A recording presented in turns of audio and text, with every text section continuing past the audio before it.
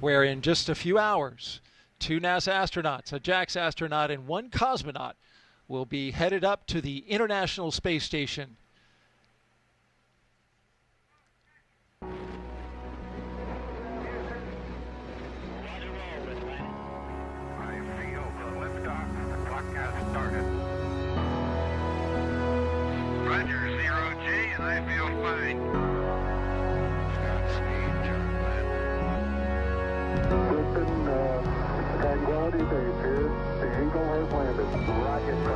We copy on the ground.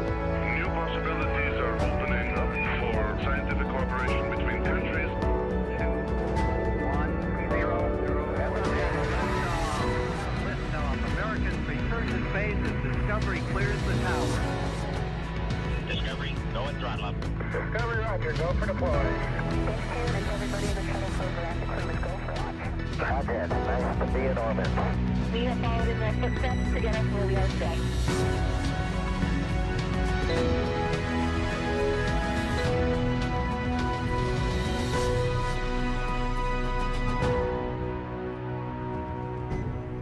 Good afternoon and welcome to America's Spaceport here in Florida. You're looking live at Launchpad 39A here at the Kennedy Space Center in Florida, where Crew-10 is in the process of suiting up for their mission. Today's T0 updated to the second at 7:48 and 56 seconds p.m. Eastern Time. That is when Dragon, a spacecraft sitting on top of the Falcon 9 rocket, will launch them to the International Space Station. Crew-10 is a continuation of regular crewed flights from the U.S. soil to station as part of NASA's Commercial Crew program. As we look at the historic countdown clock and shift to an orbiting shot from our helicopter team here at the Kennedy Space Center. Hello and good afternoon. I'm NASA's Daryl Nail, and this is the official launch broadcast of Crew-10. With me to help commentate through the next 4.5 hours is Jessica Meir, NASA astronaut who just did it not too long ago on Crew-7. It's so good to have you back. Thank you, Daryl. It is wonderful to be here, as always, with my close friends and colleagues heading off to space. It's so wonderful and meaningful to play a part of that role in sending them off. How about this view of the rocket as we orbit around it? Such a great shot there, seeing the perfect weather that is outside.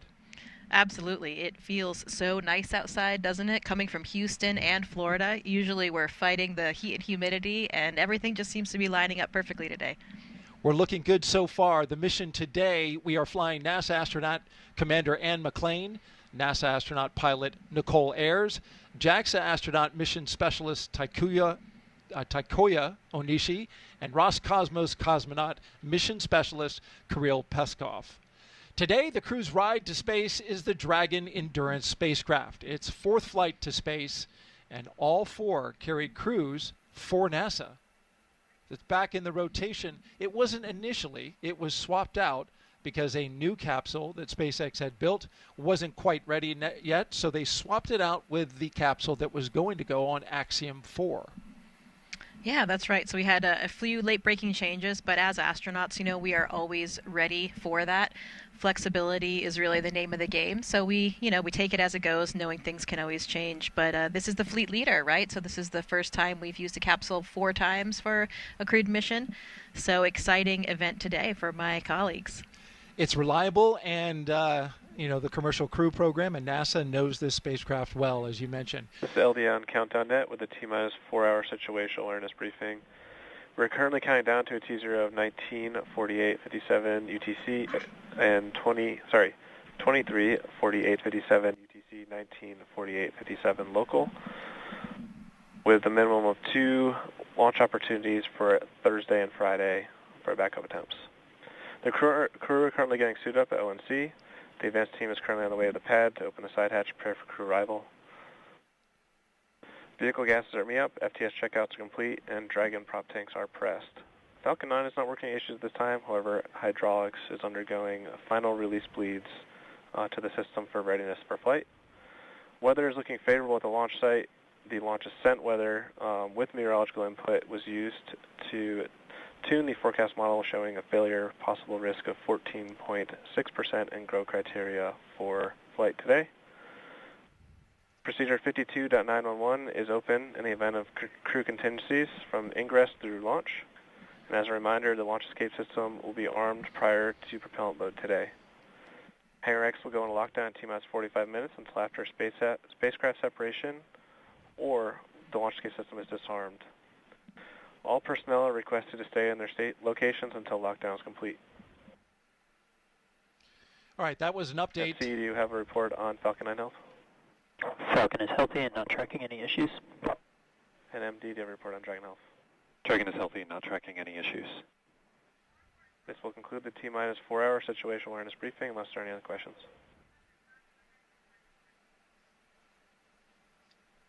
Okay, we were just briefed by the launch director for SpaceX, and it was a good brief as we now find ourselves inside the suit-up room as the 4 members of Crew-10 are getting ready. They've got the main part of their suits on. Advanced team is open side hatch on schedule. And they are putting on the remaining parts of their suits, the gloves, the boots. We will be hearing from time to time, as you just heard, communications, what we call loops. This is the command loop that will hear the launch director communicate with his crew as well as the core. When they talk to the astronauts, we'll hear the back and forth once they get into their spacecraft. Just want to make you aware that whenever they have an update, we will pause our commentary so we can listen in.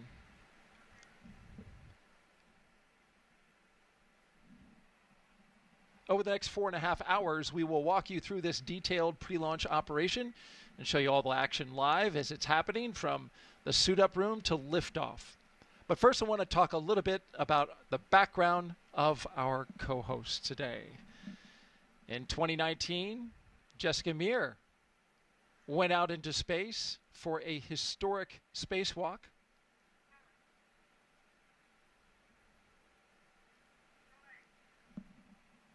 This was back, you launched on a Soyuz, went up to the International Space Station. You and your fellow astronaut, Christina Cook.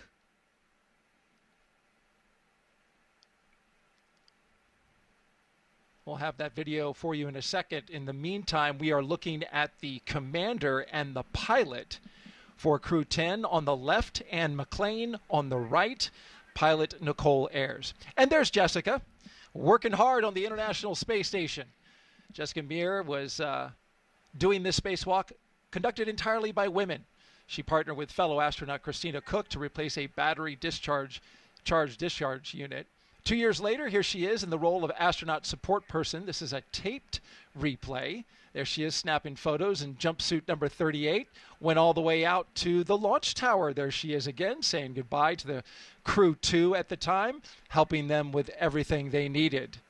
And then Meir served as the assistant to the chief astronaut for Commercial Crew, and then helped out with the Artemis 2 astronauts. This was most recently. And there you are, right in the left part of the screen, helping out the Artemis 2 crew as they got ready for a dress rehearsal for the Artemis 2 mission, which is planned in February of next year. You also, at the time, were serving as the chief astronaut for the Human Landing System. Yeah, I think, this is one of the most exciting things about being an astronaut to me is that we serve many different roles depending on what time it is. So we really gain this incredibly diverse skill set and exposure to all of these different space vehicles, all of these different technologies, and all of the different branches really that we have at the Johnson Space Center. We have ground support astronauts that serve in all of those capacities to help all the different programs and pieces of hardware, technical programs, all the way through, give that crew perspective and be able to provide some information for that. Here you can see in the suit-up room, there's Takuya Onishi and there's Christina Birch. She is the astronaut support person today for Crew-10. She's one of Nicole Ayres' Vapors classmates, so they're the newest class of astronauts that flies, and she's helping out with everything for getting the crew ready for launch. That must be comforting for Nicole, who sees a fellow classmate who, becomes quite close with your astronaut classmates. She's also the first to fly from that class, so she's taking some stuff on board, some mementos for some of her classmates, which is a nice touch. But speaking of classmates, you too have a classmate, and it's the woman who is serving as commander for this mission, Anne McClain. Yeah, there she is in the screen right now. Looks like she is conducting the pressure check of her spacesuit right now. That's why they're positioned there comfortably in the same chairs that they'll have on the launch vehicle with all the same interfaces, going through that last check to make sure that their suits are indeed pressure tight. We do that on all the vehicles we fly on to make sure things are in good shape. But as you said, incredibly special for me since Anne is one of my closest people here on Earth, whether outside or inside NASA. So it's so exciting to be here with her today. Over the last 11 and a half years that we've been here now, we've really become like family. So I know all of my classmates are so excited and paying attention, watching along to send back up to space again. I imagine it's going to be quite special when we go outside to watch that rocket lift off. Absolutely. And we know the 8 Balls, that's our class name. We have another classmate up there right now, too. Nick Hague is also one of our classmates. So Anne and Nick will have a wonderful high-five moment as they have their handover of a couple days on the space station. And then Nick Hague and his crew, the fellow crew members of Crew-9, will be coming home. Talk a little bit about the suit-up room. It's one of many rooms on the 3rd floor of the Neil A. Armstrong Operations and Checkout Building that make up crew quarters. The crew has been living and working in the crew quarters for more than a week now. There's a lot of history in that building. It's always nice when you come here for a visit to KSC for whatever task you're here for. We usually stay in that facility, and there's a lot of history going, way back to the shuttle days, and all the rooms are, I think, pretty much decorated in the same way. So you're part of that spaceflight history. It has a dorm room kind of feel, does it not? It does, absolutely. Let's talk about the weather and give you an update that was given to the crew just about 20 minutes ago. The temperature here is a lovely 67 degrees. We're expecting it to get into the 70s later today. Winds 12 to 17 miles per hour out of the southeast. The concerns, there are none. This is 95% go. It's a high pressure system that's come into the area and just literally been a big bubble of no trouble, as I hear weathermen call it. It just clears everything out. We've got 20 miles visibility today, so it's going to be really nice for anybody who's here in the area to watch this launch and further out from the area as well. Yeah, that is the nice thing about launching here on the Space Coast, is that even if you don't have an invitation to come be with the family and friends of the crew, you can watch it pretty much from anywhere. All the local beaches, bridges. It is a fantastic way for everybody to be able to play a part in what we're doing here. When I launched from the Baikonur Cosmodrome on a Soyuz, a little bit more difficult to get access to that. So yeah. This is really, really amazing that we can have so many people really involved in the mission and watching this incredible rocket light off.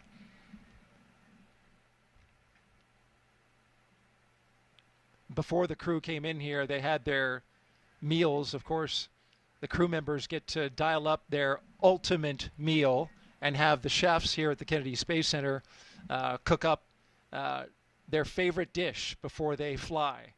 You know what they had? What's that? Do you know what they had this time? So Anne McClain, I sent the questions earlier, and she hadn't exactly decided, but she did want to give a big shout out to the staff at the Astronaut Quarantine Facility, who she says has been providing them with some amazing meals in the days leading up to launch. She says the food is as close to home cooked as we can get. Takoya said he's going to have a Japanese dish. He hadn't decided exactly which one. I think that they actually had fajitas. Anne told me last night that it ended up being fajitas. Nice. They were excited about it.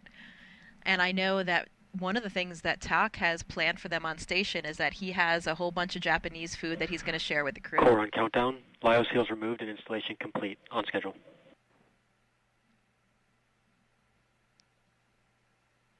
He mentioned in a news conference that that was important to him, was to share the food from his country with his fellow crewmates.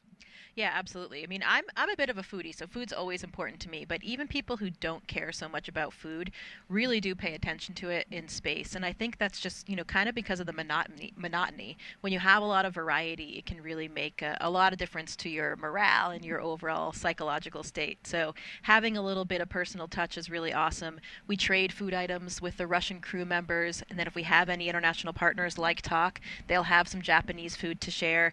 I flew with Italian astronaut Luca Parmitano. He brought up a special Italian meal for us during my expedition.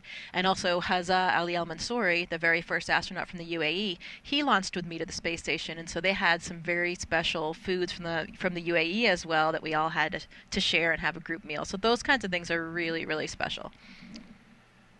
Well, you were eating good. We were. As you folks can tell, Jessica Meir has a tremendous wealth of information and experience in space. And so if you want to ask her a question about today's mission or her experience on her time on the International Space Station, just send us the question to #AskNASA. You can see it there on Facebook, X, YouTube, and Twitch. Use that hashtag to get your question in. We'd love to have your question because Jessica is so good at answering them, and it'll help move us along as we go through the rest of the day and counting down this liftoff of Crew-10 at 7:48 p.m. Eastern Time. There's Kirill Preskov.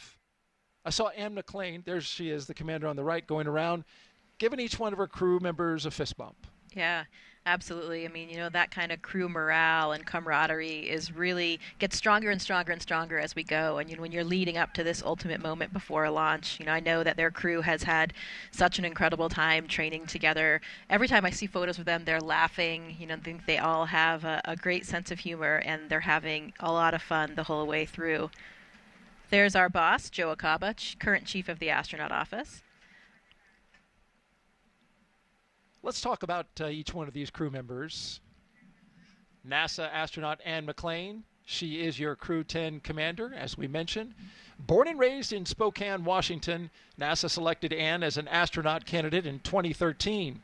Crew-10 will be her second space flight after launching aboard the Soyuz MS-11 in 2018 and serving as flight engineer on the International Space Station for Expedition 58 and 59. In total, she spent 204 days in space and completed 2 spacewalks, totaling 13 hours and 8 minutes, and is a West Point graduate and a colonel in the U.S. Army, a highly decorated Master Army aviator, and has more than 2,000 flight hours in 20 different aircraft. She's also an avid rugby player and former member of the USA Rugby Women's National Team. And of course, she currently lives in Houston, Texas, with all the astronauts.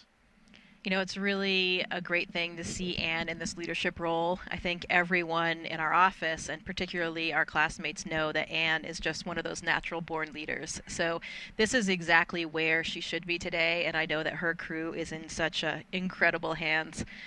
One fun story from Anne. Apparently in high school, she once, with a friend, ordered a pizza that was so big she couldn't fit it in the car. So, because she is the leader and problem solver that she is, she sat in the driver's seat with one hand on the steering wheel and the other hand holding the pizza on top of the car, her left hand out of the window, and then her friend sat in the right with her right hand outside. So they held the pizza and transported it that way. So as you can see, Anne is very well trained, has a lot of experience in transporting things in complex manners. Look at that. As she puts the mission sticker onto the footrest of the suit-up room there. Oh, she's got to get it exactly straight. Yeah. Detail-oriented. That's exactly what you want from your commander. Absolutely. I once moved a mattress that way, Jessica, but I wouldn't recommend it. I was in college. Didn't do some smart things. Atta girl, Ann. Way to go. All right, let's talk about our pilot now. The pilot for Crew-10 is NASA astronaut Nicole Ayers. Crew-10 mission will be the first spaceflight for Nicole, a major in the U.S. Air Force and the first member of NASA's 2021 astronaut class named to a crew. A graduate of the U.S. Air Force Academy in Colorado Springs, Colorado, Nicole served as an instructor pilot and mission commander in the T-38 and the F-22 Raptor, leading multinational and multi-service missions worldwide. She has more than 1,400 total flight hours, including more than 200 in combat. Nicole has a twin and was born in San Diego, California.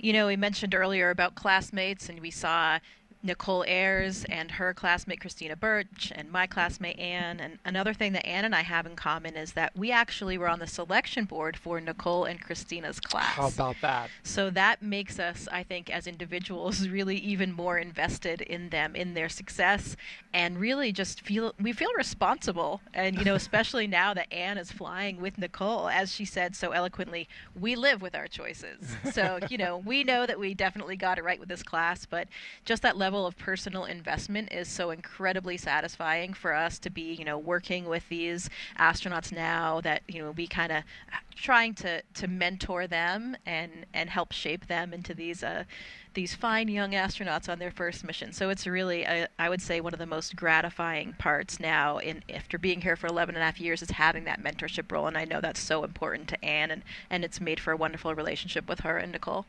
Wow. Truly invested in this mission, both of you, on multiple different levels.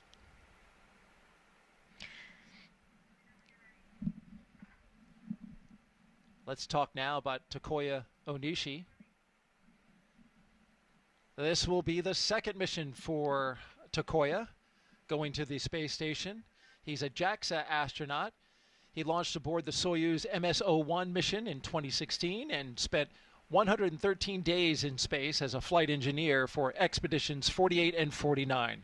Onishi received a Bachelor of Engineering degree in Aeronautical and Space Engineering from the University of Tokyo, and soon embarked on a career in aviation with All Nippon Airways in Tokyo.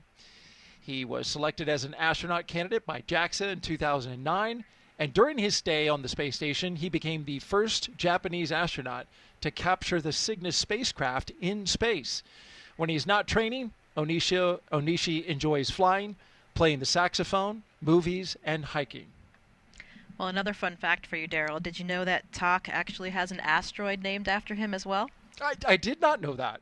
Are you serious? Absolutely, yeah. So another thing to add How did to that his come incredibly, about? You know, I'm actually not sure of the whole story, so we'll have to dig into that one a little bit more.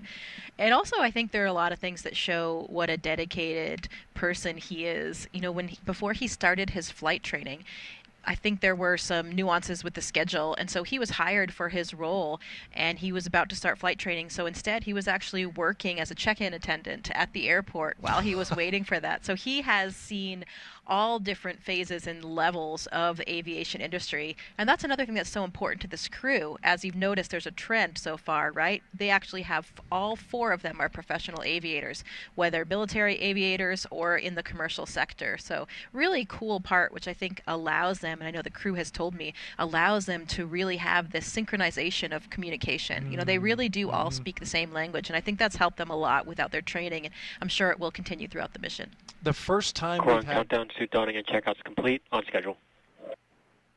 Good to hear that we're on time. First time that we've had 4 pilots on a crewed mission, all 4 of them able to fly, which is impressive.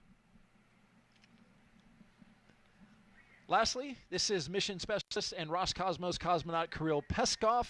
His first flight, the Crew-10 mission, will also take him to the International Space Station for the first time. Before his selection as a cosmonaut in 2018, he was a co-pilot on the Boeing 757 and 767 aircraft for airlines Nordwind and ICAR. Assigned as a test cosmonaut in 2020, he has additional experience in skydiving, zero-gravity training, scuba diving, and wilderness survival. You know, I haven't had the opportunity to work with Kirill since he's one of the newer cosmonauts, but I've heard such wonderful things. Everybody really comments on his sense of humor and adventure. Apparently, he is always setting off in his SUV and driving all around various parts of Russia, and continued that tradition here in the U.S. when he was here for training as well. And he actually his father was a pilot. And his mother was a meteorologist on the airfield. So it seems like his fate really was lying there in aviation. But a funny story, apparently when he was young, he was asked if he wanted to be a pilot like his father. And he said, no, it's too dangerous. I want to be a train conductor because a train goes onto the tracks and is safe. Boy, something changed Yeah. in a big way. Absolutely. Clearly, he has become an incredible explorer and adventurer, and I would say he's no longer afraid of flying. No doubt. Well, he's getting the flight of a lifetime today. Everyone you see in the room wearing the black ninja suits, they are SpaceX employees, with the exception of this fine astronaut right here. That is Chris Birch. Her call sign is Vapor. And Stretch. in her, I'm sorry, Stretch. Yeah, Vapor is Nicole Ayers. You're right. But she's in the role of astronaut support person today. Yeah, that's right. So she has been in quarantine with them, helping, complete any of the tasks that she can along the way, and really being that main contact point with our office to assist them with whatever they need during this week. It's a really great opportunity, learning opportunity for her as well, since she hasn't been to space just yet, to see it all from this side. And I think, that will make her even more successful on her eventual mission. There we see the crew getting some photo opportunities inside the suit-up room. I'm sure it's warm in those suits without the circulating air. Yeah, they're probably getting a bit warm about now. How long do these crews train before a mission like this when we get to this day? We're typically assigned, ideally, about 1.5 to 2 years before the mission. So that is, the way they've worked out the training flow to accomplish all the different things we need to do, ranging from the SpaceX training, which you can see right here, which occurs primarily in Hawthorne in Los Angeles, and also all of the space station training, which happens really all over the world, back home in Houston, and then also in all of our partner countries.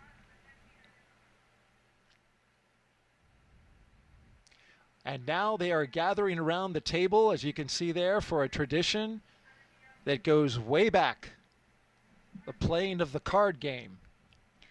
Yeah, this dates back at least as early as shuttle times. And the idea here is that the crew plays a card game with the chief astronaut, and you can see here Joe Acaba. And, maybe there's still a little bit of intrigue and mystery involved in the game, because depending on who you ask, you get a slightly different answer. I think the more popular answer is that they play this game. I think it's just going to be a simple high card game here. And they usually play until the commander loses. So that means, they get all of their bad luck out of the way, and then they are ready to go for their mission. There's another version that they play until the commander wins, but I think it's the commander loses. Maybe we'll keep a little bit of that intrigue to ourselves. It looks like they are playing a high card, and she just held back a face card. It's always nice to have a kind of tradition and also a lighthearted moment for the crew to be there with our boss and just to, enjoy one of these traditions along the way. I think it's one of the things that keeps it special.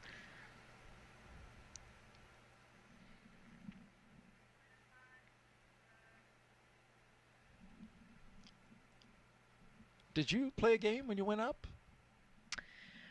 We did not have this tradition of the card game while in Baikonur, but we have a lot of other traditions that date as far back to Yuri Gagarin. As far as games, there are usually it's before the launch day, but we play ping pong and we play chess. A big game for the Russians, and a few other games like that. Lots of traditions there.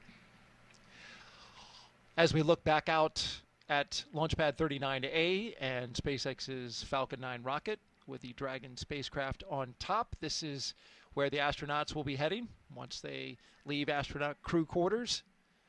Give you an update. You heard this mentioned on the LD brief.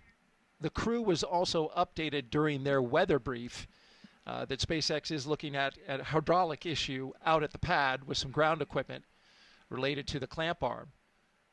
So they got a crew out there that's working that. They made the crew aware. And so we'll wait an update on the progress of that work. Otherwise, everything else is good. The spacecraft is good. The launch vehicle is good.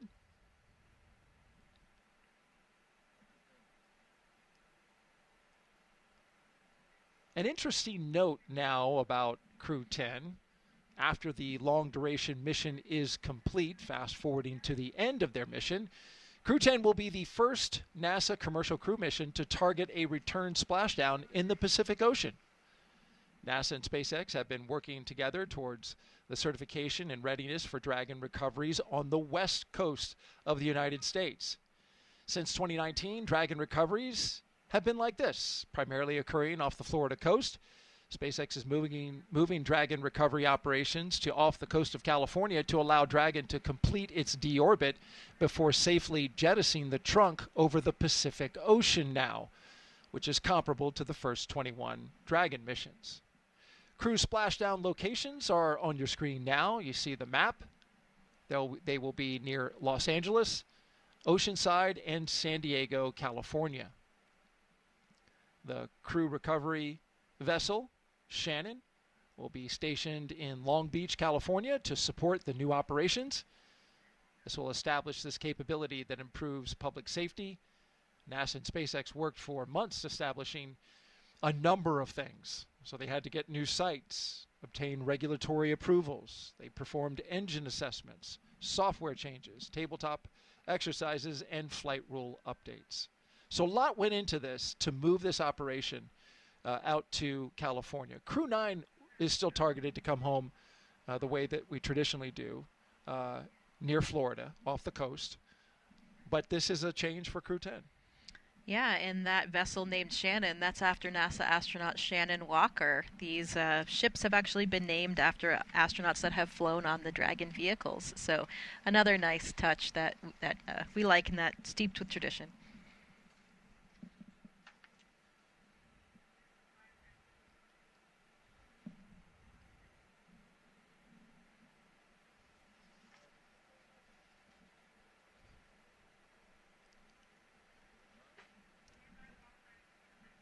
And since we are talking about pre-launch traditions, let's talk about another one. The signing of the patch. Yeah, so here they are. You can see Anne McLean signing just underneath her patch, and there's Vapor doing the same thing. This is signing the mission patch across from the suit room that we were talking about earlier. So one of the traditions that we've started as we're gearing up for our flight. I think they'll also likely, or they actually did already place a sticker at the exit, and may or may not do another one. I think as they're heading out, I think that one is not necessarily done anymore.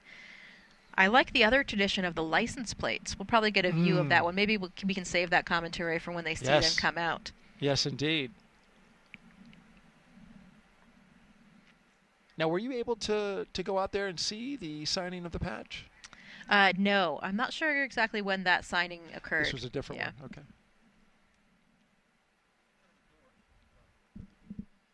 You mentioned the license plate.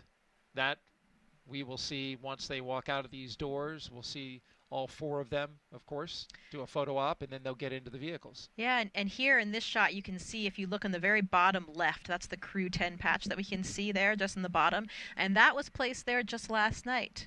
May or may not have actually seen that happen. I was about to say that is one sharp eye that you have, but you were there, so you know where it was placed. Well, that's nice, right there on the bottom left of the screen, and the row of patches that go down, right? Yeah, it's humbling, standing there when you're getting ready to do that, and just thinking about all the history and all the flights before, all the different shuttle astronauts that had also stuck their patch stickers there, and just thinking about all of the shoulders of giants, really, that have walked through these doors before you. And as we take a wider view of the outside of astronaut crew quarters, where Crew-10, we had just previously shown you, they were on the inside getting ready with their flight suits. This is the outside now, where media have gathered, as well as family and friends of the astronauts. Yeah, and you can see the cars lined up there ready to accept the astronauts. And that's another cool tradition. They actually changed the license plates for each of the different crew launches. And this one today, they all have the same license plate, and it actually says Lift 10 off. So it's LIF, the number 1, number 0, and then OFF. So it's like a lift off with a 10 in the middle for Crew-10. Clever one. I like that. There it is. There it is. As you speak. That's well done. Who came up with that? Do you know? I'm not sure whose idea it was. I remember for Crew 2, there were 3 different ones. There was reduce, reuse, and recycle. Okay.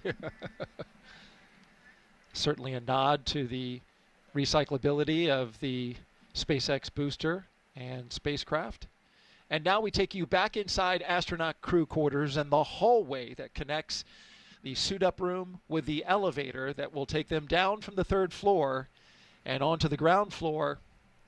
I get a fist pump from the chief of the astronaut office, Joe Acaba, there off in the distance. It'll take them down to the ground floor, and then they'll come out those doors and into the vehicles that you see there. When I was the astronaut support person, they asked for Crew 2. That was a super exciting moment for me, too, because you actually get to ride in the vehicles with the crew.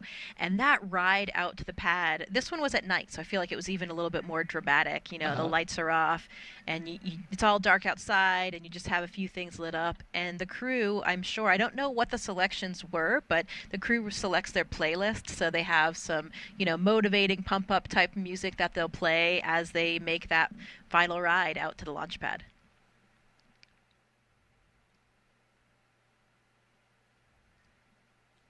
They get that playlist put together.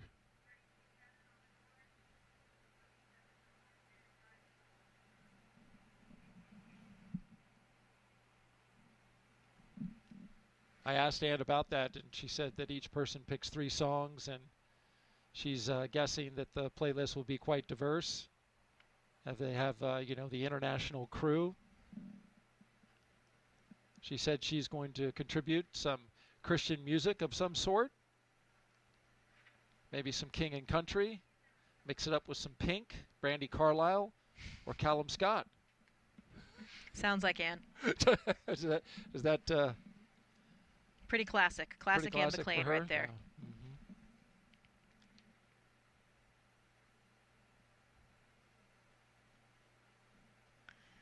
So outside, some of their closest family members are gathered, and a few of our, you know, important personnel, management side for NASA and SpaceX. So it's another cool last moment to have that final interaction and, you know, real exchange some words, see your loved ones before you head off to the launch pad. Very special moment. A lot of emotions running strong for sure. I'm certain.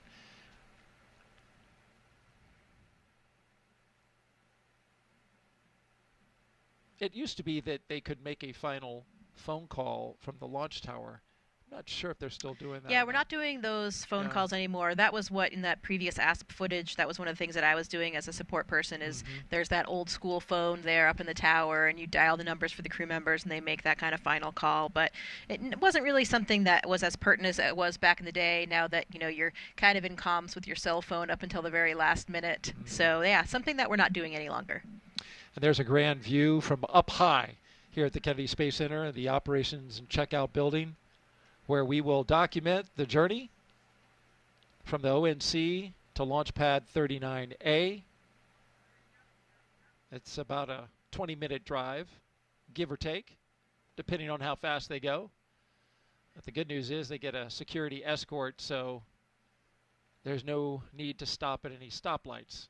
Right, you got to make it a little bit more dramatic, you know, with the sirens blaring and the different colors. It adds to the whole atmosphere.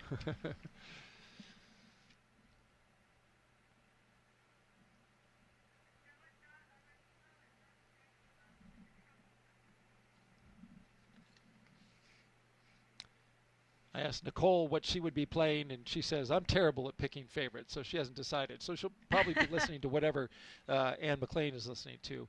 Takoya and Kirill, they're going to share a ride, and they chose 2 songs together. Takoya said since he likes to watch musicals, he's going to pick Defying Gravity as one of his favorites. It'll also be a traditional Russian song, one that every Soyuz crew listens to before their launch. I imagine you may have heard it. Oh, yes. I know exactly the song. I will be excited to hear that one. That brings back a lot of nostalgic memories for really everybody that's flown on the Soyuz. So that's great. I'm glad that they're including that. It's great to have those shared international traditions.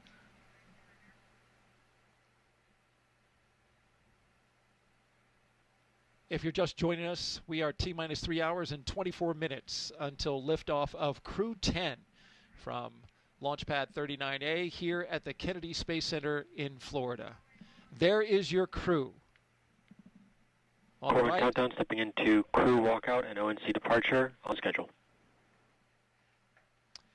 big waves, humble hands, and a round of applause from all the support staff there. I always think it's neat that they walk into an elevator with a giant poster of themselves on the back. How long do we wave before the doors close? You know, there they go. Well, it's about 5 minutes. Yeah. Which I imagine they get down to the first floor quicker than that, but you know how it is. You got to have timelines, and you got to hit those times right on. So that's right.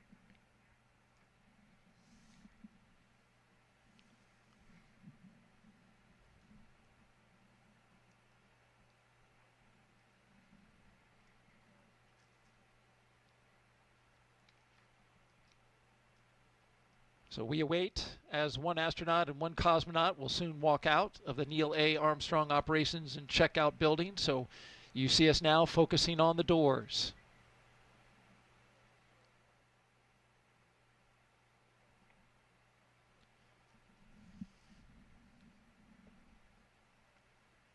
Two astronauts, one cosmonaut, and a JAXA astronaut.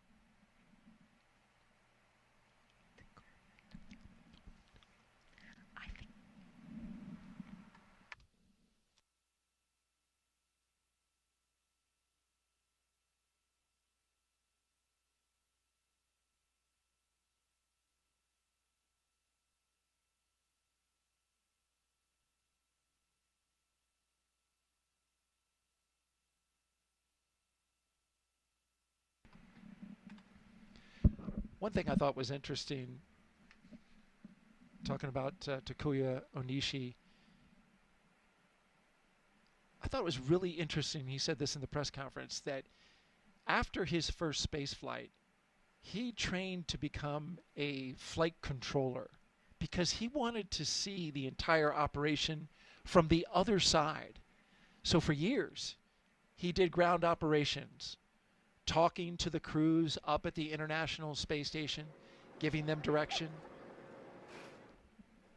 And now here he is. He's going to go up there and be the person that runs the whole ISS. Yeah, he'll be the station commander, and I'm glad that you brought up that role that he had as the flight director. That's not something that we traditionally do as astronauts, but it was something that he really wanted to do.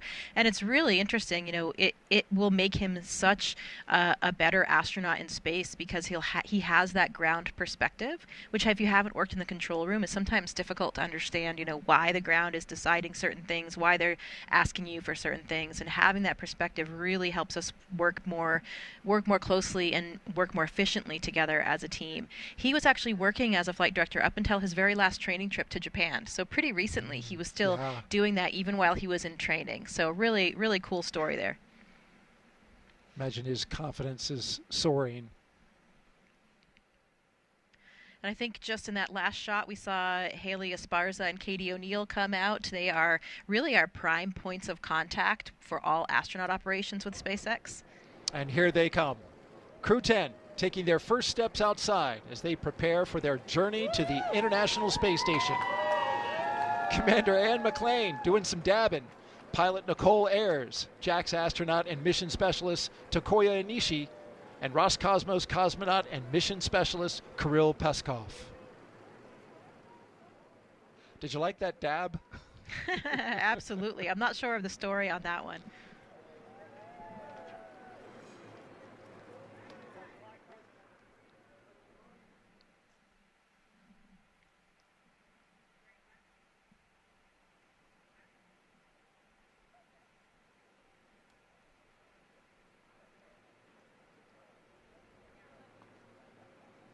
See the astronauts throwing up some heart signs.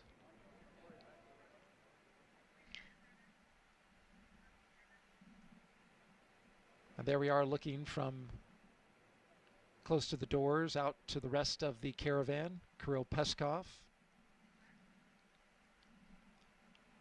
Looks like he's having some lighthearted conversation. Ann McLean with a pink hat that I know says Crew-10 on it, only because you have one as well. Yeah, the crew made a lot of gear for their loved ones and their guests, and also, just for everyone to be sporting before and during the mission. And those are some pretty cool Crew-10 hats that Anne and her crew designed. It says Crew-10 on the front, and on the side there is the Crew-10 patch.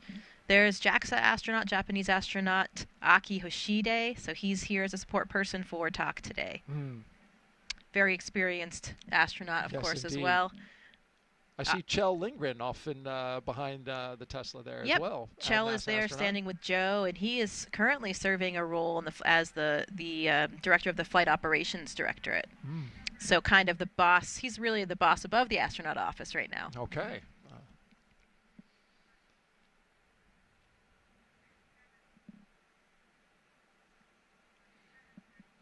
I see some Crew-10 shirts out there as well being worn. We'll talk more about how they design their mission patch coming up in a bit. But we want to focus on the live action at this moment. Gull wing doors are up. But in a few moments, they'll come down along with the windows. And that'll give an opportunity for the crew to say a few words before they drive off.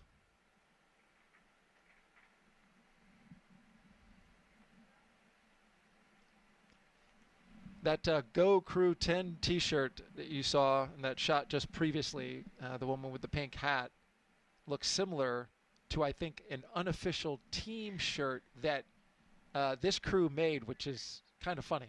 Yeah, they also have an unofficial logo, which you can see here sported by my husband, actually.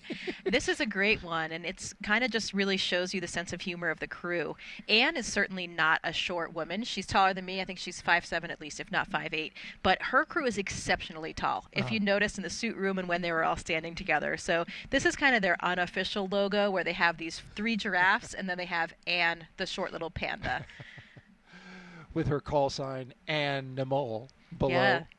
That's right. That call sign is something that she had from her rugby days when she played with the Atlanta Harlequins. So we still call her Animal quite frequently in the astronaut office as well, and it's a call sign that really suits her personality.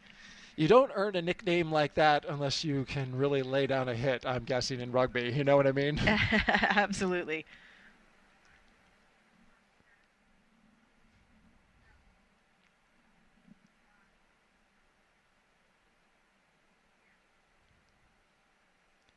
We have the commander, Ann McLean, and the pilot, Nicole Ayers, in the second Tesla. And then in the third Tesla are the 2 mission specialists, Kirill Peskov and Takoya Nishi.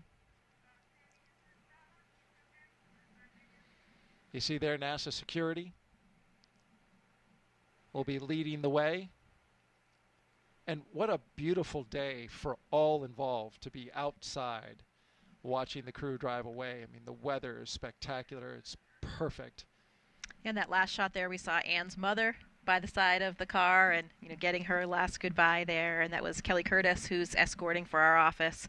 Kelly has had an incredibly personal and close role with so many astronauts and their families. So it's such an important role that she plays for us.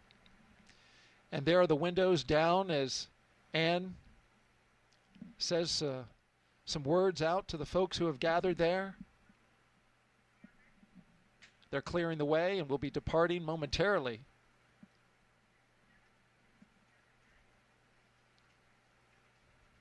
And there's the wave goodbye, and they are off. On their way to Space Launchpad 39A. The crew driving away from the Neil A. Armstrong Operations and Checkout Building. This will start the 20-minute drive with a full security escort across NASA's Kennedy Space Center, including right by the Vehicle Assembly Building, which we'll see in a few minutes.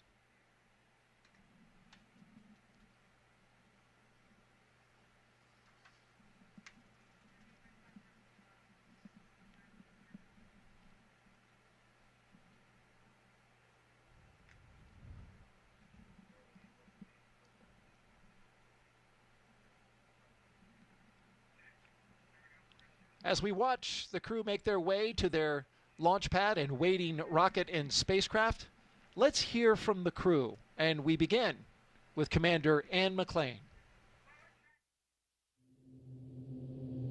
When I get asked why we explore, oftentimes I think, what would our society look like if we didn't explore? What would our society look like if we didn't ask what was over the next hill, what was across that ocean, and for us now, what's beyond our planet? My name is Colonel Ann McLean, and I'm the commander of NASA's SpaceX Crew-10 mission to the International Space Station.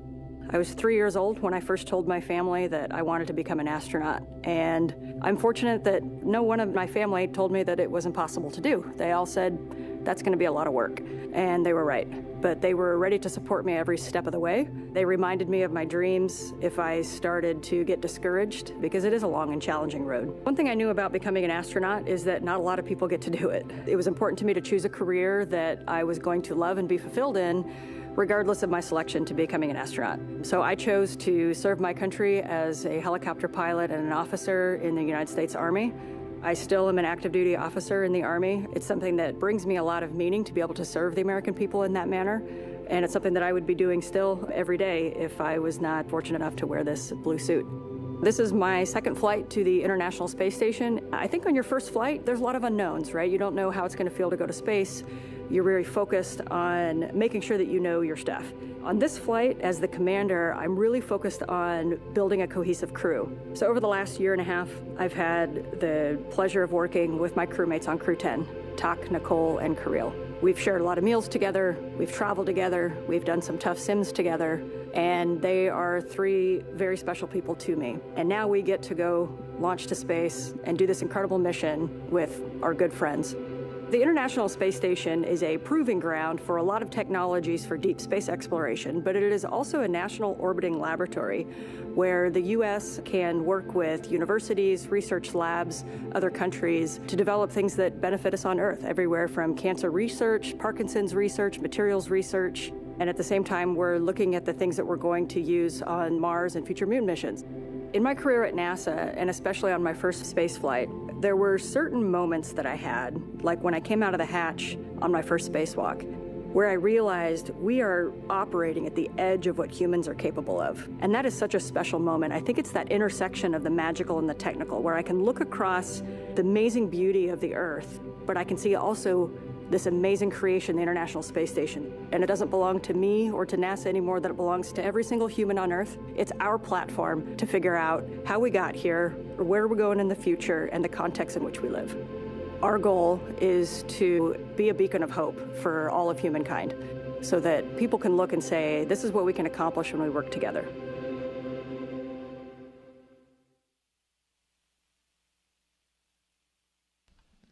The next member of Crew-10 we'd like to hear from is pilot Nicole Ayers. Space exploration is so important for humanity. You know, we learn so much as we get further away from Earth. Every time that we make a further step, we learn something and we learn how to adapt, and that is so important to humanity. We are explorers, each and every single one of us. My name is Major Nicole Vapor Ayers, and I am the pilot on NASA's SpaceX Crew-10 mission to the International Space Station. As a little kid, I always wanted to be an astronaut from the time that I was about knee-high.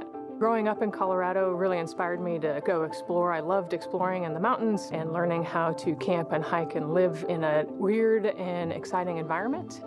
Growing up as a twin is probably my favorite part of growing up. You have this built-in best friend to get in trouble with, to go exploring with.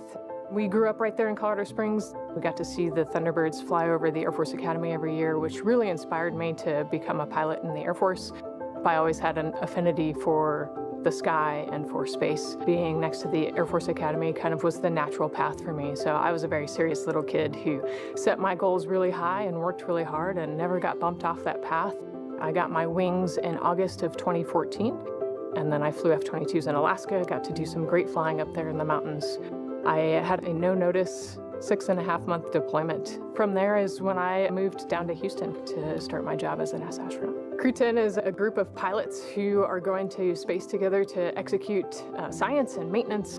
We are about to launch to the International Space Station for a 6-month rotation aboard the orbiting laboratory. We've got a great group of humans who are funny and caring and kind and also wicked smart and capable and efficient. Our major goal is to get to the space station, execute the mission as well as we possibly can, and then come home still funny, kind, and caring about each other.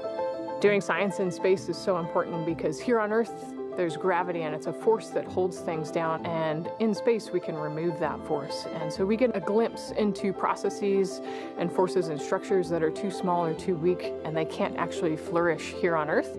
Long duration spaceflight is so important for human research to figure out how humans adapt and what happens to your body in microgravity. We get to learn how hardware and plants react in space, and we get to put them in this environment that's pretty harsh. You know, we're outside of the atmosphere, and now we don't have the protection of the atmosphere. What happens to those things, and how do we fix them, and how do we better prepare our people, our hardware, our food, our water systems for that deep space exploration? Throughout all of our training, it's been apparent to me that there is a massive humanity that gets us to space. It takes a village to get us there. The International Space Station wouldn't be where it is today without the international cooperation, and it's just blown me away with how many people it takes to get to space. From Crew-10, we just want to say thank you. And we are enjoying learning about this crew that is passing the Vehicle Assembly Building, an iconic building here at the Kennedy Space Center in Florida. There they go, right by it. This is where NASA is stacking its Space Launch System rocket and Orion spacecraft inside there, as you well know, Jessica. And doing that for Artemis 2, which will send 4 astronauts around the moon. It will be the first crewed mission of NASA's Artemis campaign to establish a long-term presence on the lunar surface for science and the future exploration of Mars. Not much more iconic in the way of buildings around here than the VAB. It really is true. And very recently reached a major milestone in that. As you see the VAB in the left-hand part of the screen go out of screen, you see they're building the Mobile Launch Tower number 2 in the upper left. This is inside the VAB, where we're taking care of the twin boosters. Just finished stacking them, both 177 feet tall. They will provide most of the 8.8 million pounds of thrust needed to launch 4 astronauts on a 10-day lunar journey.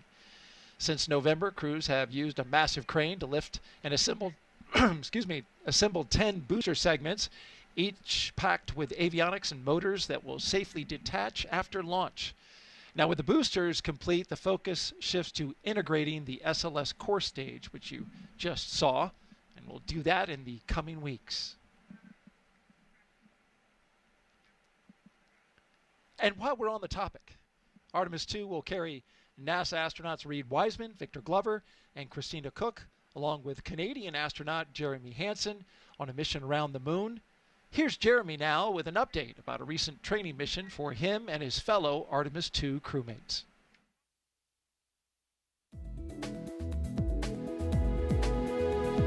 Hey everyone, I'm Canadian Space Agency astronaut Colonel Jeremy Hansen, mission specialist for the Artemis 2 mission.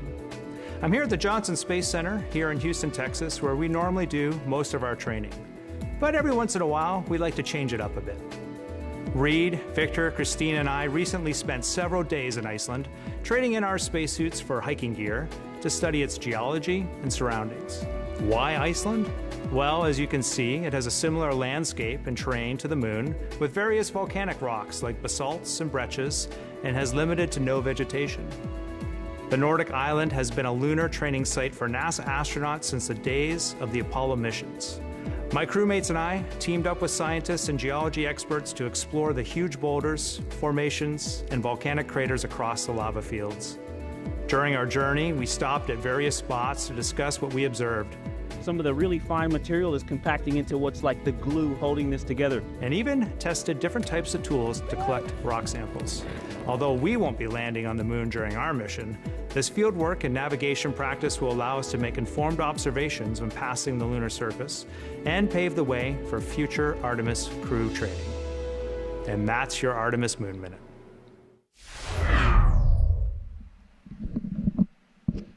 For more Artemis updates, scan the QR code on your screen or visit nasa.gov/Artemis-Roman numeral 2 or 2 capital I's. There you are looking out one of the windows of a vehicle in the caravan with the helicopter there following them. What a great shot as they take the NASA Causeway out to Launchpad 39A. We're doing a little work, a little construction there on the side of the road, but not to worry. I have to stop when I get to that part of the pad and wait for the oncoming traffic, and then we get to go. But when you have a security escort, you just cruise right on through. And many thanks to our flight team up in the helicopter today, getting some beautiful images overhead on what is a stellar day here in Florida. As you can see there, flying right alongside the caravan as Crew-10 makes their way to the gate that enters Launch Complex 39A. The security, as you can see, pulls off to the side, and the crew continues on.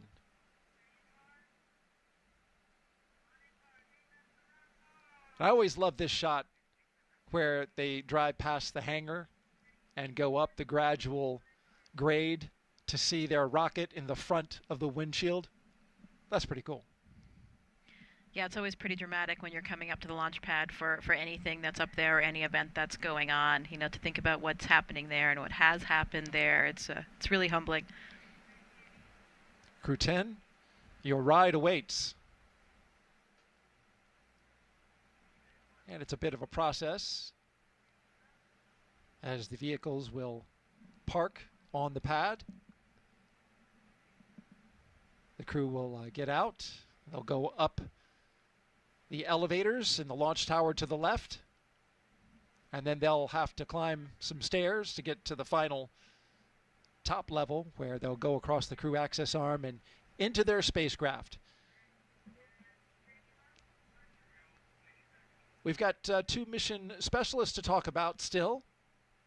Let's hear from JAXA astronaut Takuya Onishi, one of Crew-10's mission specialists. When people are born, they naturally want to explore their environment. That's how we expand our world, and that's how we find something new, advance our technology and civilization. My name is Takuya Onishi, and I am a mission specialist for NASA's SpaceX Crew-10 mission to the International Space Station. I was born in Tokyo, in Japan, and I grew up mostly in the west part of Japan. My family moved our locations so often, so that experience actually helped me to get used to a new environment quickly and comfortably. I have always been interested in space since my childhood, but I never thought I would actually become an astronaut. I chose to become a pilot. I think I was very lucky because the experiences as a pilot of a commercial airplane really helped me to go through astronaut selection process. Space is hard, very challenging, sometimes unpredictable, and there is no 100% guarantee of success. And that's why I think cooperation is the key to success. Each country, each crew member, each agency, each company brings its own expertise and its strength in order to be able to cooperate as a team. And I hope our Crew-10 mission becomes one of the best models of that cooperation. We've been training together more than a year. I believe we can be very successful in our goals and build a closer friendship among all of us. And of course, most importantly, have a lot of fun together. While we are on board the ISS, we are going to perform a lot of scientific experiments, including some medical experiments to better understand our bodies and for future space exploration.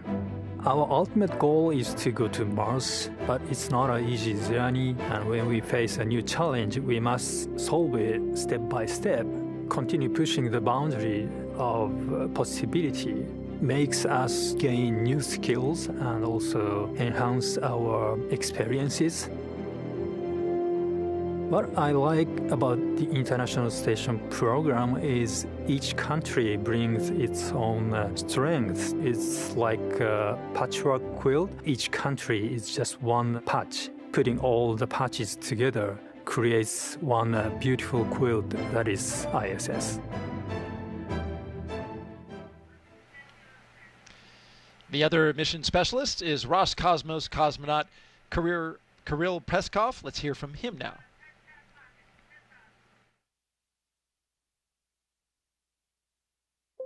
I think that we explore because it's a really deep part of our nature. This is one of my things that makes us humans.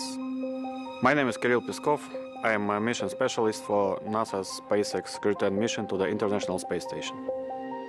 I grew up in a Siberian town called Nazarovo. It's in the middle of Russia, in the middle of Siberia.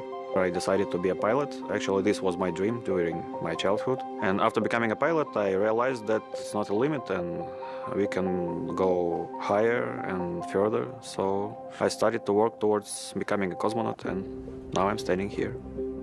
Our crew is great. I love the fact about our crew that all four of us are pilots. I think that it helps us to understand each other really well, sometimes even without saying a word. Every day we learn something new about each other. The training itself, this is the thing which brings us closer. We do science in space because it's an environment that cannot be created on the ground, and it helps us to develop all kinds of materials, medicines. It helps us to push our knowledge forward. I think doing research is not only on station, but everywhere is somewhere deep inside in human nature. And this hunger for exploration, this is one of the main things which drives us forward and helps us to survive as a species. I think it's hard to overestimate the value of international cooperation in space exploration because it takes much time and effort represented by how much money spent to space exploration. So like more people and more ideas we have, faster the exploration goes and safer and better our life on Earth becomes. I love the space exploration because it's the endless process. When I became a cosmonaut, I was surprised how big this team is. The team who makes these flights possible. It is like thousands and millions of people, and what I would say is to say thank you, not only for aerospace industry agencies, but also for all the people who are involved in creating something and in different kinds of research. You are making the world better.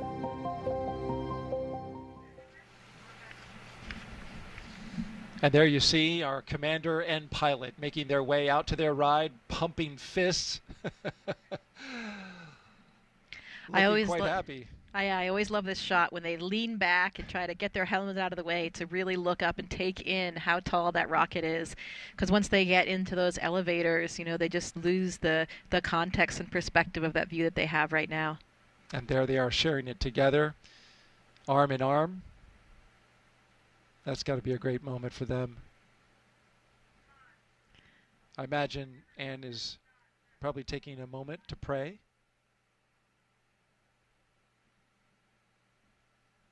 Yeah, there is a lot going on right now in terms of, you know, thinking about all of the preparation that's gone into this and these final moments as you're looking up at the rocket and getting ready to board that elevator. And I can no doubt be sure that Anne is providing some inspirational leadership words as well, because those are the things that she is just natural at.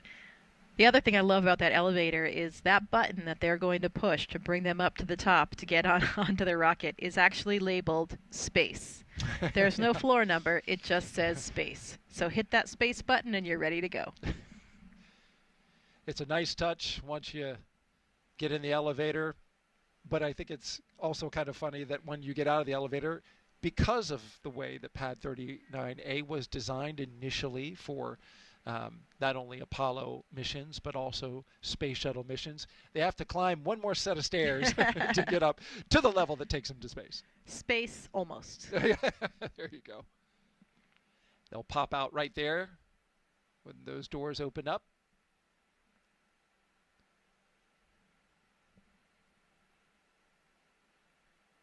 And pulling again on this theme of the four pilots, as we see the two mission specialists, also pilots, do their rocket recline.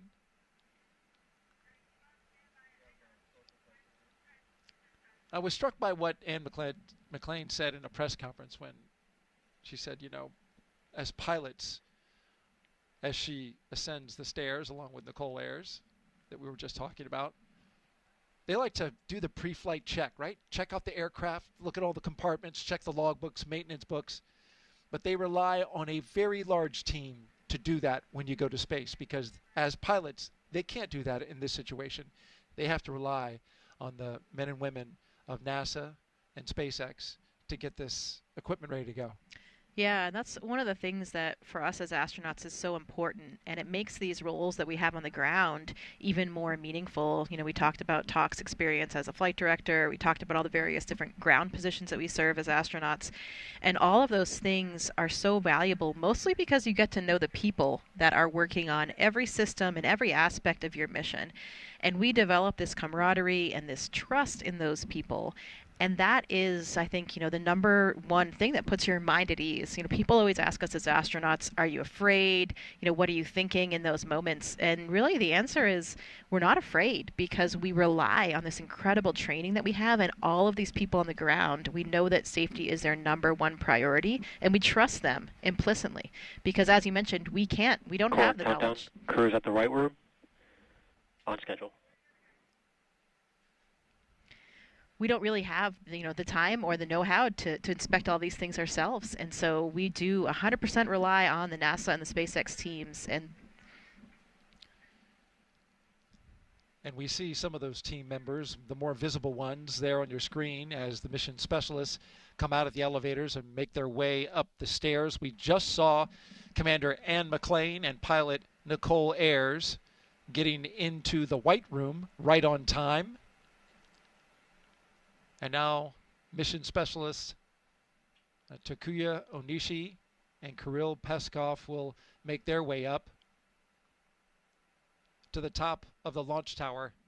And as you were talking, I was reminded that you have an interesting story about a couple of the astronauts regarding being up this high.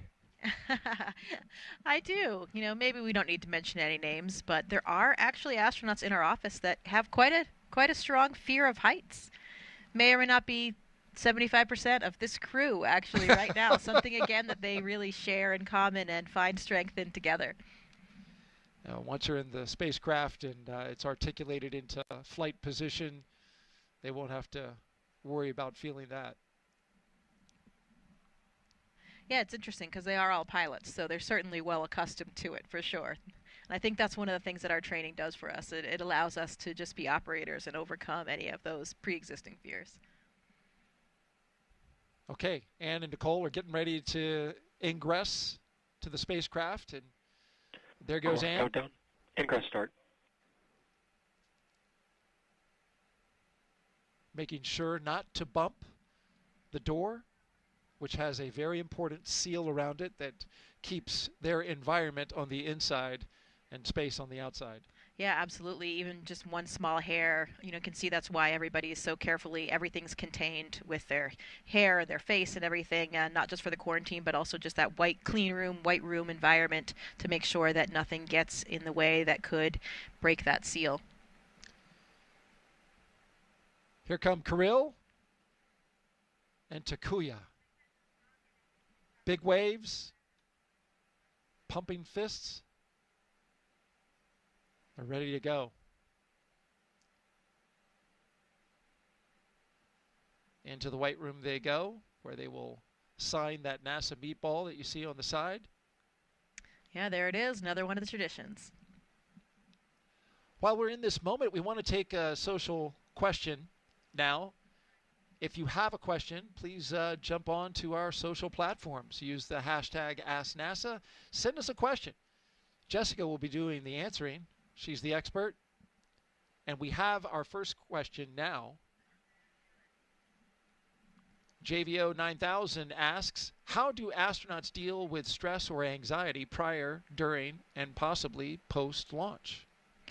Well, that's a pertinent question. I think it really goes to what we were just talking about. Because we have this incredible training and this network of personnel that we rely on, we don't really feel that kind of fear or stress so much because we have so much of this real like muscle memory just kind of baked in there. And I think that helps you operate above any latent stress or anxiety. I mean, of course we're humans. Of course we have all the same emotions as everybody else. But when you have that really extensive training and this trust in the hardware and trust in the ground teams, it allows you to be an effective operator and operate beyond that.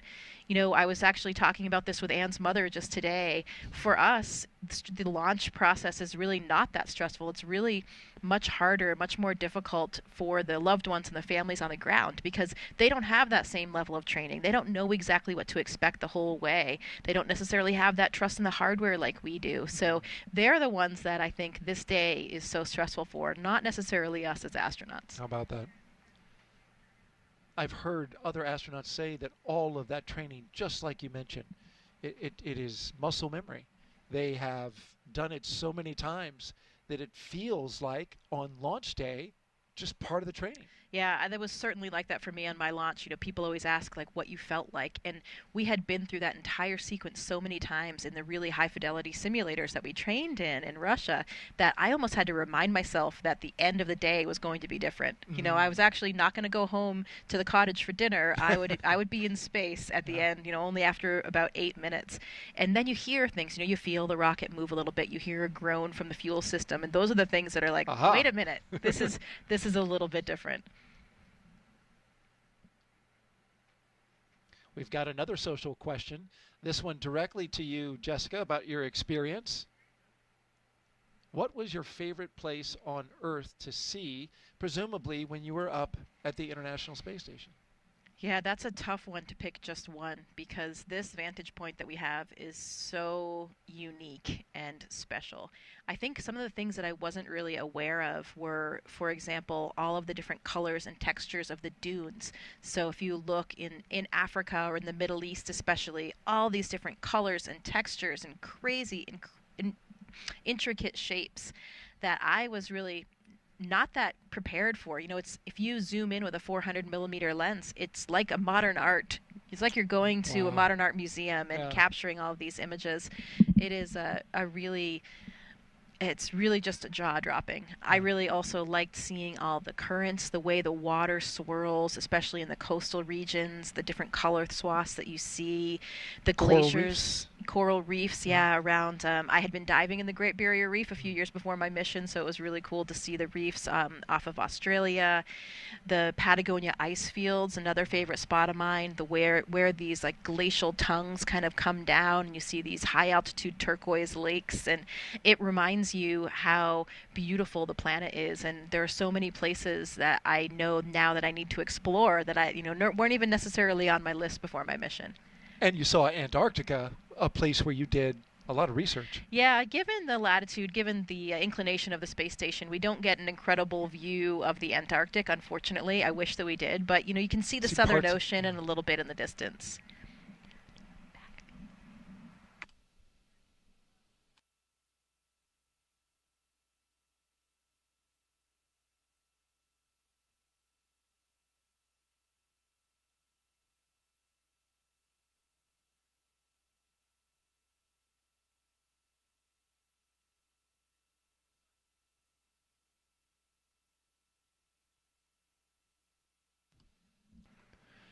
Now we've got the crew all in their seats inside Dragon Endurance. Yeah, they're clipping into those 5-point harnesses, making sure that everything is secure, and you can see they're getting some help from the SpaceX team just to make sure that everything is lined up correctly. They're going to be comfortable, they're going to be safe in that environment as they're waiting for launch.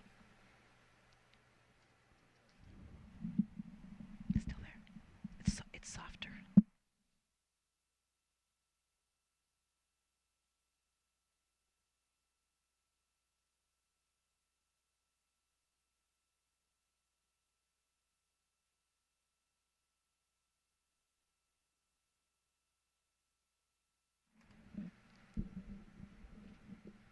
All right, once the crew gets settled into Dragon, we will start hearing a lot more chatter on the mission loops. That's because the crew will have to participate in different communication checks. We'll also see a test of their suits again, a second test. We saw this in the suit-up room, but they will repressurize the suits.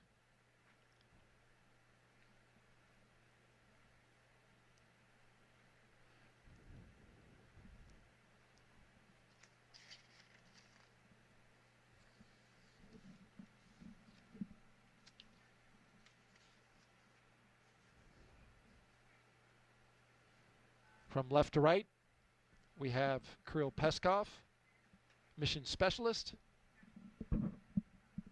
Nicole Ayers, the pilot. To her right, Commander Ann McLean.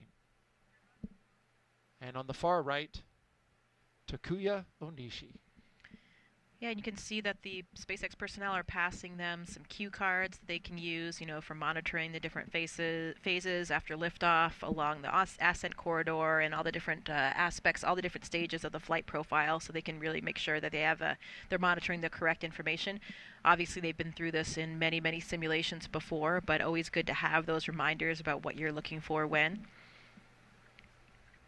You can see the control displays are really just above Anne and Nicole's heads there, so we can't actually see the displays themselves, but once they're looking up, they'll be able to monitor all of the displays that they're tracking. All 4 seats will articulate up into launch position, as you mentioned, and then they'll have access to their screens, their heads-up displays.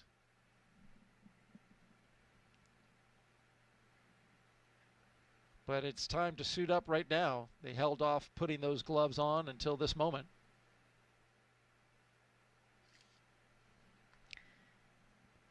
Yeah, making those final preparations. You can see they have a footrest there as well, and so the bottom of the boot actually has a little divot in it, so there's a little mechanism that they can slide their heel onto to help keep their heels in place as well, keep their feet in place. Kind of like a bike shoe? Yeah, a little bit like that. Lots of zippers. You need to make sure that you have good integrity in all of those closures to make sure that you can maintain your pressure in any possible emergency when we would need to pressurize those suits. Of course, that's the reason why we wear these pressure suits. If for any reason you had a depressurization of the vehicle, then that suit would be able to maintain pressure to keep you alive, delivering all of the necessary life function. So they're getting oxygen through that suit. They have their communication lines into that suit. And we've seen that suit flight proven in a more recent mission, a private mission where they depressurized the capsule intentionally and allowed one of the private astronauts to go out and do a spacewalk. In fact, he is now NASA administrator. Yeah, that's right. There were 2 other crew members in the Polaris Dawn mission that did that spacewalk. That was the first private spacewalk, and it was a slightly different version of this suit. It's not exactly the same suit, so they did actually develop a new suit, new version, so that we had a suit that was capable of doing a spacewalk. In space vehicles, we wear these launch and entry suits, and that's mostly a pressurization suit, as we mentioned, for maintaining the pressure if you had a vehicle depressurization. Not necessarily the same thing that you would use to do an entire spacewalk, because you need different levels of protection and different functions for that.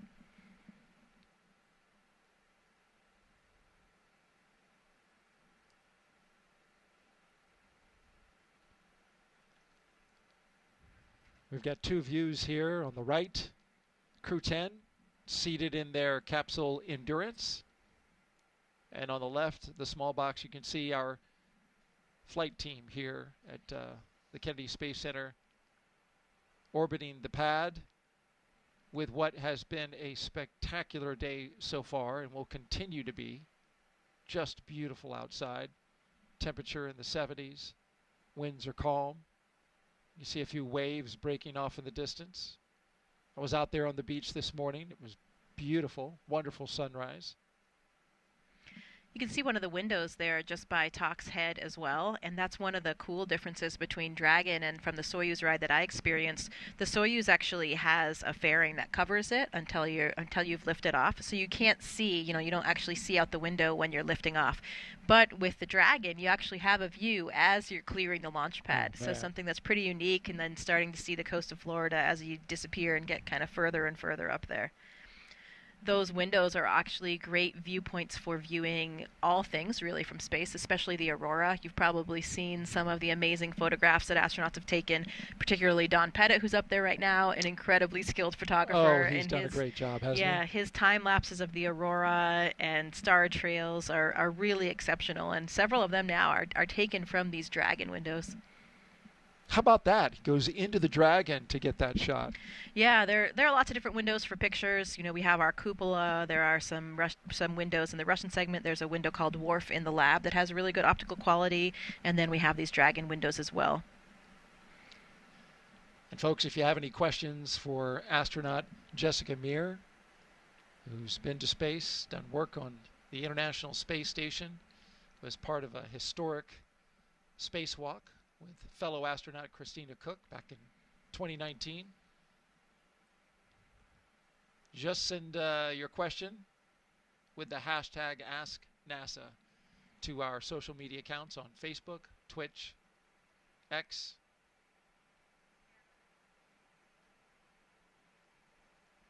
She's taken a few questions already and done a fantastic job with it. I've also heard that because of those windows and the lack of a fairing cover like the Soyuz has, it's actually quite a bit louder in terms of the sounds that you experience as you're lifting off the launch pad. Not as insulated. Yeah. So that'll be a comparison for Anne and for Talk as well, since they've both ridden on the Soyuz. Right. But for our pilot, Nicole Ayers, and our mission specialist, Kirill Peskov, it will be all brand new. Yeah. And I hear the NASA astronauts and the veterans of spaceflight enjoy watching a first-time astronaut, get their first flight. Oh, yeah, absolutely. I mean, it's like doing anything in life, right? No matter what it is, over time, you might get a little bit jaded by it or kind of forget how special it is. I think about that a lot when I give tours to people at NASA.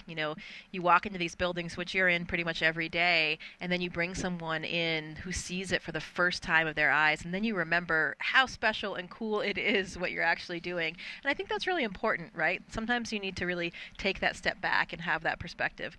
Now, certainly there's nothing mundane about going to space, whether it's the first, second, third, or fourth time. But Anne and I talked a little bit about that before this launch, about how differently it'll feel. And I think for me and from other people that I've talked to, my first memories of the first few days in space are really pretty hazy. And I think that's because your brain is just simply overwhelmed. You're navigating now in this three-dimensional volume, which is entirely different. You're physically having these new neural networks in your brain that are forming. And you see the experienced flyers, they come in and they're a little bit more graceful from the beginning, and I think that's just biology. Those neural networks in their brain are already formed, and even if it's been 5, 10, 15 years since they've been in space, they're suddenly reactivated and they're just able to deal with it from the beginning. So I was wondering, I asked Anne to pay attention to that. Your memory of those early moments will probably be more clear than it was the first time, just because it's not as new and not perhaps quite as overwhelming. That's fascinating. And she mentioned, she was asked by the press what she would do different on station. And her response was to really enjoy the in-between moments more, really savor it. Because, as you just mentioned, when you first go up, and the biology behind it, it all races by. So she said she wants to be intentional about taking these moments to really savor being up in space. Never know if you're going to be able to go up again. Yeah, that's incredible advice, and something I think about a lot as well. I remember having that conversation with my commander, Luca Parmitano, and it was his second flight. And I remember him telling me that there were so many things from his first flight that he didn't really remember because, again, your brain is so overwhelmed. You're so, you're thinking please don't mess up, please don't make a mistake. And you're thinking about the next thing or the intensity of what it is that you're about to do. And so you're kind of forgetting to just enjoy that moment and appreciate that moment.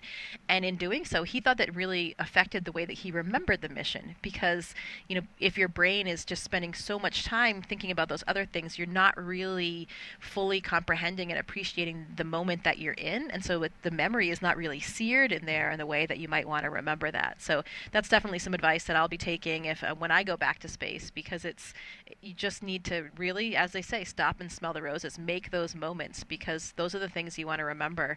And the space flight, when you're up there, I was up there for almost 7 months. It seemed like a long time, but relative to the amount of time I've been here on Earth, it was very, very short. And now, I've been back for 5 years, and it feels almost like it was a dream. It's hard to believe that it actually happened, because it's just so different and extraordinary compared to everything else you've done your whole life.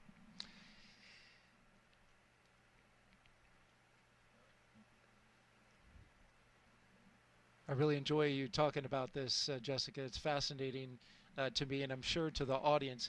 If you are just joining us, you are watching live launch coverage of Crew-10, NASA and SpaceX's 10th operational mission to the International Space Station. We are T-minus 2 hours and 34 minutes until liftoff. The crew woke up, had their medical checks, got their breakfast in, their favorite meal. They were transported out to the launch pad after suiting up at astronaut crew quarters. They ascended the launch tower and into their spacecraft, and now you see them there live. The view on the right, the Crew-10 astronauts, cosmonaut, and the JAXA astronaut. And on the left, you see the closeout crew doing their work, getting ready to close the hatch on the Endurance spacecraft. This is a very careful process, because any small amount of debris, even as small as a human hair, if it gets in that hatch, the seal, it could cause a leak. So the crew is methodical as they go through their steps to make sure that seal is in pristine condition. Yeah, luckily we will do that pressure check one more time, and we'll do that pressure check of the capsule itself as well. So we'll know, before we lift off, we'll make sure that we verify we have that integrity. And that has actually delayed launches a little bit in the past, where, we've found something in the seal, and they've had to find it and still been able to move on and lift off as planned. We talk about what the crew's been doing. We, as astronauts, actually sleep shift before these missions, depending on what time our launch is, depending on how long the phasing will be to get to the space station, because, of course, we want to make sure that we can arrive and be pretty well rested. It makes for a really long day. The crew actually, their official wake-up time was at noon today, so they've been kind of adjusted to this sleeping in, staying up late schedule, which is perfect for people like Ann and myself. We were made for that, so banker's hours here for them. I love it. I get up early. I enjoy getting up early, but this is a perfect mission timeline for folks like yourself and Ann. I mean, it is fantastic. And we're going to have a beautiful view tonight. I am really looking forward to this, because we will be launching at 7:48 and 57 seconds p.m. Eastern Time, and that is right after sunset. It will be twilight out. And when the spacecraft and the rocket get up a certain distance and altitude, the light really plays with the exhaust from the rocket. Some people call it the jellyfish effect, but you get this tremendous visual of the rocket going into space, and it sometimes creates light patterns that are unforgettable. Yeah, it was about the same time of day when I took off on my mission, and everybody described it as being such an incredibly gorgeous time. Spectacular, really, to be there viewing it, given that changing light, as you were mentioning, for twilight. So this should be quite a show here for everybody that's gathered in Florida today to see it. And as we look at the crew inside their spacecraft Endurance, another question coming to us on social. Jack Frost asks, not sure if it's the real Jack Frost, because it's not that cold here, why are they getting in the rocket so early before launch, 2.5 hours? Yeah, so for all space missions, we really kind of have to backtrack the amount of time it takes to do all the things that we require to launch on time. So we want to make sure that we have enough time in the timeline to get the crew safely into their seats, to get them all strapped in, to do all the pressure checks that we talked about, to make sure that their suits have good pressure integrity, good comm checks, to make sure all the systems are functioning normally, to shut the hatch, and again do that another pressure test to make sure that we have good pressure integrity for the vehicle. So for this particular vehicle, the way that this timeline has worked out for the crew gets them in the vehicle, about 3 hours before launch. It certainly has a little bit of padding in there too, because sometimes you might have something slightly off nominal, not according to plan. Maybe you have to address an issue with a suit or something like that. But this is a pretty finely honed timeline, and now that we've had several of these missions, it has changed a little bit over time, but I would say this is probably the maximized timeline in order to shorten the crew day for the reasons that we were talking about earlier, to make sure that they're rested for the long day that they have ahead, but to make sure that we have enough time to accomplish everything safely and successfully. And on that timeline, this is an area, as you mentioned, where they do have a little extra margin. Oftentimes, if everything goes according to plan, they'll have a little extra time there in the capsule. The upcoming milestones we are looking for as we zoom out from inside the spacecraft and right back in, with a big thumbs up from the crew. Those seats will be articulating upwards, and they are doing so now, putting them in launch position. This will allow the commander and pilot to have access to their displays that you see just above them.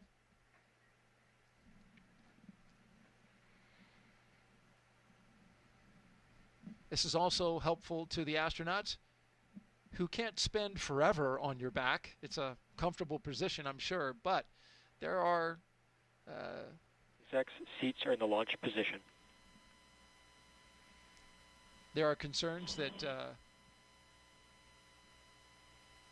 and I know this from the Artemis missions, that you can only spend so much time on your back. So with SpaceX and the late load, it's very convenient. It's a very short amount of time that they spend on their back before going up into space. And now we're getting some of those comm checks.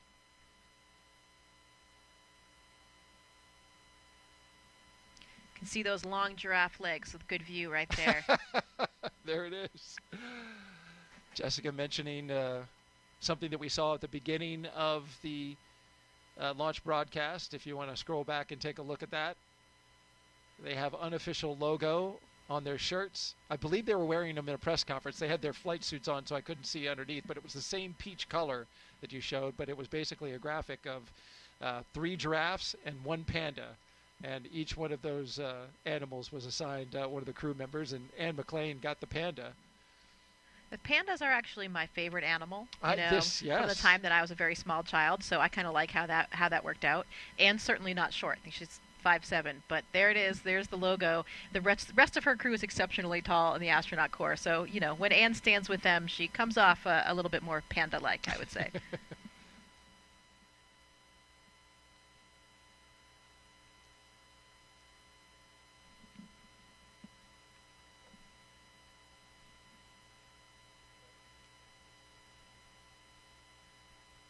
So the next few milestones we should see. Dragon, SpaceX, you are go for Section 2, suit leak check preparation. That's right, is suit leak check. This is the second of the day. Copies, we are go for Section 2, suit leak check prep. So you will, after that brief initial comm check, they will suit leak check. And so you will see the suits inflate. They'll put their visors down. And then when that is complete, they'll do a full complement of communication checks with each one of the crew members. But right now it's suit leak check. So they are about to inflate.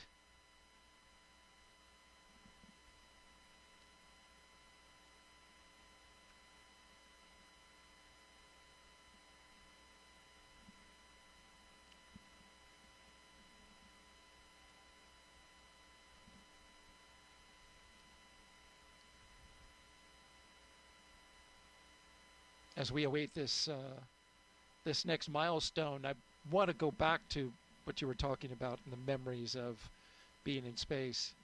And how clear are the memories of your spacewalk when you were outside the space station, dangling in essence, looking down at the planet? Did you have a moment where you were able to just take it all in, to pause? Yeah, again, as we were talking about earlier, you have to be intentional about stealing a few of those moments for yourselves, especially when it comes to spacewalks. You know, spacewalks are the riskiest thing that we do. They're the most challenging, both mentally and physically. So it really does demand 100% of your focus and concentration to make sure that you are doing the right thing for the piece of hardware that you're trying to repair or replace, or whatever the task is that you're doing, and most importantly, to keep you and your partner safe. So that really demands a very, very high level of concentration. And, you know, the astronaut mantra is always kind of echoing in your head of like, don't make a mistake, don't make a mistake. So you have to remember, you know, you get very caught up in the task and the minutia of what you're doing. SpaceX Dragon Section 2, 2.9, tier complete, ready for link checks.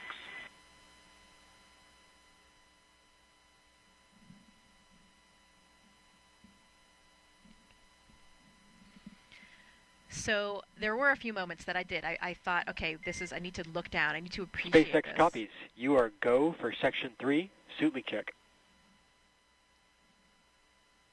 Please go for Section 3, suit leak check.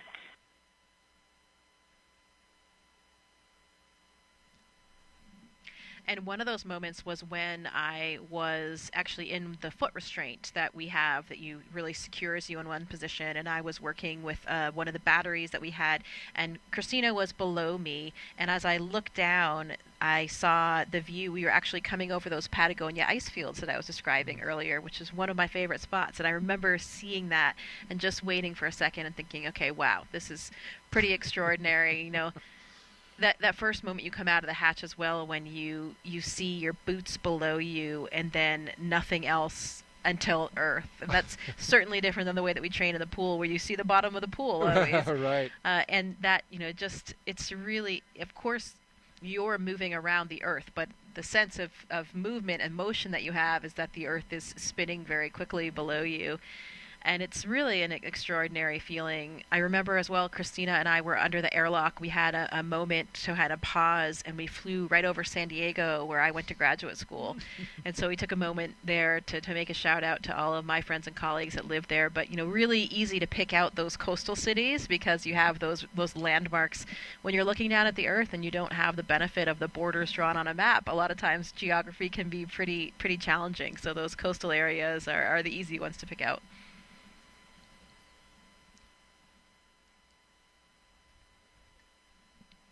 Depending on what you're doing on a spacewalk, though, there can actually be pretty long opportunities that you have to appreciate the moment. And I was really jealous. I remember when I was inside flying the robotic arm, Luca Parmitano and Drew Morgan were doing a spacewalk to fix the AMS, the alpha magnetic spectrometer. And there was this one period of time where Luca was just riding the end of the Canadarm, the robotic arm on the space station built by the Canadian Space Agency, and he was just riding it for a very long time. He wasn't holding anything, he was just riding it and really looking off into the solar system and the universe. And if you know Luca, he's a talker, and he started getting quite philosophical as well and talking about what he saw and how he felt. And I was always very envious of that opportunity because I didn't have one of those natural lengths of downtime where you had really the opportunity to do that. But you never know. On my next flight, hopefully I'll have one of those as well. Well, I hope so for you as well, because it just sounds spectacular. What an honor and a privilege to be able to do that.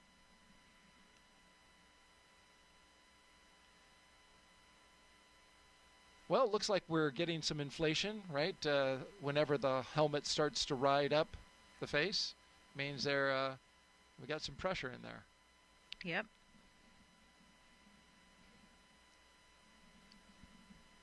Another social question for you, Jessica. Zryan Docs asks, what happens if the astronauts felt the need to scratch? Oh my goodness. Yeah, that is Hope a they're good not listening. question. good question, and unfortunately, often there isn't a lot that you can do. You can see right now they're already finished up with those pressure checks, so it wasn't a very long time. You saw Kirill actually reached right in and scratched his nose, so he looked like he did have something like that. SpaceX Dragon, suit leak check complete for nominal suits. SpaceX copies and concurs for good suits. Additionally, at this time, I have an update on the hydraulics issue that LD briefed during the weather briefing, if you're ready to copy.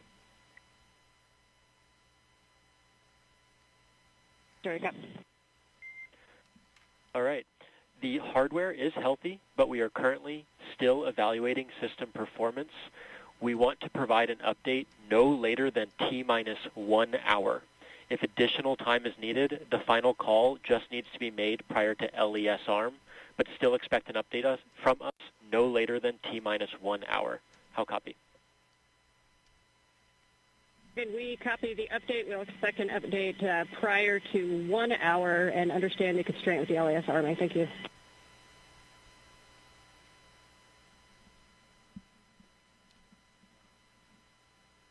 So we've mentioned this at the top of the launch broadcast and another time not long after that, that the crew, SpaceX team on the ground, is evaluating an issue with hydraulics. Dragon SpaceX at this time. Closeout team will perform final closeout steps next to the capsule. Your go to proceed to Section 4, side hatch close, and report when ready to close the hatch.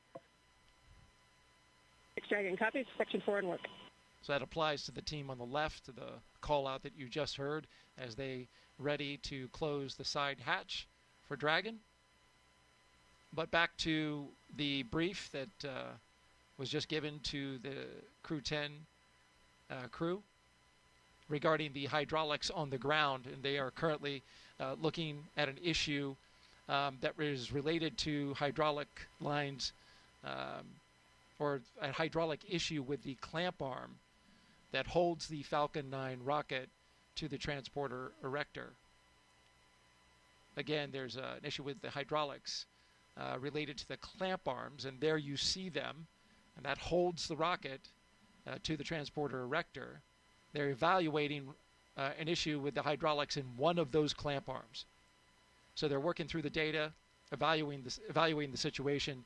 They're going to take some more time to look at this, and told the crew that they will give them an update in about an hour, but they have to make a call on which way this will go, whether they build flight rationale to go ahead and fly, or if it's something that would require us to stand down for the day. That will be something that they are discussing right now, but they can make that final call just before the arming of the launch escape system.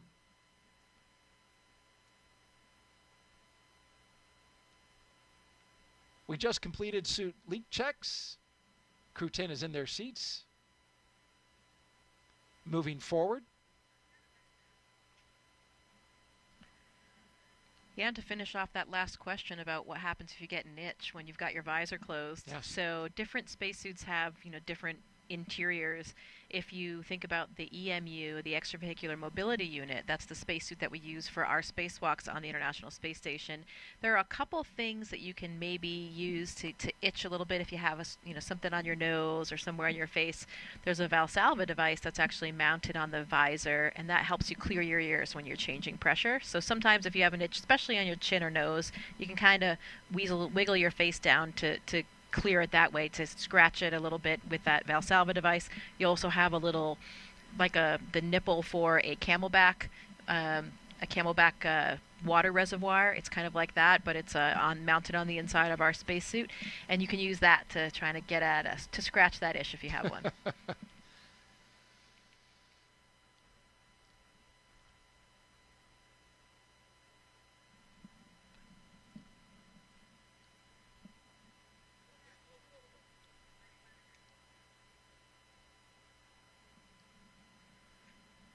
One of the factors that they're looking at on launch day, of course, is the weather, and it couldn't be much better than this. 95% go, winds 12 to 17 miles per hour out of the southeast, temperature 67 degrees expected at launch time. We're in the 70s as we speak, and it has just been delightful outside. SpaceX and NASA not only look at weather at the launch site, though, but also around the world, making sure conditions are acceptable if Dragon has to splash down in the Atlantic in case of an emergency. So, of course, teams are monitoring contingency splashdown locations if the crew had to come back to Earth before docking with the space station. If this were to happen, SpaceX and NASA would coordinate with the Department of Defense and the Coast Guard to ensure crew safety upon splashdown, including ships and air assets to patrol the 10 nautical mile keep-out zone. This is, of course, to mitigate safety concerns for any boaters approaching the area.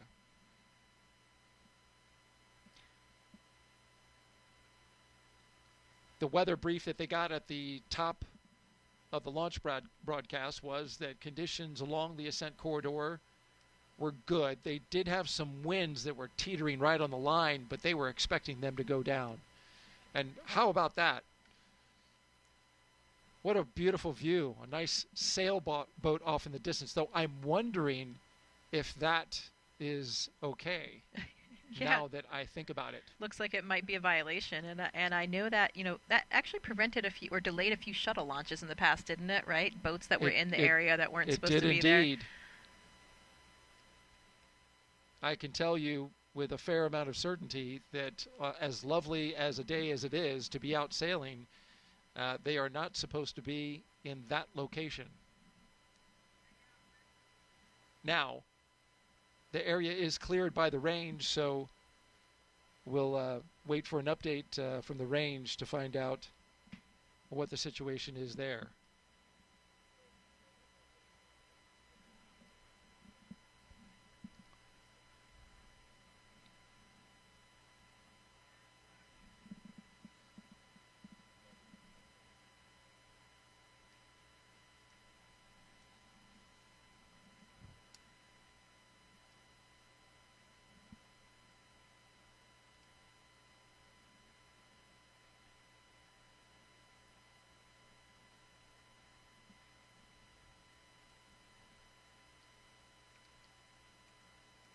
You know, see, there's not a cloud in the sky, so that's another nice feature for the viewing today. You know, sometimes if there are a few clouds interspersed, you lose your view for a minute or two once it gets above that cloud later. But that should not be a concern for today.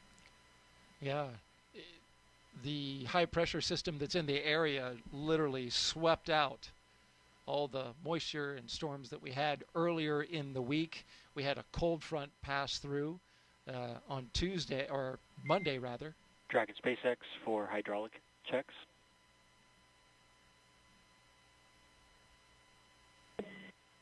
Just giving an update that they're about to start an additional set of kinematics tests on the hydraulic system, so you may feel or hear some valves clicking, but this is expected.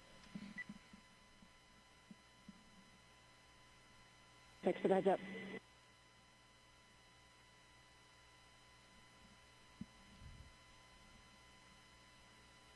So SpaceX informing the crew that they will be hearing some noise as SpaceX cycles hydraulic valves. This is a situation that they are evaluating in this moment. Dragon SpaceX closeout team is taking final steps in prep for side hatch closure. Stand by for transition to pad hatch closed.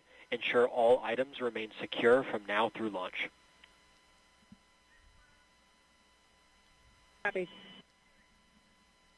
And there you see the crew closing the hatch. But again, back to the hydraulic issue, SpaceX cycling those valves as they work an issue with some ground equipment, the hydraulic lines, and the system that feeds the clamp arms, which holds the rocket to the pad. A note about that boat that we saw earlier, there is still plenty of time to clear the range. And so I don't know this for sure, but it's possible that the boat may be getting a visit, but certainly could get out of there. There are notices that are put out called NOTAMs. They are notices to mariners and aviators in the area that lets them know that a launch will be going off this evening. And the Cape Canaveral Space Force Station, the 45th Space Wing, has the responsibility for the range. And of course, again, plenty of time to clear the range before liftoff. Currently sitting at T-minus 2 hours and 10 minutes and counting. You're watching live launch coverage of NASA and SpaceX's Crew-10 mission to the International Space Station. 2 hours ago, the crew made their way out of astronaut crew quarters.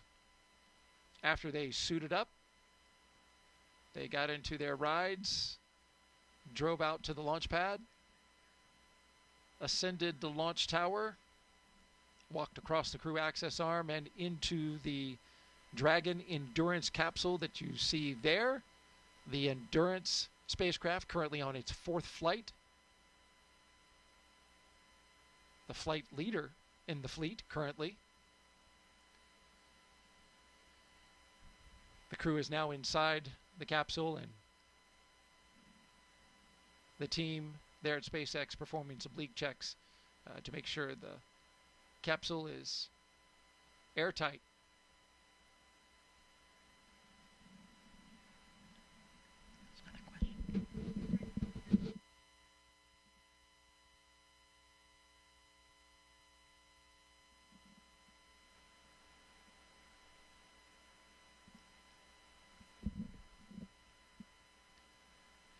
We've been taking your social media questions throughout our live launch coverage. Keep them coming. Hashtag AskNASA on Facebook, X, YouTube, and Twitch. Our next question comes from Spooky Sniper, asking, Jessica, what's one challenge of spaceflight that most people don't really think about? Well, one thing that comes to mind is the challenge that we face when we come back home, because you've been operating in this really intense, novel, exciting environment for 6 months, 7 months in my case, even longer for some of the recent missions. And every day you're intertwined with all of the systems of the space station, all the experiments, everything that's going on. And it's, your participation, all the work that you're doing is critical and crucial to the success of those experiments, to keeping the space station alive and healthy. And there's a lot of meaning in your work. You have these very busy days that are all laid out and planned by the ground teams. And then you leave the space station and the transition is quite sudden. You come back, you have to contend with gravity again, which doesn't feel great for your body.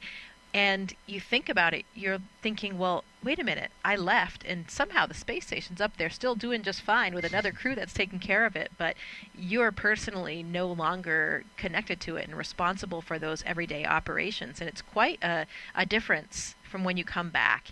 And I think especially for astronauts on their first missions, I've talked to quite a few astronauts about it. SpaceX, are you ready for comm checks with MD, LD, and DC? SpaceX Dragon, ready for comm check. Copy, I'll initiate the teacher's comm check. Dragon, SpaceX, comm check. SpaceX Dragon, loud and clear. Core, loud and clear. Teacher's comm check complete. Stand by for comm checks with DC, MD, and LD in the launch configuration. Dragon, DC on countdown 1, comm check. DC Dragon, loud and clear. DC, loud and clear. Stand by for comm checks with MD. Dragon, MD on countdown 1, comm check.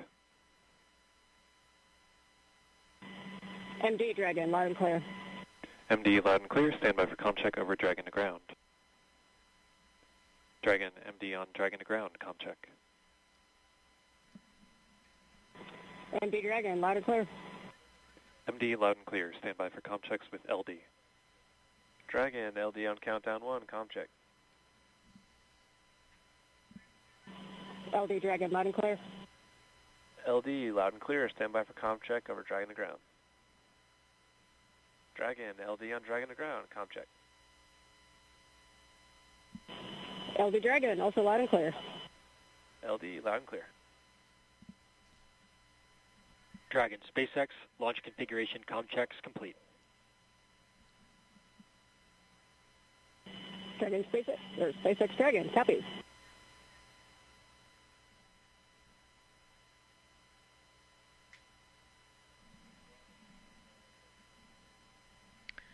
To sort of wrap up that last question, when you returned from spaceflight, some astronauts, including myself, have kind of had this feeling of aimlessness almost. You've just accomplished this number one goal that you've had, this dream you've had your entire life from the time that I was 5 years old, from my perspective. And I actually returned at the time of COVID, so it was coming back to a completely different planet. But, finding, again, your purpose and your mission it's probably something that most people don't think about when they think about the challenges of spaceflight.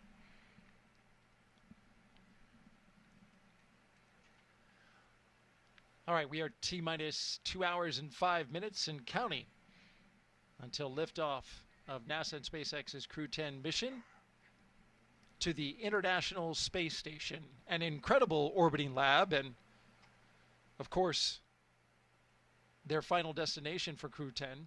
Let's take a closer look now at how we're getting help here on Earth from all of that revolutionary science and research being done up in low Earth orbit.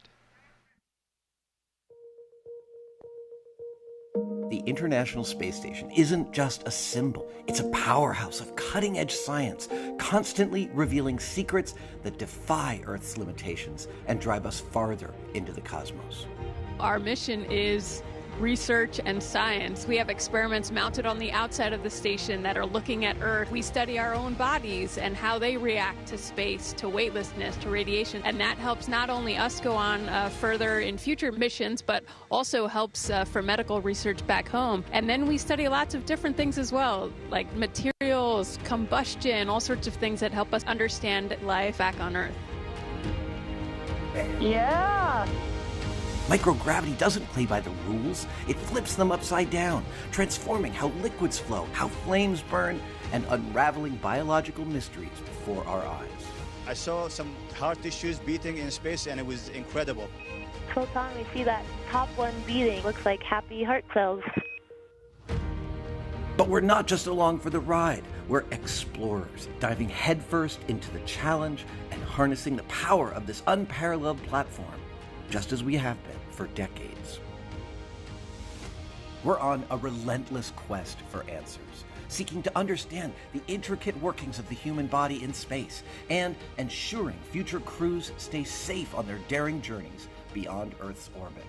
The human aspect of human space exploration is always going to be very important for decades to come.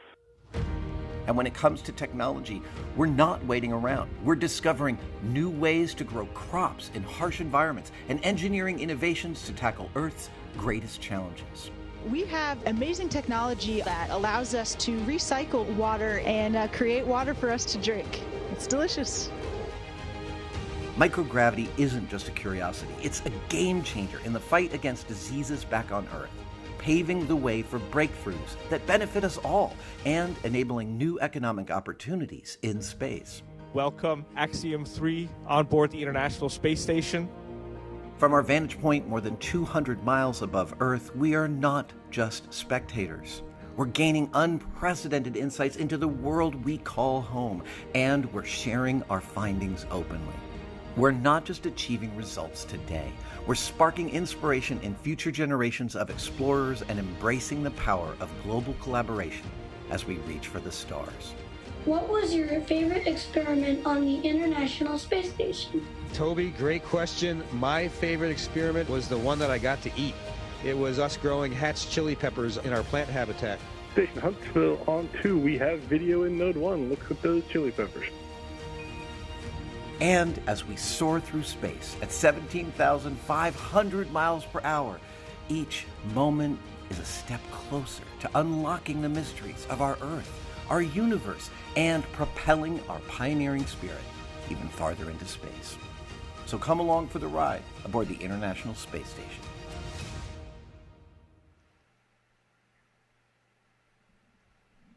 Seeing all that footage from up at the ISS, I'm sure it brings back a lot of fond memories.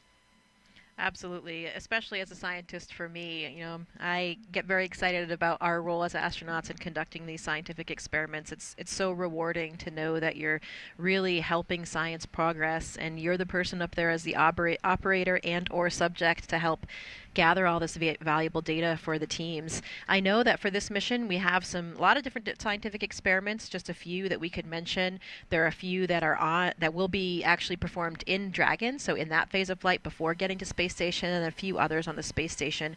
Starting off with those in Dragon, there's an experiment called Space Health. It's a Canadian Space Agency experiment where the astronauts are wearing these biomonitors. So it's a wearable technology garment that's looking namely at cardiovascular variables, so what's going on with our heart, and a lot of important factors to see what happens in microgravity. We have such a big difference in our physiological systems if we don't necessarily have gravity, which is pulling our blood and body fluids down to our feet.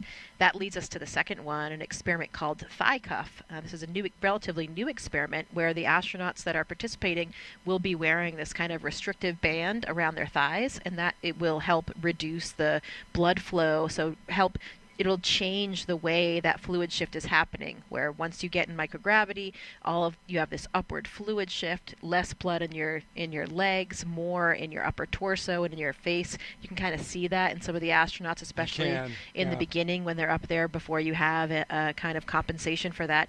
And these fluid shifts may be part of the reason why we're having problems with our eyes. Many astronauts are coming back with some deficits to their vision and even some anatomical changes to the back of the eye. It's a syndrome called SANS, Spaceflight Associated Neuroocular Syndrome. So this thigh cuff experiment will provide a lot of data to see if this could be used as a countermeasure to help counteract some of those effects. There's also an experiment called immunity assay, which is a new way to monitor health and immune function with a blood sample in space. So this is looking at a new assay that can be conducted in flight instead of what we usually do is obtain a blood sample and then we have to wait until that blood sample makes its way back to the ground before we can really get a good look to understand what's going on there. Once they're on ISS, some of the astronauts will be participating in the CIPHER study, and this is a very comprehensive physiological suite. It's a multidisciplinary study looking at physiological and psychological factors, and it's 14 different studies all wrapped into one big blanket. And it's really looking at comparing and contrasting long-duration missions in the future, missions of different durations, and getting a really comprehensive understanding of all of those different physiological systems, again, with some of the applications to SANS like we were talking about. Another experiment called Drain Brain 2.0. This one's looking at blood flow between the heart and the brain, uses a special neck collar to understand what's going on with those dynamics with blood flow between the heart and the brain in microgravity. There are some more combustion experiments. We saw that in the video, something that we do on almost every ISS mission these days because, of course, even flames burn differently in space. We don't have convection, air is moving differently, and that has led us to a lot of breakthroughs in understanding more about how fire burns, what makes up these different constituents of flames. This mission, they'll be doing experiments called selfie, and that will be looking at the different models for flammability with applications toward future space missions and also some terrestrial applications for combustion models. So as you can see, you heard the astronauts talk about it in the video. We do all kinds of science from all different aspects. When you remove this elephant in the room that is gravity, this variable that's present in all experimental models forever from the beginning of time on Earth. If you remove that, who knows what results can happen. So it's a really, really exciting place to do science.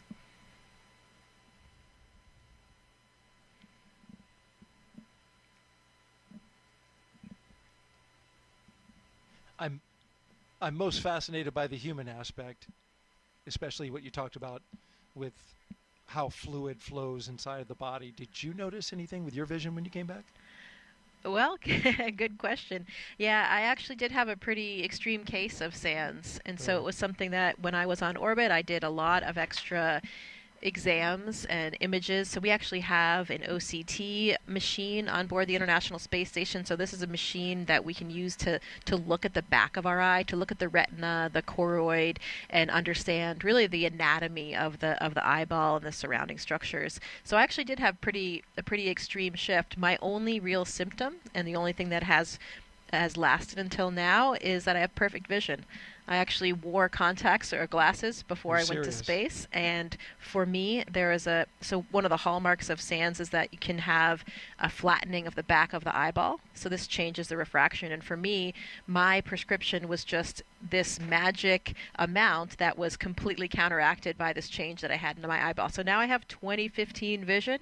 How about that? And that's Space persisted fixed for your 5 years. vision. Yeah, I usually refer to it as the most expensive corrective surgery. Thank you to the taxpayers. But that is all of the other anatomical changes to my eye have returned to normal, so nobody's really concerned about the health of my eyeball, but I still have this perfect vision. How about that? Wow. So if I go up into space, I can potentially lose my glasses? Well, for most people, it actually makes their vision a little bit worse, but it depends on where you start. So we'll have to look into your prescription. If it's nearly the same as mine, then you might have the same result. Then I need to go to space to get it fixed. Forget LASIK. That's really interesting, Jessica. Thank you for sharing that with us. We are currently T-minus 1 hour and 55 minutes and counting from liftoff of the Falcon 9 from Launchpad 39A at the Kennedy Space Center. Crew-10 currently inside Dragon Endurance. So far, they've completed their comm checks to make sure they can communicate with the teams here on the ground. Their seats have rotated upright to their reclined launch position. That allows them to see and access their display panels, as you can see there on the right-hand side of your screen. They've also completed their suit leak checks to make sure that their spacesuits are working properly. And now you see the closeout team making sure that that side hatch has a good seal. If you've been watching us since we came on air, I'm NASA's Daryl Nail with NASA, and I mentioned that twice. NASA astronaut Jessica Meir is here as well, providing outstanding audio commentary. We're going to expand our live coverage in a little more than an hour from now, or actually a little less than an hour from now. We'll come on and bring our SpaceX commentators online, as long as our NASA commentator in Hawthorne, California.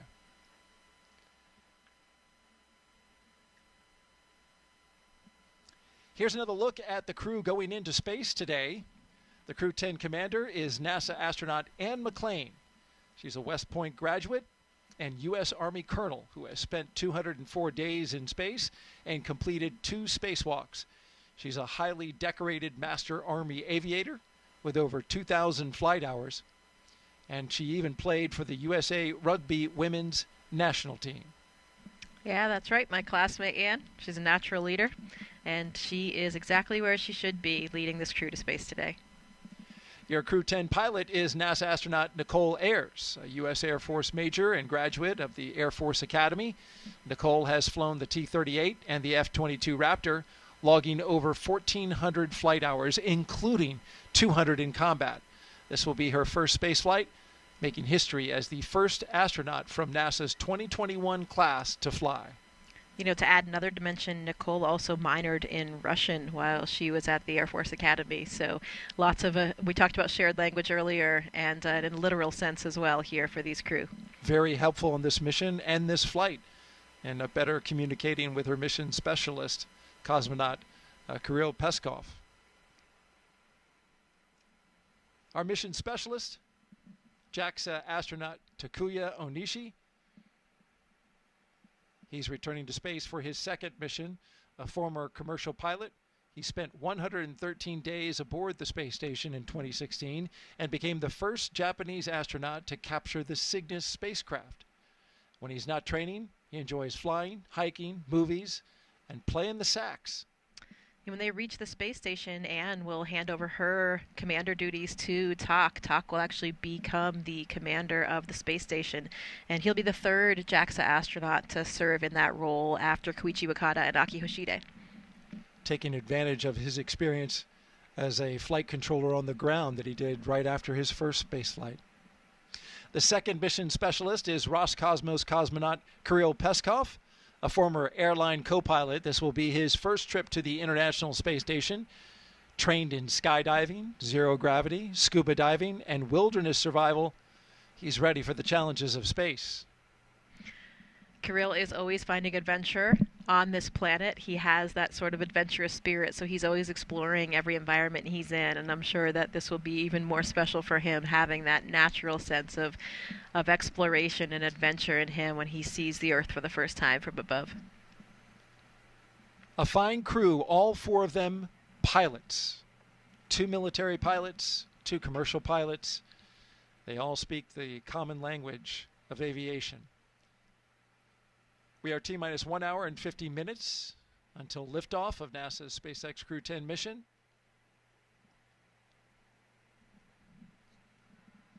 We have 3 astronauts and 1 cosmonaut inside of Dragon Endurance atop a Falcon 9 rocket from Launchpad 39A at the Kennedy Space Center in Florida, and they are headed to the International Space Station to help maintain the orbiting lab.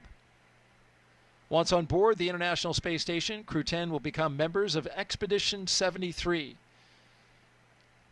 As Jessica wonderfully explained, they will conduct research to understand material flammability, contributing to future spacecraft design, and study how spaceflight affects human physiology and psychology, an important aspect as well. The crew will also engage with students worldwide via ham radio, and they will use existing hardware with newly integrated software to test a backup lunar navigation solution helpful for our Moon to Mars program.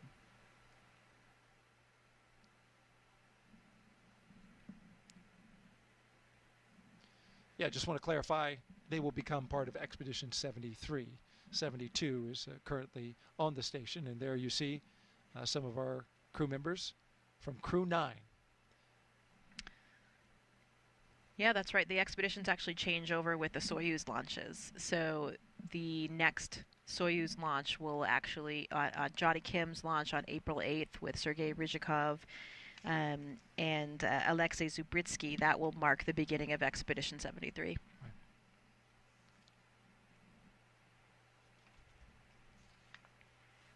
So far, we've had a pretty smooth countdown. Everything going well with the astronauts. As you can see, they are inside the spacecraft Endurance. The spacecraft is in good shape. The launch vehicle, the Falcon 9 rocket, also in good shape. The crew, they're ready to go. Flight controllers in Houston are also ready. The only issue that they're currently working is regarding a hydraulic system that feeds one of the clamp arms on the transporter erector. That clamp arm helps hold down the Falcon 9 rocket before liftoff. The crew was updated about this, and SpaceX is currently working it with teams from NASA. They expect an update in about a half hour, and they can make a final call on which way they're going to go prior to the launch escape system being armed. That happens around T-minus 45 minutes. Let's take you now inside Mission Control in Houston, where flight controllers are constantly monitoring the International Space Station and the people living on board. I believe we have Leah Cheshire with us live at the Johnson Space Center in Texas. Good afternoon. That's right, and thank you, Daryl. This is Mission Control Houston in the International Space Station's flight control room here at NASA's Johnson Space Center, where the team continues to prepare for launch, and they are led by Flight Director Ron Spencer. Today, we will be launching the 10th rotational crew mission to the International Space Station under the agency's Commercial Crew Program. Now, following Crew-10's arrival, the space station will have a total of 11 crew members aboard for just a few days. Part of those 11 crew members include the Crew-9 cadre, and that's including NASA astronauts Nick Hague, Butch Wilmore, and Sonny Williams, alongside Roscosmos cosmonaut Alexander Gorbanov. Now, during the next few days, Crew-10 will go over handover procedures with the off-going Crew-9. That includes a safety briefing and an orientation, and then the new crew will jump right in to help advance scientific knowledge and demonstrate new technologies. After a few days of handover activities, the members of Crew-9 will prepare for their undocking and return to Earth. Those direct handovers between the crews allow for continuity of the activities and help to ensure a continuous U.S. presence on the International Space Station, which, if you can believe it, we're now at 24 years and counting. Ahead of Crew-9's return, NASA astronaut Suni Williams already turned over command of the space station to Roscosmos cosmonaut Alexei Ovchinin. In just a few weeks, NASA astronaut Johnny Kim and Roscosmos cosmonauts Sergei Rizikov and Alexei Zubritsky will join the on-orbit crew. Shortly after the departure of the Soyuz MS-26 with NASA astronaut Don Pettit, he'll be coming home, and that'll mark the commencement of Expedition 73, led by the new commander, JAXA astronaut Takuya Onishi, who is launching today. We are now at 1 hour and 45 minutes until liftoff, so I'm going to send it back to you at Kennedy, Daryl and Jessica.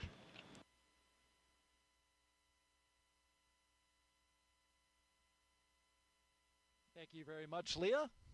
Appreciate the update there from Mission Control in Houston, Texas.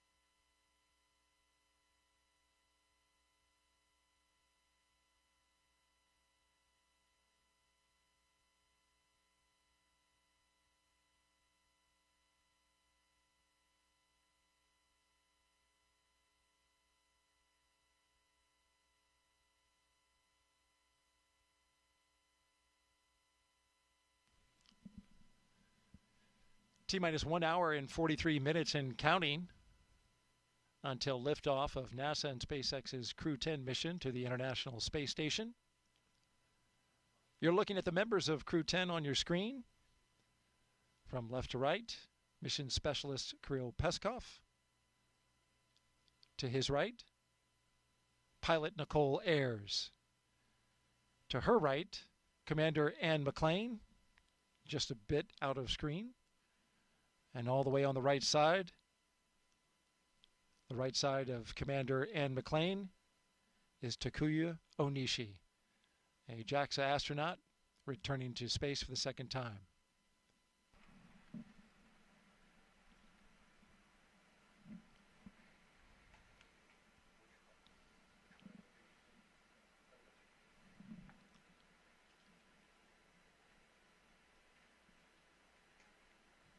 As Crew-10 prepares to launch, they are allowed to have a few personal items with them for their roughly 4-month stay in space. A few of the things they're taking up. We asked Anne McClain. She said that her and her crew were able to pack some personal gear to meet them on the ISS. It's going to go up on SpaceX 32 in April. She packed some sports team shirts and schools she attended, along with some holiday gifts for the crew. Commander McClain said, most importantly, she was able to pack a memento for multiple people who worked on this flight to support either her personally or the mission as a whole. And, of course, she's going to bring those items back and return them to their owners after flight. And they include things like pins, necklaces, and rings. For Takuya, he's taken a lot of pictures of his family, friends, and colleagues up with him. Also some school banners, which is pretty common with the Astronaut Corps to take up various school and university paraphernalia. I think I remember your brown university team has sweatshirt. Departed the crew arm. SpaceX Dragon, copy.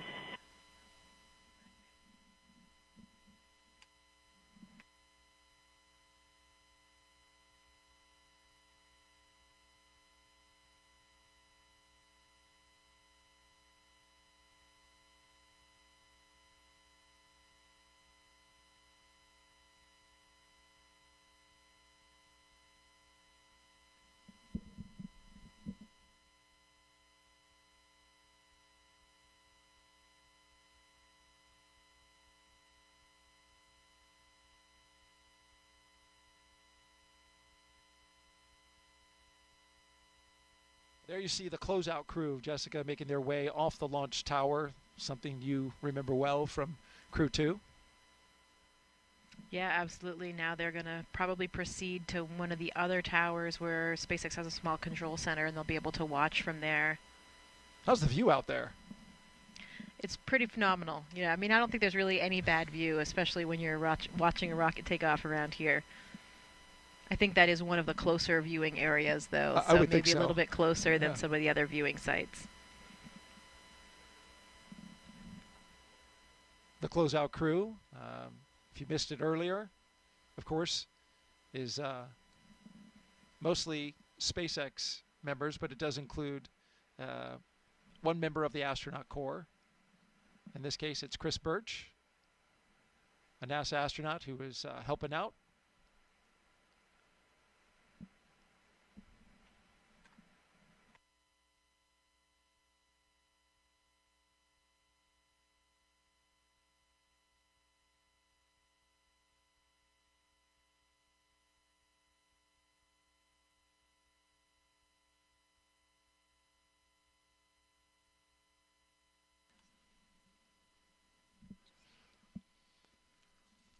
As Crew-10 launches, that means Crew-9 will return home soon. Crew-9 launched from Pad 40 at the Cape Canaveral Space Force Station back on September 28th of 2024.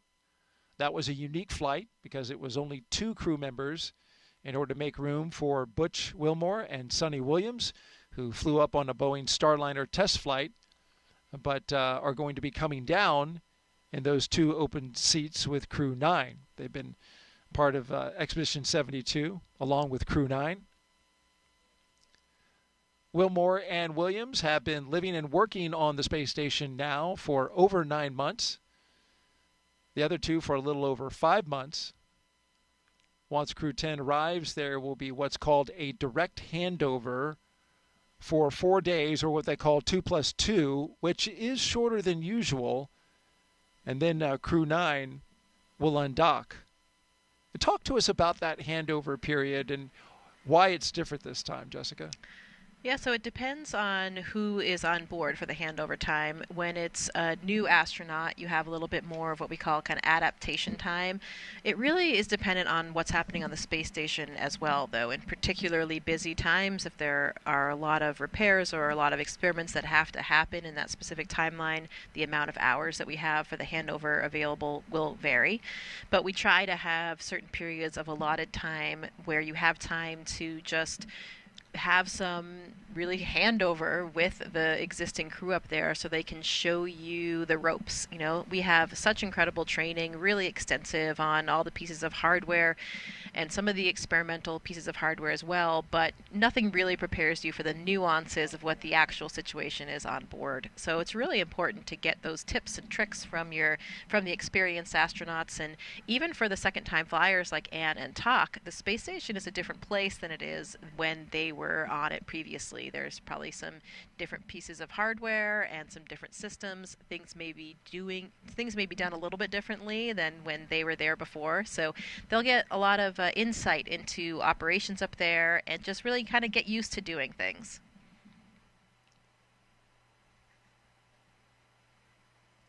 And that 2+2 is 2 travel days and 2 days of direct handover? Yeah, it's 2 days of real handover where the two crews are really overlapping and have that dedicated time to hand over activities, and then the other two is one arrival day and one departure day. So that's what makes up that 2+2. And these handover times can be really variable. We strive to have enough handover so that we, can instill enough confidence in that new crew before the previous experienced crew departs. But we are so tied in with the ground teams now, and we also have been operating up there for so many years. This November will actually mark the 25th year of continuous human presence on the International Space Station. Isn't that amazing? So it is truly an incredible feat, but because of that, we've done things a lot of times now. We have pretty well potted procedures. So sometimes that handover, it can be replaced by our interactions with the ground team as well. We strive to maintain as much of it as we can, but sometimes coming and goings of different activities and different spacecraft dictate differences in that plan. And also, we are aiming for this 4-day handover period, but we don't know exactly what it will end up as because, of course, we have to have good weather conditions back on the ground before we will undock Crew-9's vehicle. So in the end, we could have a slightly different than this 2+2 handover that we're expecting, but we have to plan for something.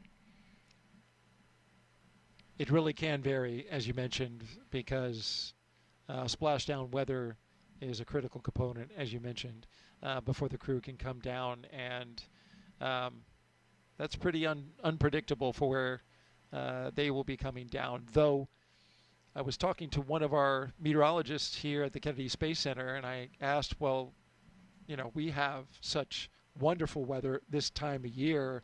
Is it more beneficial this time of year, to be launching and doing the missions? And says, well, not necessarily. Winds really get kicked up this time of year. We have fronts coming through. We had one come through. Winds today, you can see the flags blowing out there by our press site at Launch Complex 39. They're pretty tame today, just in the teens. But earlier, when that front first went through, we even had a tornado pop up in the central Florida area. So winds are a watch item, and they will certainly be something that they will be looking at in the Gulf and the Atlantic, where we have opportunities for the splashdown sites. But to the point of weather, they added a location in Tortuga, which is not far from Key West, just to give them more options for getting ideal weather in ideal sea states. One thing you don't want is the astronauts bouncing around after they've just gotten back from space in seas that are like 10 feet. That would be terrible. Right, exactly. Certainly would not be appreciated by the astronauts, but more importantly, those limits exist because of the structural components of the vehicle itself. So we want to make sure that we still can make everybody and the people inside and the vehicle safe when they're landing, and that's why we have those wind requirements, which relate also to the height of the waves. We are currently at T-minus 1 hour and 32 minutes and counting until the Crew-10 flies to the International Space Station. We're getting ready to do a health check in just a few minutes of the launch escape system.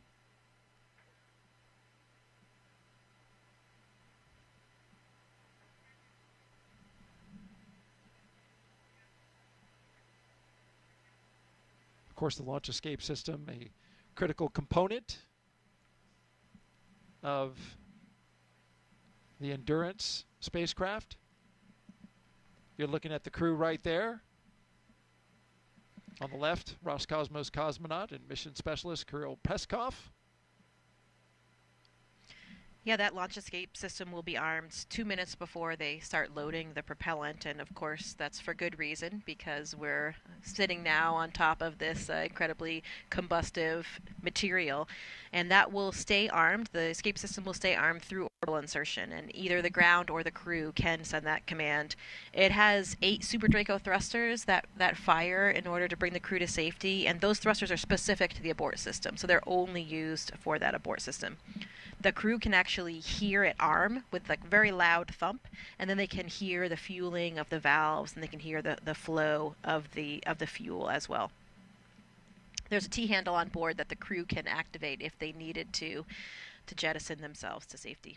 And we'll hear those calls once we have liftoff and we're getting into those different phases of abort. We'll actually hear Anne McLean make those calls, and we will know exactly where they are in terms of those flight phases for which aspects, which areas of the flight profile they're on.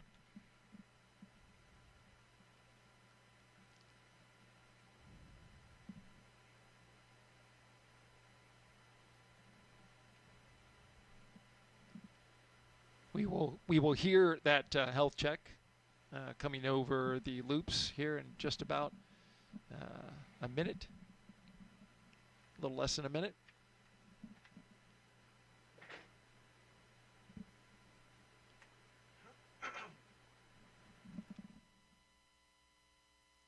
You know, we think about these abort systems, and certainly it's something that we never want to have to use, but when we do have the few occasions when we do use them, it's actually an incredible test and gives us a lot of faith in these systems.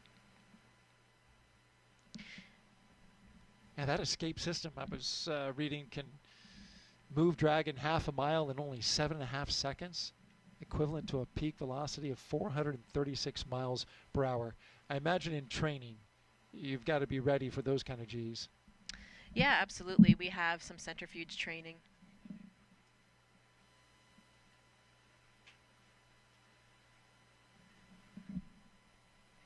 Yeah, we have centrifuge training in order to familiarize ourselves with that G profile. So, for example, for me as a Soyuz flyer, we went up to about 8 Gs, and that is to prepare for any off-nominal entry. Normally an entry, like for my entry, I experienced only about 4.1 Gs during the landing profile. And you're also, in the Soyuz, you're also practicing if you had to control that descent and the trajectory of that descent. You know, we talk about these abort systems, and it really reminds me of Nick Hague's and Alexei Ovchinin's abort in 2018, and that was on the Soyuz, of course. And again, it was, of course, a pretty scary moment for all of us, but in the end, a wonderful testament to these systems. This is why they exist. And in that case, there was a problem with a rocket, and it happened at about 30 miles up. They went up to about 50 miles, and after the escape system had fired, they experienced around 6.5 to 7 Gs, and then they came back safely to the Earth. So pretty interesting test of that. Again, not something we ever want to use, but certainly something that's a very vital component to all of these launch systems. I remember that well. Was some anxious moments there, and your fellow classmate from your astronaut class, Nick Hague, was right. So I'm sure you got the full story on that. Yeah, I remember it very well as well. We were in Russia. I was training for my flight. I was there with Christina Cook as well, and we were viewing it from a small control room that we have at the Gagarin Cosmonaut Training Center. So we were paying attention to that whole launch sequence, and we started getting some indications that things were a little outside of the ordinary. And I'll never forget that moment when Nick was back. I mean, he was back with us at the cottages in which we live in Star City in a very short amount of time. And I remember coming back from class and jumping off my bicycle, and both Christina and I ran over to him and just gave him the biggest hug. And it just seemed so strange to see him back there when we knew that he was supposed to be leaving the planet for quite some time. And that was just, the day prior.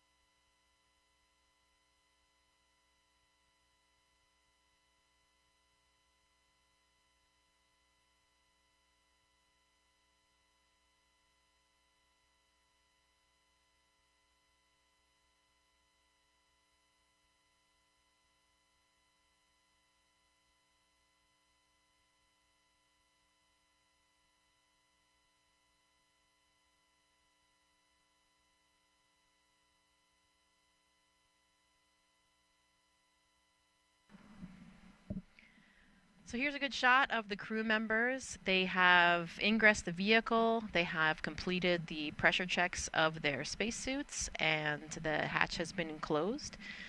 So we are standing by, getting ready for the propellant load pull, which would be the next big milestone for the crew today.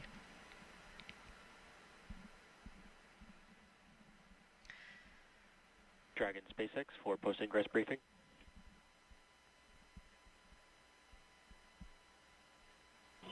SpaceX Dragon, go ahead.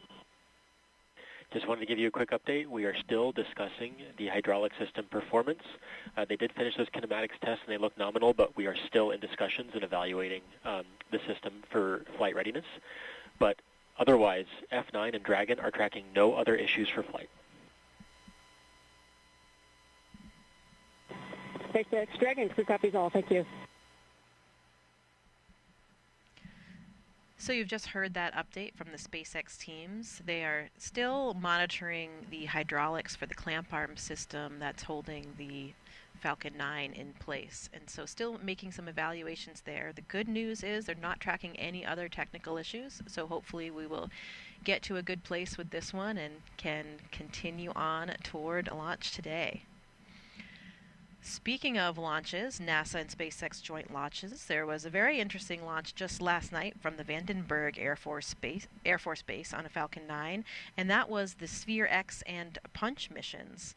The Sphere X is a spectrophotometer that is really looking at the history of the universe, and it is using near-infrared spectrometry as a near-infrared space observatory that's going to be what's providing comprehensive all-sky survey of the near-infrared spectra of 450 million galaxies. So really cool stuff here that it's basically a telescope that's taking images of our skies in the infrared and providing a map of the universe. And it will allow us to interpret a sort of history of our skies, as one of the scientists described, like time travel, so that we will see what happened even 1 second after the Big Bang and start having a better understanding of the origins of the universe. Another system that was on board the same rocket was the Punch experiment. That's 4 small satellites that are looking at the solar corona. So that's the outer atmosphere of the sun, and will give us a lot more insight into what is happening in that layer of atmosphere on the sun. So some really incredible scientific instruments that NASA and SpaceX launched together just last night.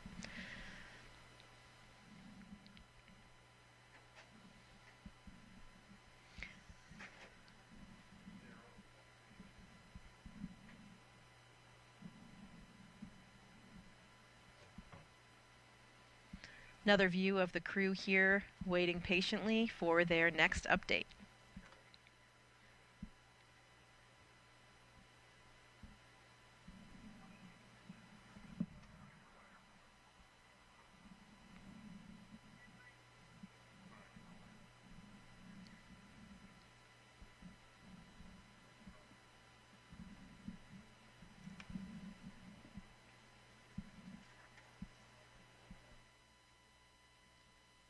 Jessica, the Dragon spacecraft Endurance will take Crew-10 to space today, and as we've been talking about, it's the 4th flight for the capsule.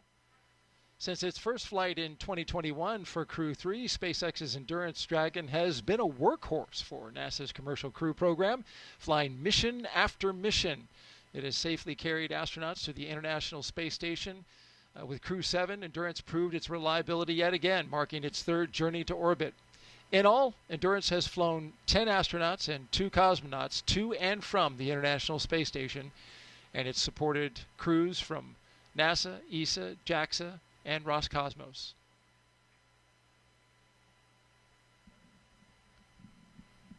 And we are currently at 1 hour and 19 minutes until liftoff of Crew-10 on a Falcon 9 rocket to the International Space Station. 1 astronaut and 1 cosmonaut will be the latest crew to fly as part of the NASA Commercial Crew program. The program uses private companies to transport people to and from the orbiting lab from U.S. soil. We've had a good countdown so far. Weather is almost perfect, 95% go.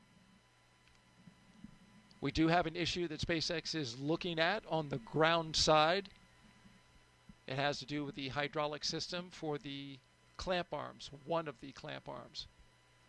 Clamp arms hold the Falcon 9 rocket to the transporter erector. They have been giving the crew inside Endurance updates as they've been going along, and they're going to give them another update here soon. We know that they also let the crew know that they would be testing that hydraulic system. No danger to the crew at all in order to test that system. So they went ahead and cycled those valves. They're gathering data and continuing to work that. They have up until the launch escape system arm, which is T-minus 45 minutes, to make a call.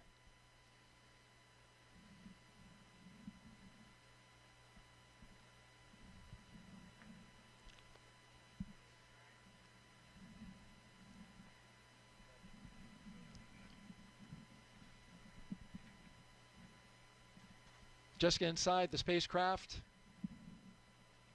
It's pretty calm inside there, as we've been seeing, the crew.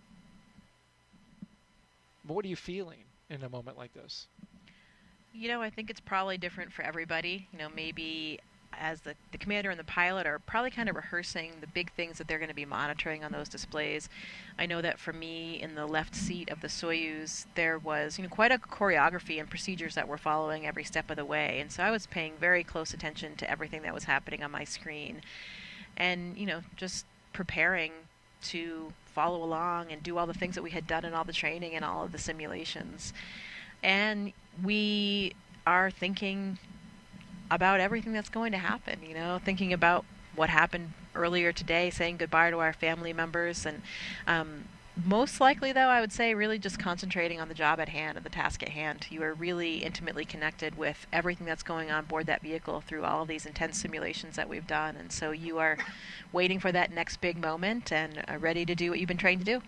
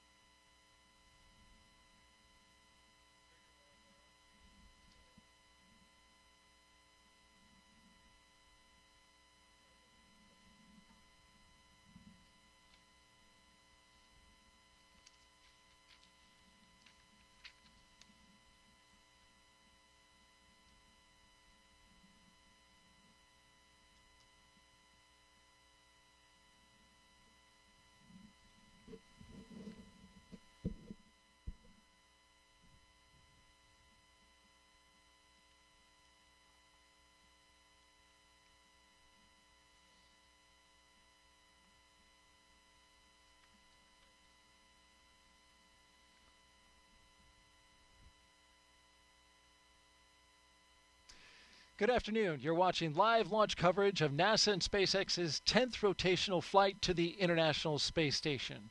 I'm NASA's Daryl Nail, and with us is NASA astronaut Jessica Meir. It's so good to have you. You've been with us for the past 3 hours doing commentary. You're back since doing Crew-10, and it's so wonderful to have you here again. Thank you, Daryl. It is so wonderful to be back here, you know, with a classmate of mine on board, my friends and colleagues from various space agencies. It just feels incredible to be playing a role in some way in sending them off on their mission.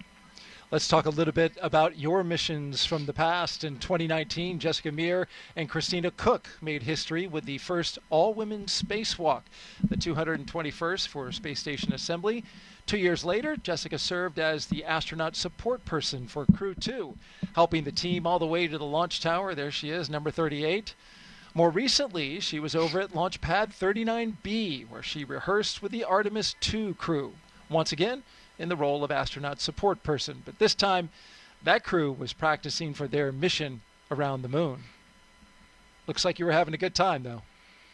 Absolutely. It's one of the best things about our job is serving in all these different capacities with our buddies along the way, and knowing that we're playing a role in helping them prepare for their missions, and also just broadening our own skill sets for whatever we might do in the future.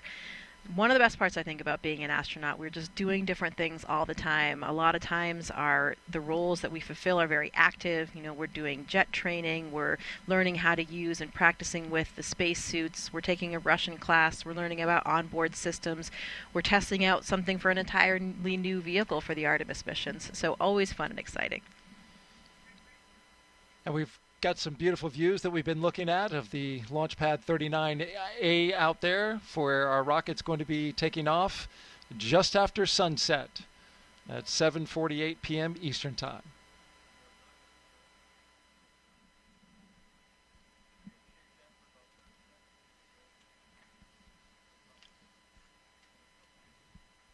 We're expecting a beautiful launch tonight, Jessica.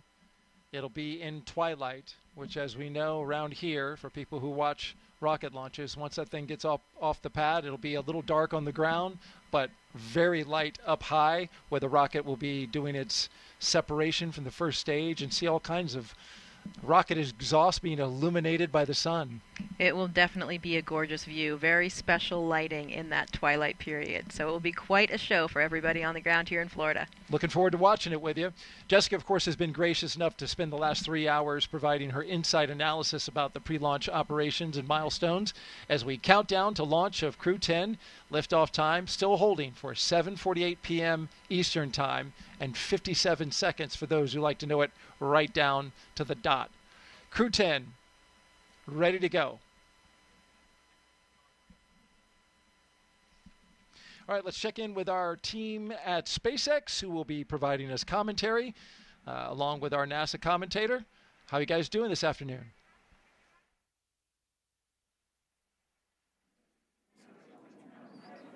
Hey, Daryl. I'm Jesse Anderson, a Senior Production and Engineering Manager here at SpaceX. And I'm Anna Schneider with NASA Communications. We're excited to be joining you from Mission Control here in Hawthorne as we count down to liftoff of Crew-10 just over an hour from now. Of course, Crew-10 is our 10th operational mission with SpaceX, flying astronauts for long-duration missions to the International Space Station. Crew-10 will have 2 first-time flyers on board, as well as a veteran NASA astronaut and veteran Japan Aerospace Exploration Agency, or JAXA astronaut. And the multinational crew also represents 3 different space agencies, with NASA, JAXA, and Roscosmos all represented on board. Today's crew will fly aboard the Dragon spacecraft named Endurance, which previously flew the Crew-3, Crew-5, and Crew-7 missions. Overall, this will be Dragon's 46th visit to the space station and its 14th human space flight to the orbiting lab, which includes NASA's Commercial Crew Program missions and private astronaut missions with Axiom Space. And over the last 3+ hours, Crew-10 has been going through the detailed process of getting ready for their mission to the International Space Station. So let's go ahead and take a moment to introduce you to the crew flying today. In the commander seat is NASA astronaut Anne McClain. She's making her 2nd trip to low Earth orbit. The Spokane, Washington native and U.S. Army colonel was selected by NASA as an astronaut in 2013 and has spent a total of 204 days in space, completing 2 spacewalks totaling 13 hours and 8 minutes outside of the orbiting laboratory. Next to McClain in the pilot seat is Nicole Ayers, who was selected as a NASA astronaut in 2021. The Colorado native graduated from the Air Force Academy and is in Colorado Springs and is a major in the U.S. Air Force. This is the first space flight for Ayers. Serving as a mission specialist is JAXA astronaut Takuya Onishi. Today's flight will mark Onishi's second trip to the space station, and he was selected as an astronaut by JAXA in 2009, logging 113 days in space previously. Now, to round it all out is Roscosmos cosmonaut Kirill Peskov, also serving as a mission specialist. Peskov was selected as a cosmonaut in 2018 and will be making his first spaceflight today as well. Once on board the International Space Station, Crew-10 will briefly become members of Expedition 72 and then Expedition 73 in April. During their mission, they will conduct space station maintenance along with scientific research to understand material flammability, contributing to future spacecraft design, and study how spaceflight affects human physiology and psychology. The crew will also engage with students worldwide via ham radio and use its existing hardware with newly integrated software to test a backup lunar navigation solution. Now, to date, SpaceX has flown 56 crew members to space since the Demo 2 mission in May of 2020, almost years ago. Now, coming up here at T-minus 45 minutes, we'll be listening for the team to report their readiness for propellant load with a final go, no-go poll.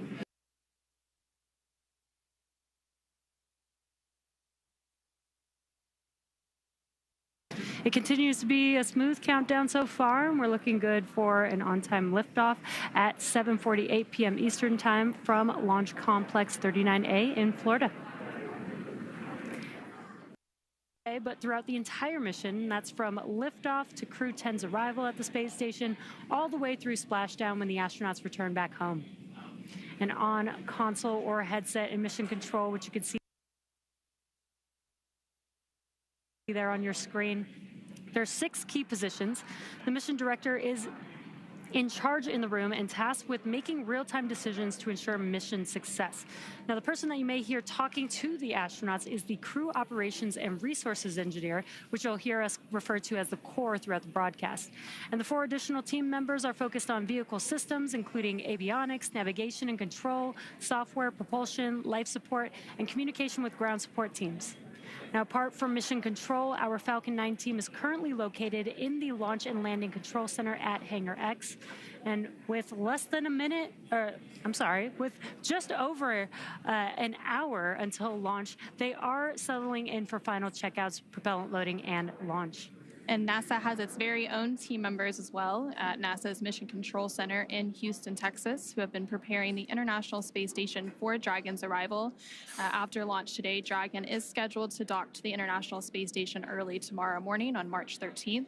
And the teams in Mission Control Houston recently gave their go for launch, confirming the space station is ready to receive Dragon and the new crew. Following liftoff, today's flight to the space station will take around 11 hours, with Dragon flying autonomously the entire way. Now, docking again is targeted for 3 a.m. Pacific, 6 a.m. Eastern tomorrow, March 13th. And just like autopilot on a commercial aircraft, the crew always has the ability to take manual control of the spacecraft if needed. And before all of that happens, as the booster returns to the launch site and slows down from supersonic speeds, people in the immediate area may hear a brief double clap of a thunder-like sound known as a sonic boom. Similar sonic booms like this were heard during the return and landing of the space shuttle, and sonic booms like these are one of the hallmarks of reusable systems like Falcon. Here's what some of these booster returns have looked and sounded like on previous missions. I know a lot of people will be excited when they hear the sonic boom. And these are going to provide quite a show because you're going to hear those sonic booms.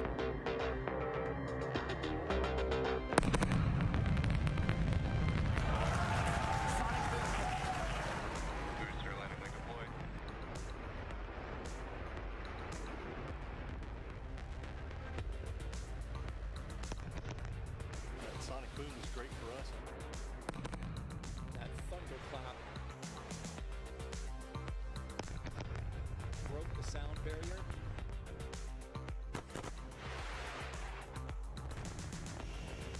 Side booster separation confirmed.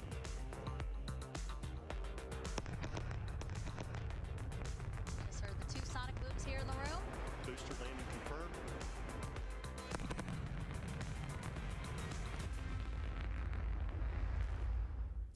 We're now at T-minus 1 hour, 4 minutes, and counting down to today's launch. While we wait, let's check in with NASA's Leah Cheshire at Johnson Space Center to see how things are shaping up at Mission Control in Houston. Leah? Thanks, Jesse and Anna. I would really love to hear one of those sonic booms in Florida, but today we are here at the Mission Control Center at Johnson Space Center in Houston, Texas. This is really NASA's hub of human spaceflight, and the team here is ready for launch.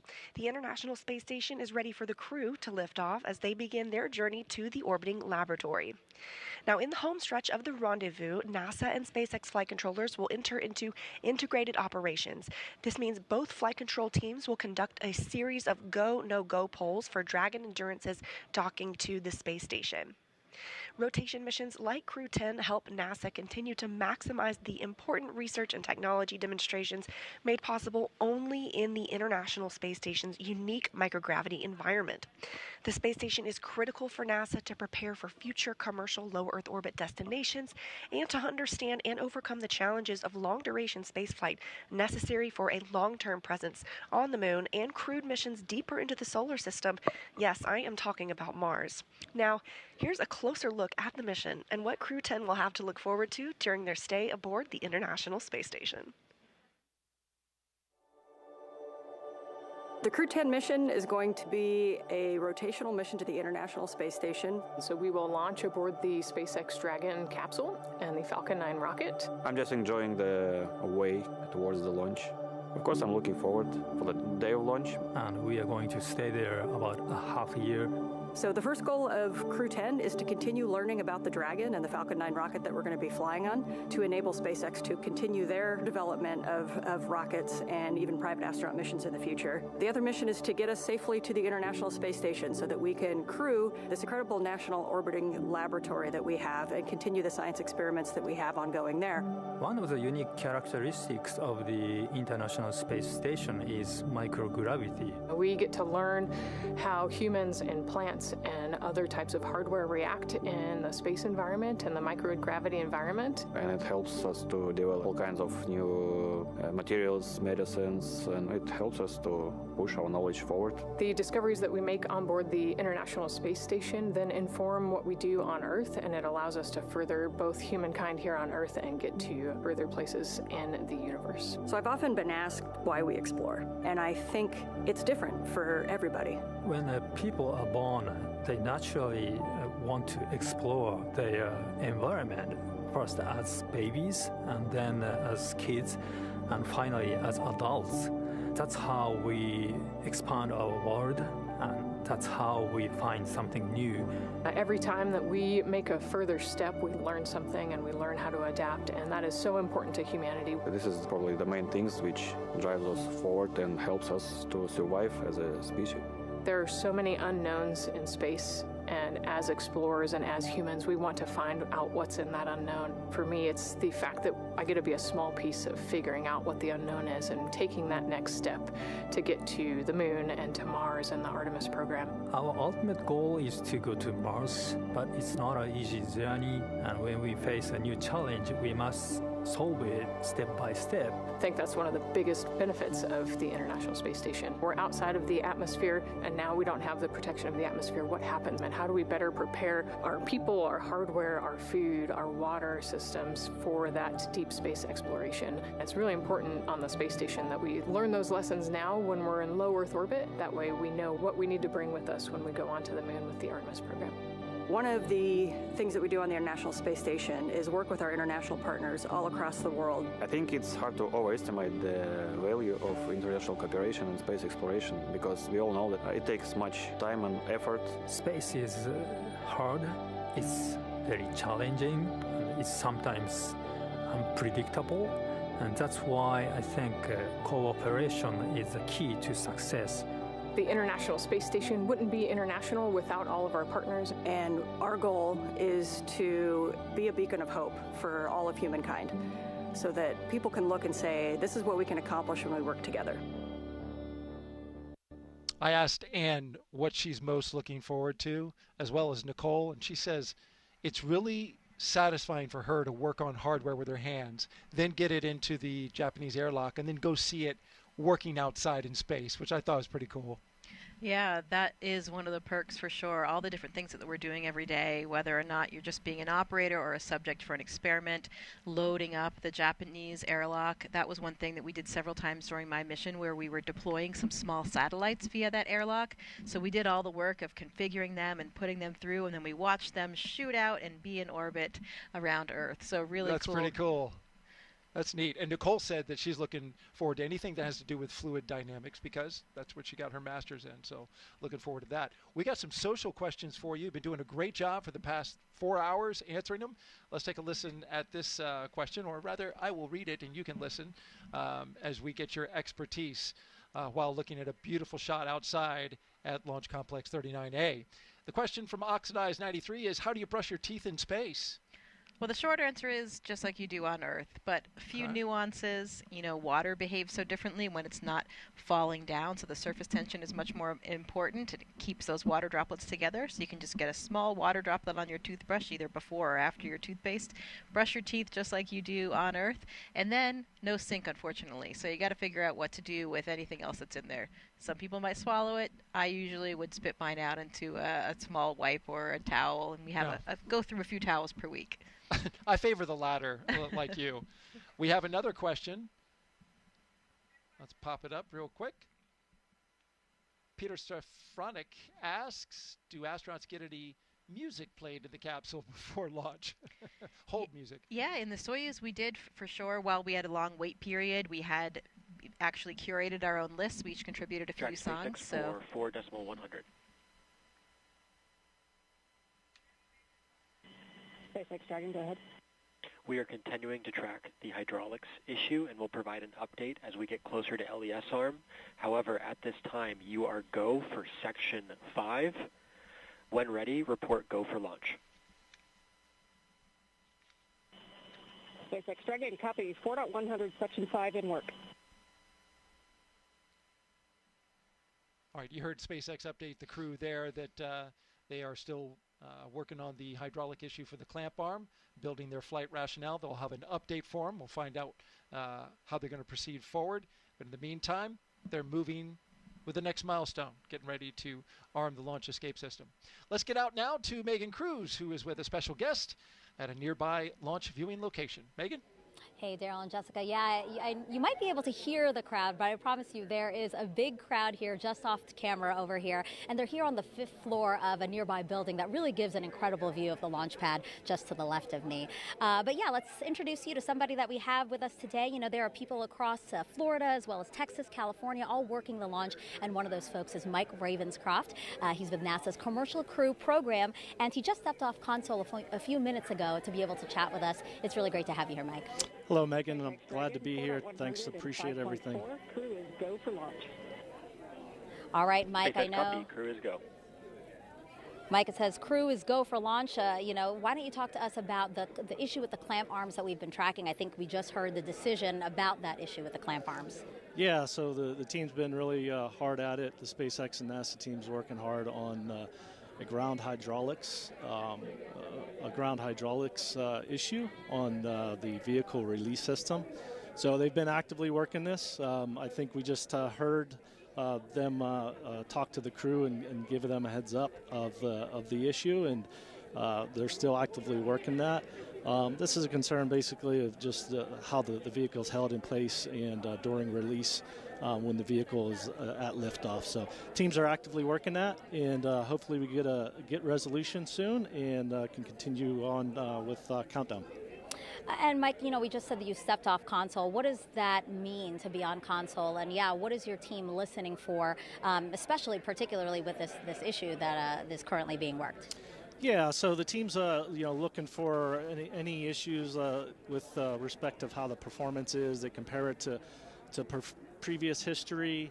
Was there anything abnormal from when we had static fire to today? And so they're off actively looking at that data, and between SpaceX and NASA teams discussing if we have a path forward and if we can continue and get resolution.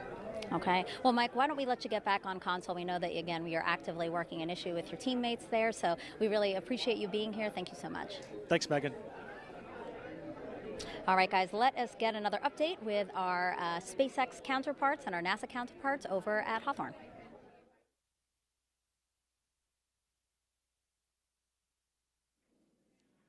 Falcon 9 is the first orbital-class rocket capable of reflight. Together, Falcon 9 and Falcon Heavy have completed more than 450 launches and over 380 reflights. And today, the booster will be attempting to land at Landing Zone 1, which is just down the coast from the Kennedy Space Center in Florida. This will be the second flight of the first stage booster supporting the Crew-10 mission. Rapid reusability drastically reduces launch costs, helps increase launch frequency, and enables a wide array of new government, commercial, and scientific opportunities in space. Lowering the cost of access to space is helping take humanity's steps into the solar system, whether in low Earth orbit, interplanetary, or even deep space. When costs are lower, government and commercial customers can launch more missions, which helps accelerate development. This also helps commercial satellite and private research customers afford to launch more projects to space, which helps stimulate innovation here on Earth. All of this to say, reusability is the key innovation that is making space more accessible for the industry as a whole. And just like the first stage of Falcon 9, Dragon is also reusable. The reusable Dragon spacecraft has flown people to the International Space Station 13 times. And as we mentioned earlier, today's crew will fly aboard the same Dragon that previously flew the Crew-3, Crew-5, and Crew-7 missions. For more than a decade, Falcon 9 has supported 45 missions to the International Space Station with our Dragon spacecraft, starting with our first cargo resupply mission, then returning human spaceflight capabilities to the U.S., and even helping launch 2 additional cargo missions with Northrop Grumman's Cygnus. All of these missions have enabled science and research to be conducted in low Earth orbit at the International Space Station. The space station also plays a key role in enabling a robust economy in low Earth orbit. In addition to supporting private astronaut missions, the station is open for commercial and marketing activities proposed by industry and is supporting commercial companies conducting research as well as in-space manufacturing initiatives and aiding the development of technologies for commercial space stations. As part of these initiatives, SpaceX has supported the next generation of commercial space exploration with the launch of 3 private astronaut missions to the station in partnership with Axiom Space, with a 4th mission slated for this spring. But SpaceX's drive to unlock space does not end there. In 2021, SpaceX launched Inspiration 4 on a 3-day journey around Earth, and there you could see some of the footage from that mission on your screen. It was the first all-civilian mission to space, and missions like Inspiration 4, Polaris Dawn, and the upcoming From 2 allow commercial astronauts to conduct research and other activities in microgravity and demonstrate new technologies while orbiting Earth. As some of you may recall, last year, the Polaris Dawn crew reached the highest Earth orbit ever flown since the Apollo program, participated in the first ever extravehicular activity, or EVA, from Dragon wearing SpaceX-developed EVA suits, and conducted 36 research studies and experiments designed to advance both human health on Earth and during long-duration spaceflight. All of these missions are helping set the stage for future missions to the Moon, Mars, and beyond. And for nearly 25 years, NASA has supported a continuous presence in low Earth orbit aboard the International Space Station. And just yesterday, the space station surpassed over 150,000 total orbits of the Earth. Now, NASA plans to transition to a new model featuring commercial space stations to ensure a sustained access to low Earth orbit for microgravity research. Our commercial low Earth orbit development program is using a 2-phase approach to first support the design and development of commercial space stations, and second, enable the agency to purchase services as one of many customers. Definitely exciting times ahead in the world of commercial space. Absolutely, very exciting. Now, back to today's mission. We are coming up on T-minus 50 minutes here to launch, and our teams are carefully moving through the pre-flight process. Now, a lot of preparations have brought us to this point, including a dry dress rehearsal and static fire on Sunday. A dry dress rehearsal is a practice run before launch where all of the steps are conducted except for the loading of propellants, which is why we call it dry. The integrated spacecraft and rocket are rolled out to the pad and raised vertically, and the crew and all of the support teams go through their steps exactly how they would on launch day to make sure that they're ready when we do go for launch. However, during a static fire test, which we also did earlier this week, the crew is not present. Now, propellants are loaded and the engines on the boosters are fired for a few seconds while the rocket is held down to the launch mount. The data from the static fire test is then reviewed and incorporated into NASA and SpaceX's decision to proceed with launch. And all of that hard work now brings us to today. And next up in our countdown, SpaceX's launch director will check in with the team for readiness, both for propellant load and for launch. As mentioned earlier, the Dragon launch team, as well as key NASA launch members, are in the Launch and Landing Control Center at SpaceX's Hangar X in Florida. The launch director will also check in with the Dragon mission director, referred to as MD, and NASA launch manager to make sure they're ready to move forward. Right now, the crew is on board Dragon, waiting to get the green light to stow the crew arm for launch and arm the launch escape system. Once the launch director gives the go-ahead, we should get a good view of the access arm moving away from the spacecraft. Now we're still tracking that one issue with the hydraulics, so we should hear the final decision on that before we get to that crew access arm stowage. And the range continues to be go for launch, currently monitoring the clearance area surrounding our launch pad, as well as the air and sea space along the flight corridor. And the weather is also looking good so far. Weather is trending in the right direction, and we're currently at a less than 5% chance of violation at our target lift-on time, which is great. Our teams will continue to keep an eye on the weather, and we'll have our final pre-fueling weather briefing at about T-minus 45 minutes, which is just in about 3 minutes from now. And there on your screen, you can see a live view of Falcon 9 and Dragon at the Launchpad, Launch Complex 39A in Florida, just under 48 minutes away from launch. We've conducted several weather briefings leading up to this moment, starting with one at T-minus 48 hours a couple of days ago, proceeding into the most recent weather briefing a couple of hours ago. All of the weather continuing to look good, as Jesse mentioned. The one item they're currently tracking for weather, it would be on the abort corridor, but again, that looks pretty good at this moment. Again, our teams will be staffed around the clock in mission control to monitor Dragon, not just today, but through the entire mission from liftoff to Crew-10's arrival at the space station and all the way through splashdown when the astronauts return.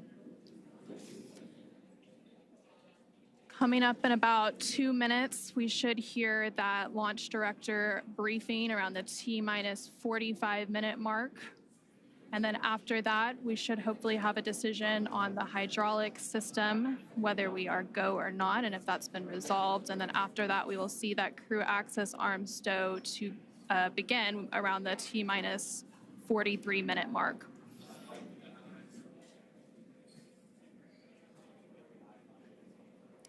And as you mentioned, Anna, all the rest of the systems are looking really good for T0. We are just working this one issue is a ground side issue, but the vehicle is healthy, the crew is healthy. They're currently strapped into their seats inside of Dragon on top of Falcon 9 as we speak right now, patiently waiting for an update. Yep.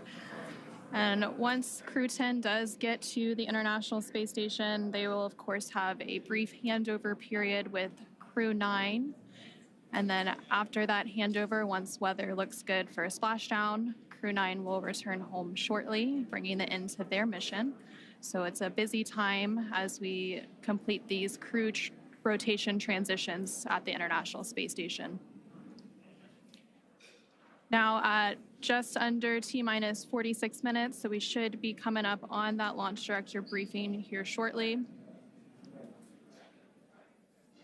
Continuing to see a live look at the Launchpad, Launchpad 39A at Kennedy Space Center in Florida. You can see the clear skies all around. Dragon, LD on countdown 1.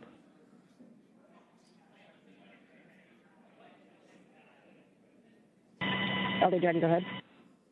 Hey, for awareness, team needs a couple more minutes here, wrapping up this hydraulics issue. We'll get back to you in about another 4 minutes or so on the answer. Done, copy, thanks. And a quick update there. Sounds like around the T-minus 41-minute mark, we'll get an update on that hydraulic issue that the teams have been working.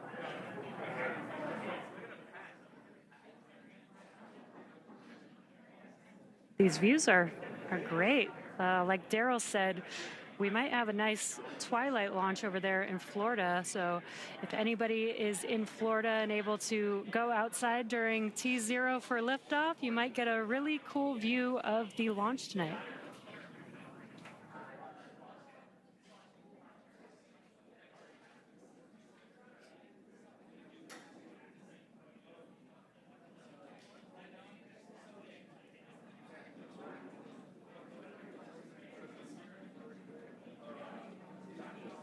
And again, that hydraulics issue that's been mentioned several times here now, the only issue being tracked, it's related to the hydraulics on a clamp arm. And those clamp arms are located on the transporter erector around the second stage of Falcon 9. Dragon, SpaceX LD on countdown 1. At this time, we are standing down from today to further address hydraulic release data. And launch control is going to pause the clock.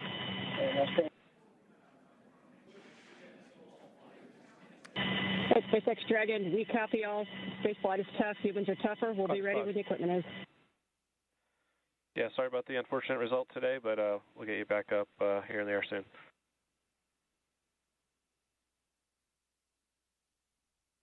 Dragon, copy all.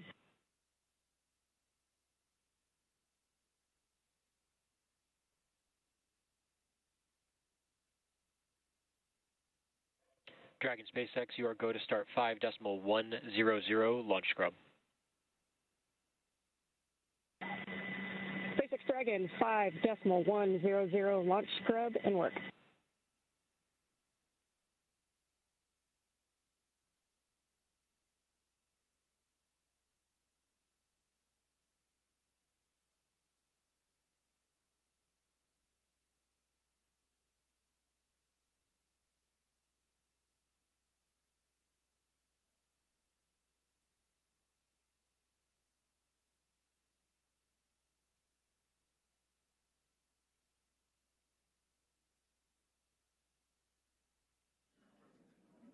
And we did just get that update. Unfortunately, we are scrubbing for today's launch, unfortunately, due to the hydraulic ground issue that the teams have been working. This will allow the teams to continue to troubleshoot and hopefully fix this issue for the next attempt that we'll have for Crew-10.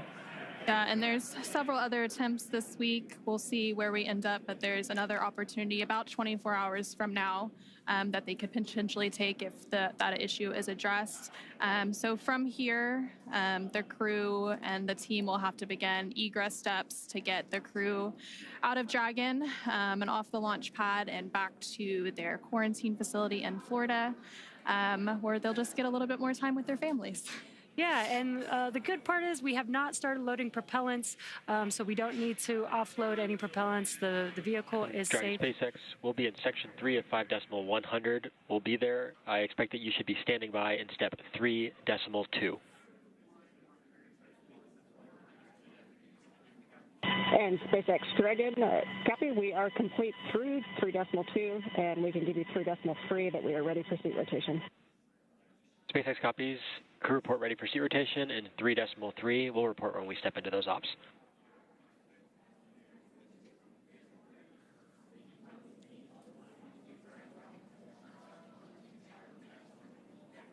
And just some comms between the core and Crew-10. They are preparing for egress. You are going to hear some procedures being called out as they work through that egress procedure. And like we were saying, the crew is safe. The vehicle is safe. It was a ground side issue that they've been working, that the teams have been working. And so what we'll see coming up is the seats will rotate. We did have the closeout team already leave the pad. They're going to come back and help the crew egress the Dragon vehicle. And there on your screen, you can see a live look at the crew and Dragon Endurance working through those steps. Leading up to the scrub today, they did go through lots of activities, obviously making it all the way through crew ingress, which happened around 4:58 p.m. Eastern earlier today. They then completed all of the suit leak checks, closed the... And for crew awareness, proceeding into scrub site safing, expect some venting from the vehicle ACS system. Dragon copy.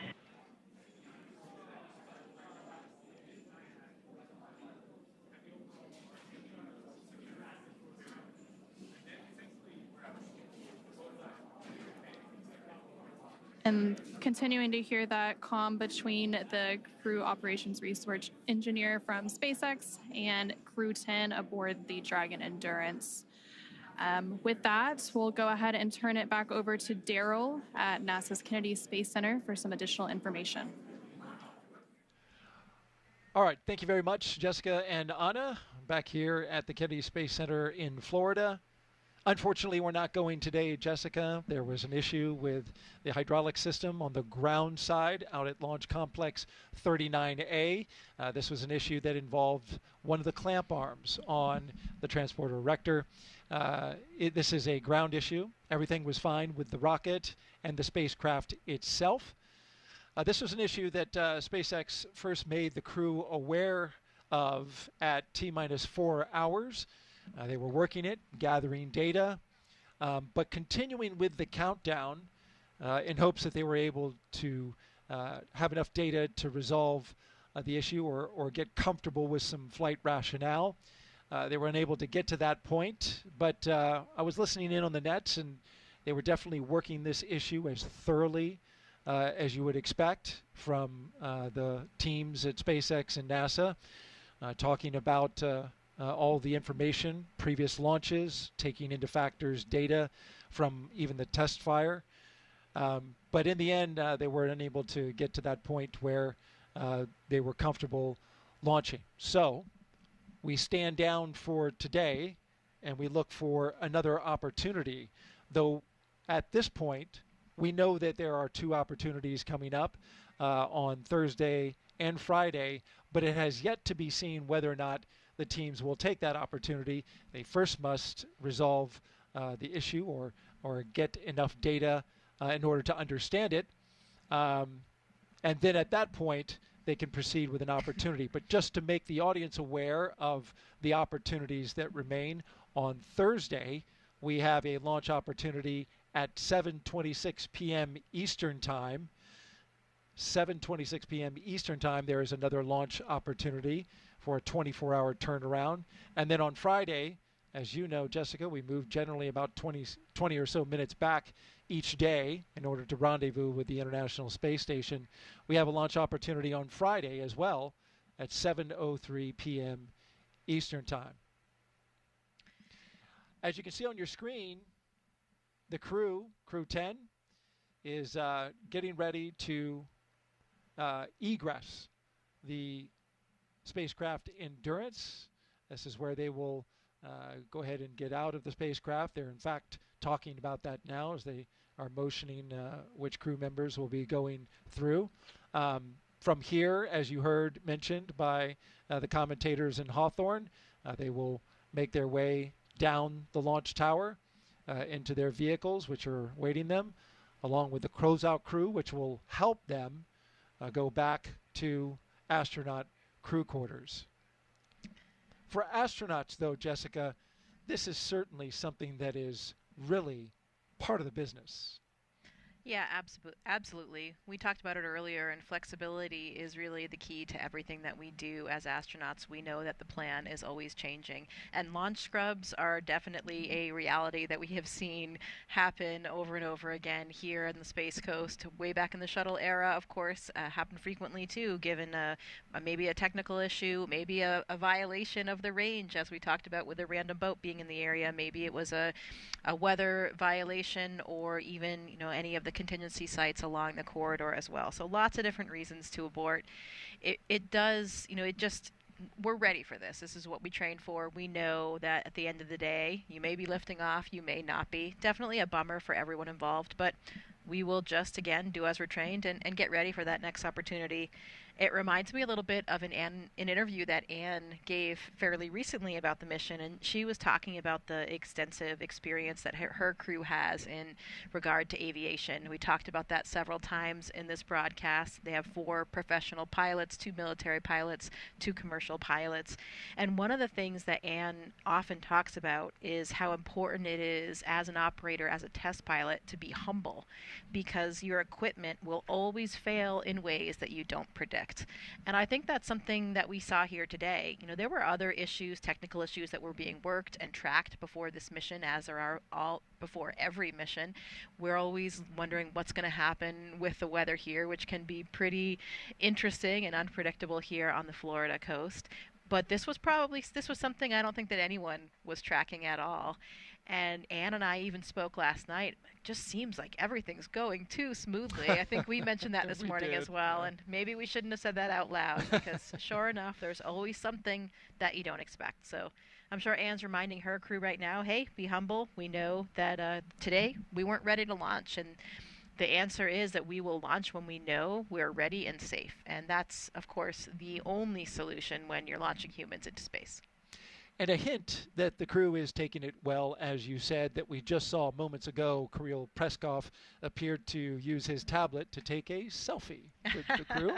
So you feel like they're doing okay and certainly understand what is happening right now. They were aware throughout the countdown that this could be a possibility, but they get yet another practice run in at getting out to the launch pad and getting into their seats and preparing to go. That's right. Another.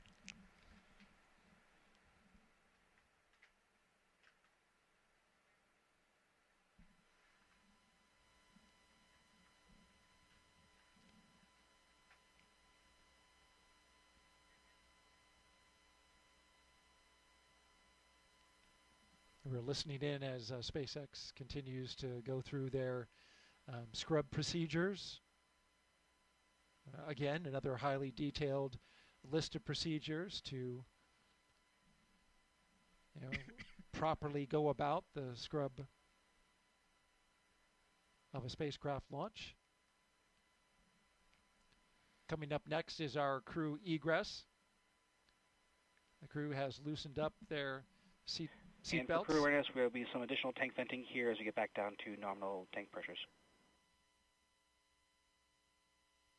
Copy.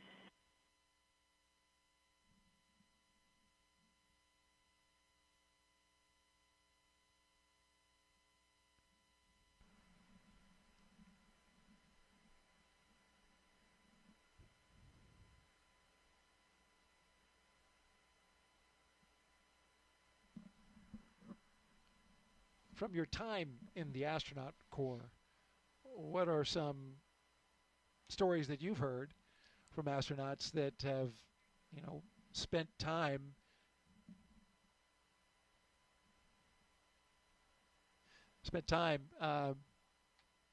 waiting for the next opportunity? Well, there's certainly a lot of stories. I mean, there were some shuttle missions that scrubbed numerous times. I mean, over and over again. You have different launch windows for different vehicles, too. Sometimes it's an instantaneous window. Sometimes you have a prolonged period, so maybe you might be able to resolve a problem in time. But, in some ways, it could actually make the crew a little bit more relaxed, because they've already done all of their final preparation things.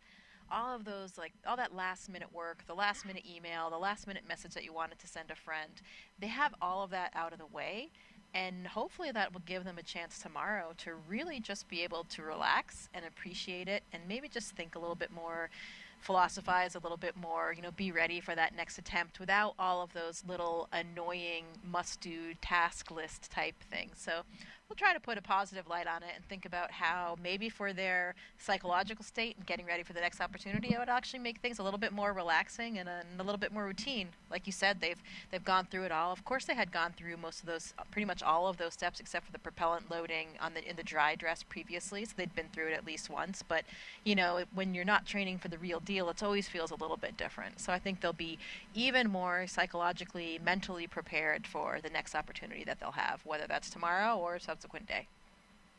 If you're just joining us, you're watching launch coverage of NASA and SpaceX's Crew-10 mission that was scrubbed today at 7:06 p.m. Eastern Time, T-minus 43 minutes. A scrub was called by NASA and SpaceX due to an issue with the hydraulic system that controls a clamp arm that holds the rocket to the launch tower. And there you see Crew-10, our crew from left to right, Kirill Peskov, Nicole Ayers, Ann McLean, and Takuya Onishi. Just spending some time chatting and talking. Of course, you know they're disappointed that they didn't get to go today.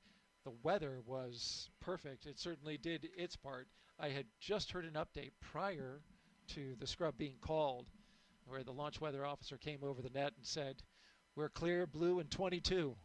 A phrase that means, you know, clear skies, blue skies, beautiful weather, and you can see for 22 miles. And you literally can.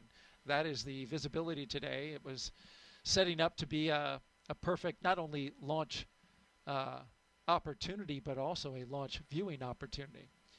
But as is often happens in the business, everything needs to be just right.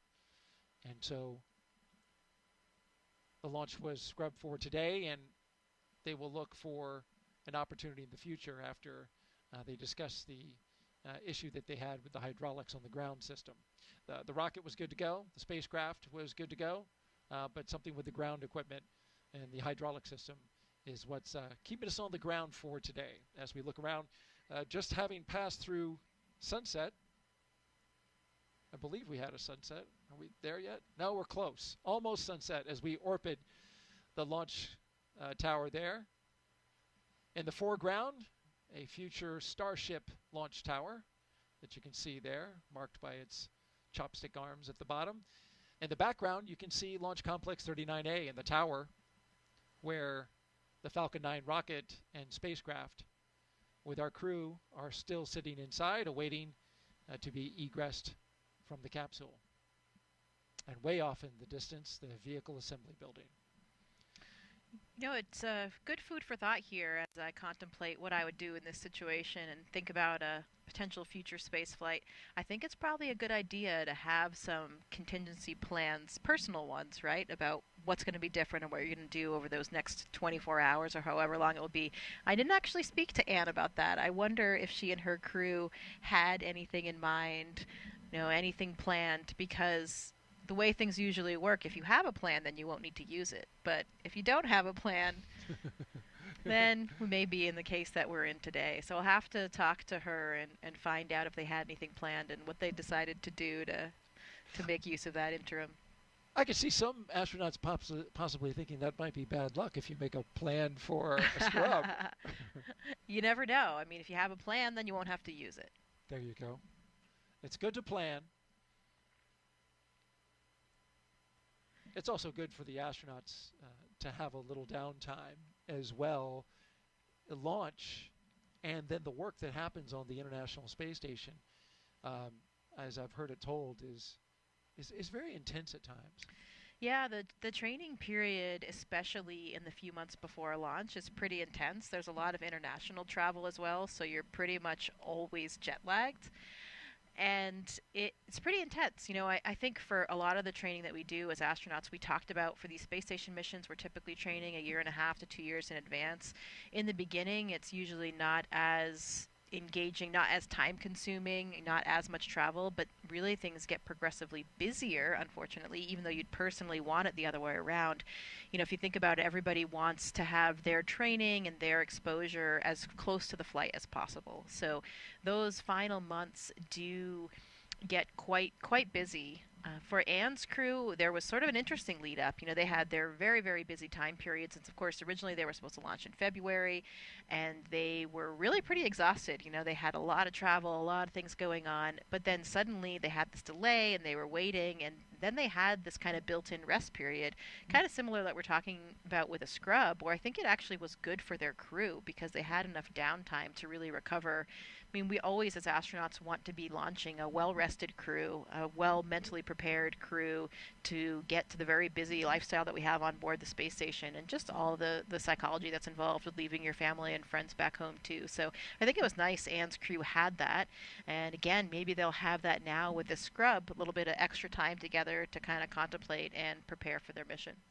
That delay that you mentioned from February to March, of course, brought about by the decision to switch capsules from a brand new SpaceX capsule to the Dragon Endurance, reliable one with 3 previous Crew missions under its belt, Crew-3, Crew-5, and Crew-7. When they made that switch, though, they needed to do some more data analysis on that spacecraft in short order, and it takes time because of the amount of data that the commercial crew program has to go over in order to make sure that everything is right with the spacecraft before loading up the astronauts on it.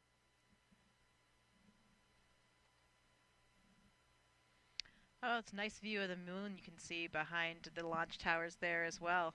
See it. We're pretty close to a full moon.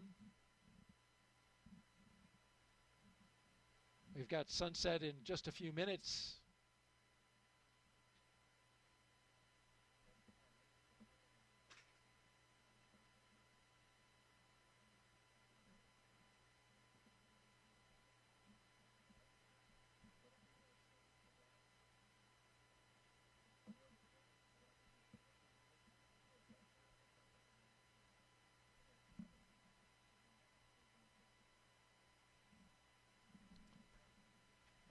Dragon SpaceX, just an update. The closeout team is waiting. They have arrived at the pad, but is waiting for a go to enter the pad to come get you out of the vehicle. But I'll give you updates as they're proceeding to the base of the tower. SpaceX Dragon copy. Thank you. You heard that update there from SpaceX to the crew inside the Endurance And spacecraft. for crew right now, there's going to be some loud venting from the base of the rocket.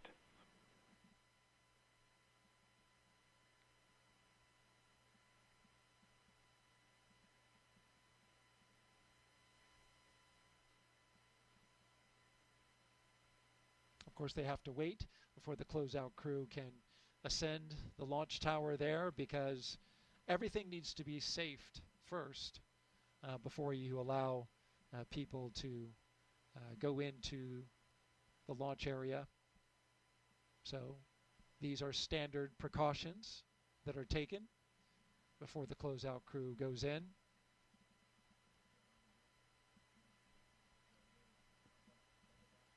Props to our Kennedy Space Center Flight Operations team, though, for these beautiful images that they have been bringing us throughout today. Going around the launch complex, we're able to see for 20 miles off in the distance, and we've had some pretty spectacular views.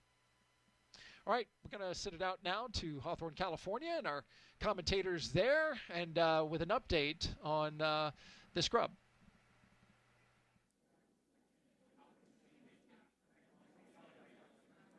Thanks, Daryl. Not what we were expecting today, but the good news is that the vehicle, the crew are all healthy, and this is standard procedure, right? We heard.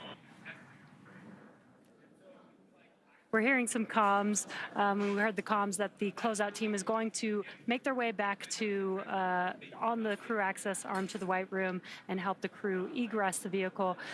But they've done this before. Yeah. They did this through dry dress rehearsal already when they had to go through the entire process, get into the seats, get strapped in, and then they unbuckled and egress the Dragon spacecraft already. So this is just almost like another rehearsal for them. And again, we didn't load propellants, so that does make the egress a little bit easier today. Yeah, and you can see Crew-10 there on your screen. They look pretty happy, all smiles on their faces. Yeah. Taking some selfies, it looks like, or some photos. With their pads there. Yeah, so I guess killing the time a little bit as they wait to egress or exit the spacecrafts and again go back to their quarantine facility where they've been for the last about a week now. I think they arrived on March 7th to Florida.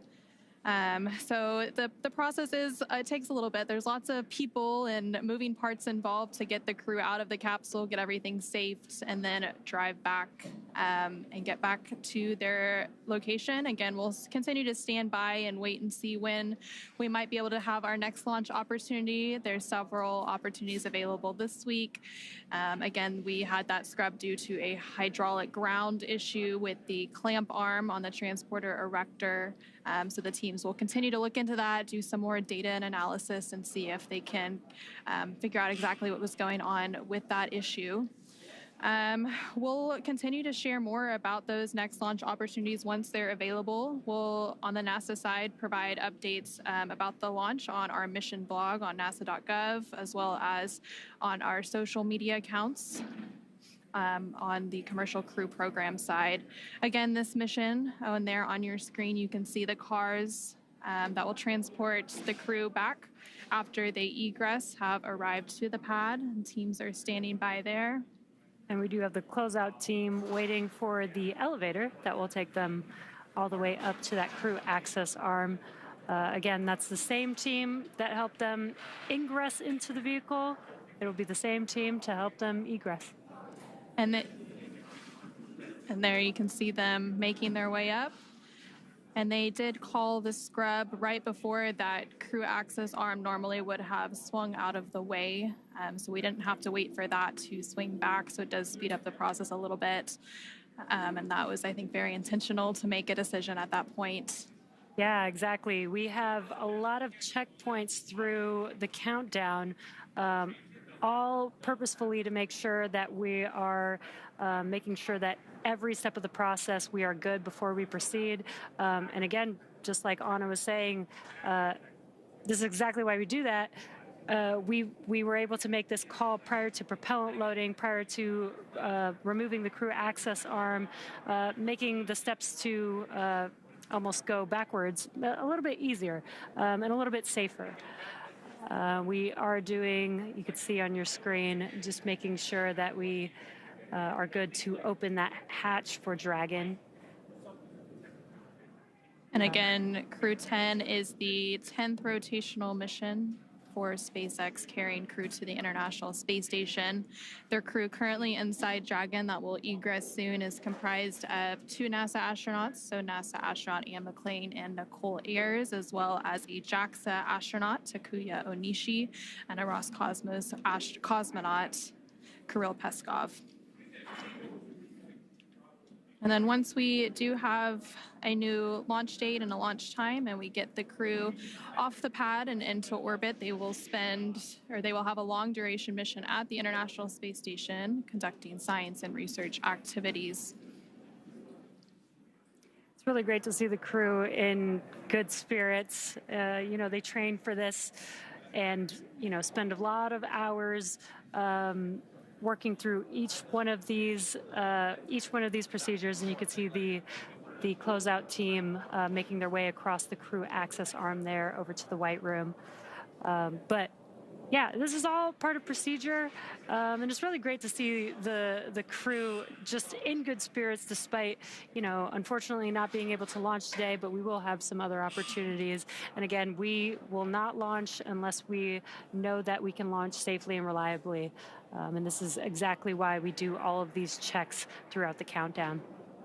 And really everything has to go right for a launch to be successful. So we want to take the time and make sure we understand any issues that arise. Along with all of the engineering systems on the rocket and Dragon, we also have to look out for things like weather to make sure we're safe to fly and launch into orbit. So again, the teams will continue discussing the hydraulics issue, continue looking at the weather for the next few days, and see when our next launch opportunity may be. You're continuing to see a live look inside the Dragon Endurance. And again, this was going to be the 4th flight of that spacecraft. It previously flew on Crew-3, Crew-5, and Crew-7.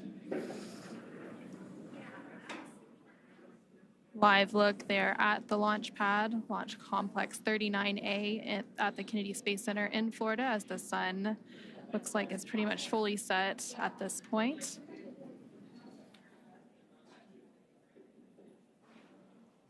And there are teams continuing to go down the crew access arm, safing the hatch and getting ready to open it so that they can begin the egress or exit operations for the crew and get them out one by one.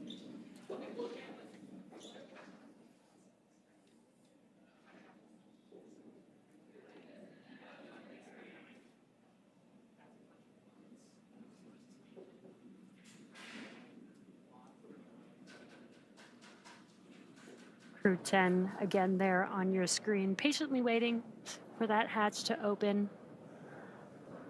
Once that hatch opens, they'll egress one crew member at a time.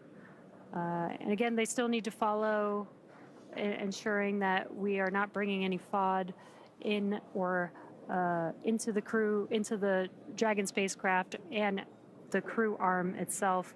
And so you saw the closeouts team in those closeout suits there. Dragon SpaceX, the closeout team is in the white room. They're doing final preparations for hatch opening, expected in just a few minutes from now.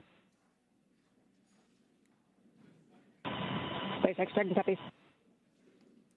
That was the core speaking with the crew, just providing an update. They are inside of Dragon, so they can't see outside from the seats that they're in. So the core is just letting them know that the closeout team is inside of the crew access arm, inside of the white room, and preparing to open that hatch shortly. And confirming those calls on the crew side is the commander for Crew-10, Anne McLean. She's in the center right of your screen. So from left to right on your screen, you have Roscosmos cosmonaut Kirill Peskov, NASA astronaut Nicole Ayers, NASA astronaut Anne McLean, and then JAXA astronaut Takuya Onishi.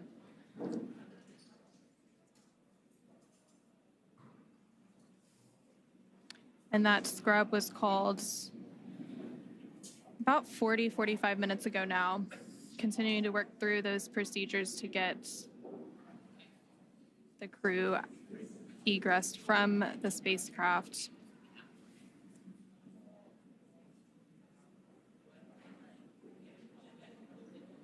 The launch for today was planned for 7:48 p.m. Eastern, 4:48 p.m. Pacific, and they called that scrub about 45 minutes ahead of that instantaneous launch window.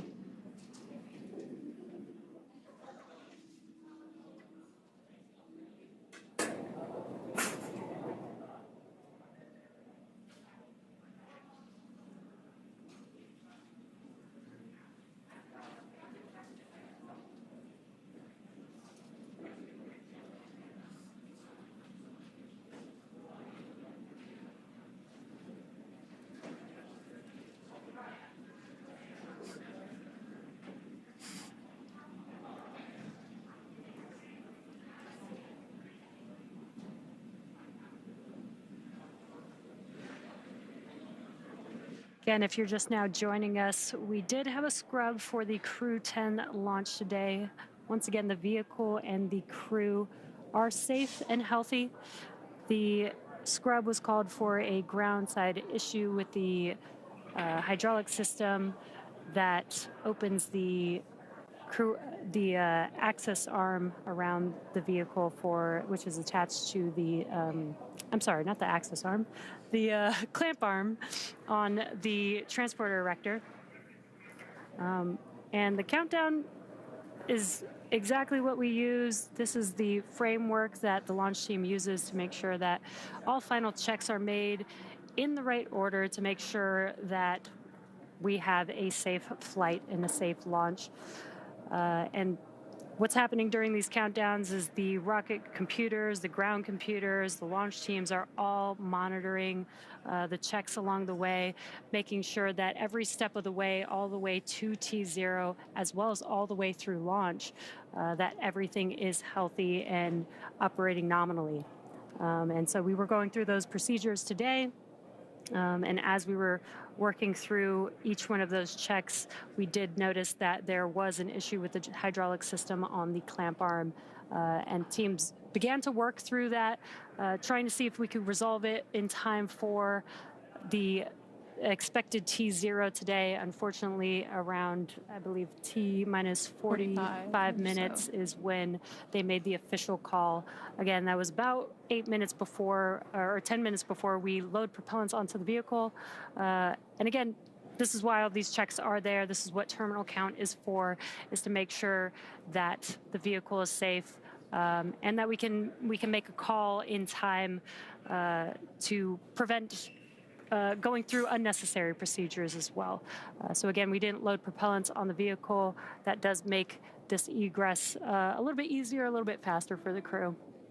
And that clamp arm that we keep referencing, so those clamp arms are on the transporter erector that the Falcon 9 is on top of, and they are located around the second stage of Falcon 9. There you can see them on your screen right above the lower thirds.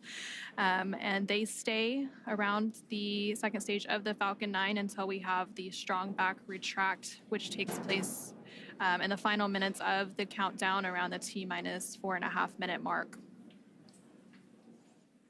Exactly, and the purpose of the transporter erector, the strong back, is we have the propellant lines, avionics, umbilicals attached to the vehicle.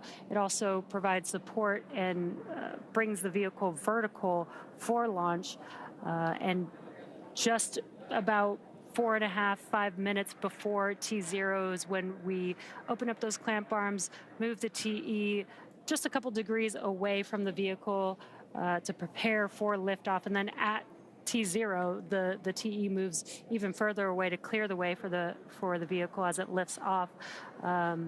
And so, unfortunately, we had an issue with the clamp arm. It wouldn't have been potentially able to open up fully. So the teams are working through whatever that issue, that root cause of that issue is, to make sure that when we do go for launch, those clamp arms will fully open and will clear the way for the TE to be able to recline appropriately for liftoff. And there you're getting a great 360 view of the launch pad. You can see some of the other launch complexes in the background as well. Again, it's a very active launch area down in Florida. Launches are constantly happening. This one was scheduled to take place from Launch Complex 39A there on your screen. And you can see Falcon 9 standing tall with Dragon atop, with Crew-10 currently inside as they work through those egress procedures with the SpaceX team. Again, there is a lot of coordination that went into today's preparations leading up to the final minutes before we scrubbed. Communication between the NASA teams, the SpaceX teams, everyone is working to make sure we're all on the same page, we're all comfortable and ready to launch. And of course, we'll launch once everything is in tip-top shape and we're ready to go fly the crew to the International Space Station.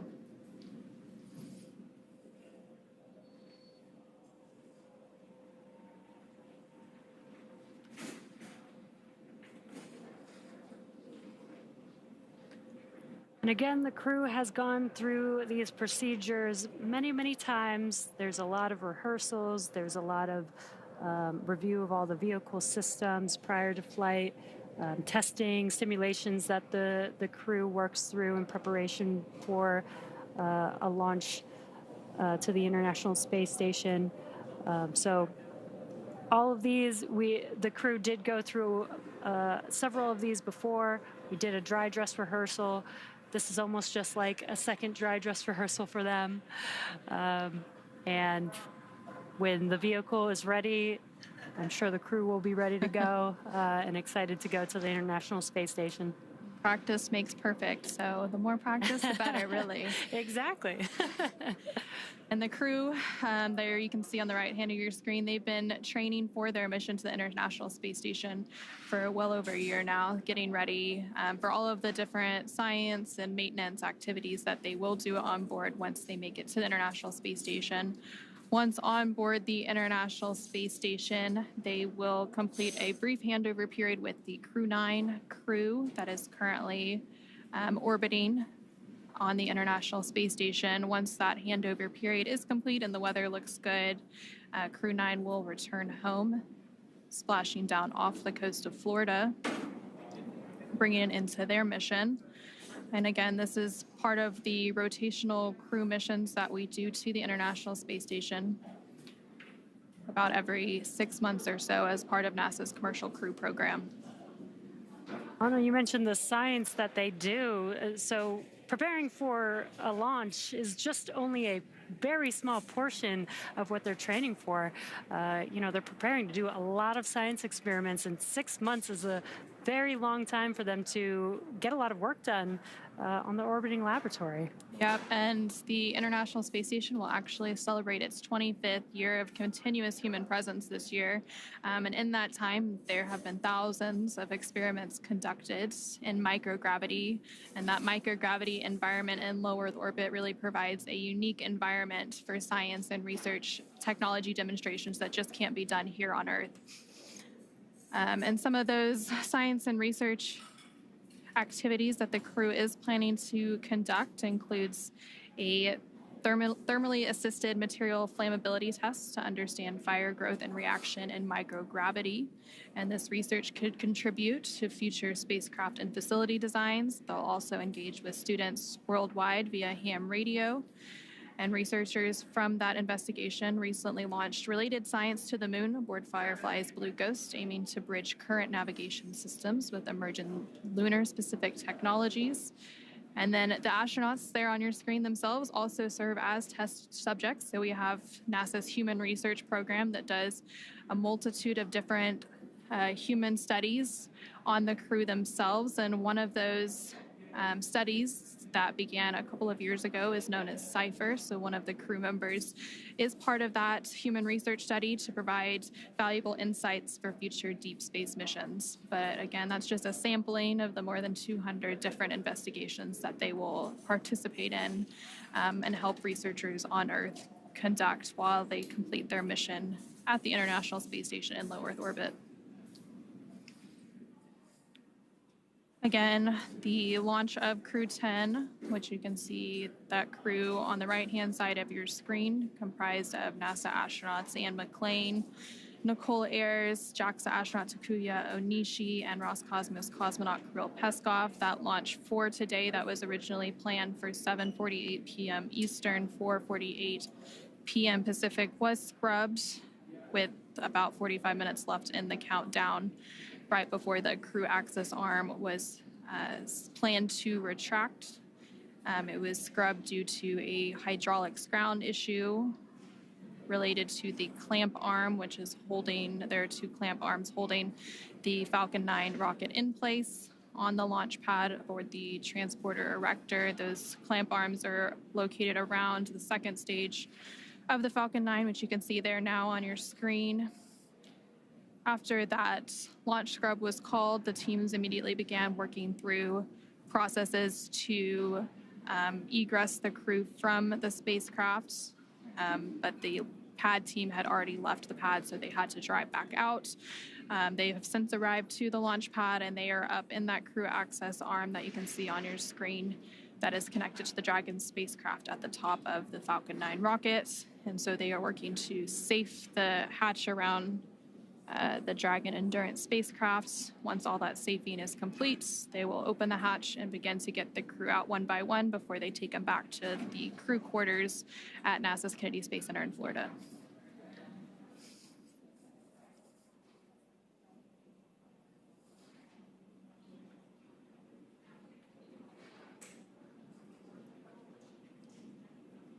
So leading up to today's launch attempt, the crew actually ingressed or entered the spacecraft around 4:58 p.m. Eastern, so several hours ago now.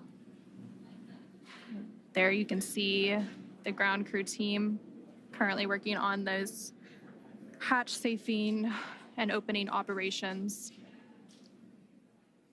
Dragon SpaceX closeout team is preparing for side hatch open in just about a minute or so. Dragon copy.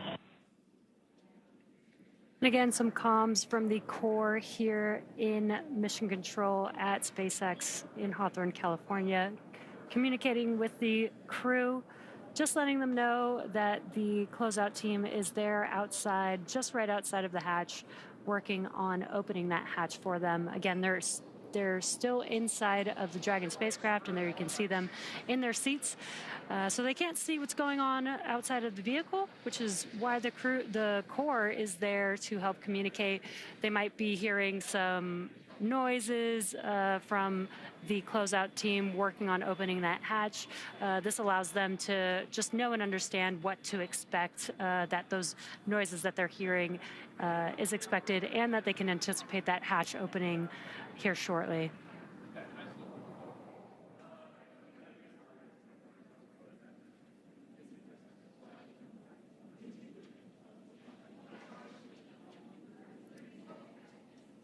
And the crew there using their pads that they would use during their flight. Those tablets hold their procedures, so they can, if they're wondering where, what they need to work through, what's coming up next in the procedure, they can look there on those tablets very easily. They were also taking some selfies earlier. Maybe some good memories of what's leading up to their future launch to the International Space Station. You got to make the most of it, that's for sure. Absolutely. And the two of the crew members there on your screen are veteran astronauts, so they've flown previously. So Anne McLean as well as Takuya Onishi have both been to the International Space Station before, so I'm sure they're familiar with launch scrubs and all the procedures and processes that go into that. Again, this is exactly why, we go through a countdown. We have automated checks. We have automated checks. We have manual checks. We have a whole team in mission control here in Hawthorne that monitor the vehicle and all of its systems to make sure that everything is good, that we have a team monitoring all the ground systems to ensure everything is good. Again, if we are not 100% sure that we are safe, that we can launch safely and reliably, we will call a hold on a launch just like we did today, and we will wait until we are ready with another backup opportunity, hopefully in the next day or two.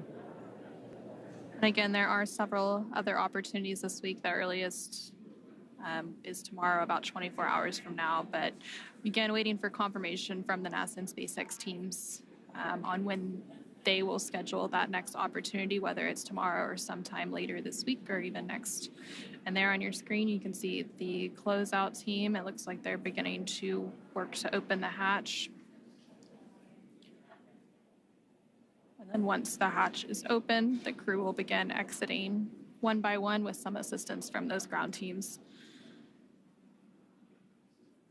And just by the number of people you can see on your screen there, you can see just how big of an operation it is to launch people. Dragon SpaceX, stand by for side hatch open.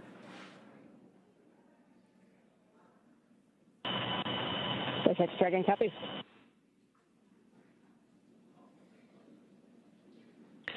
And Dragon SpaceX, hatch is open, so we'll be handing you off to the closeout team for egress. Sorry we couldn't get you off today, but we'll speak to you soon and look forward to trying it again. SpaceX Dragon, we copy. We see the closeout crew. Great working with you today. Kudos to the whole team. I know it was a lot of work to try to get it to go, but like I said earlier, we'll be ready when the equipment is.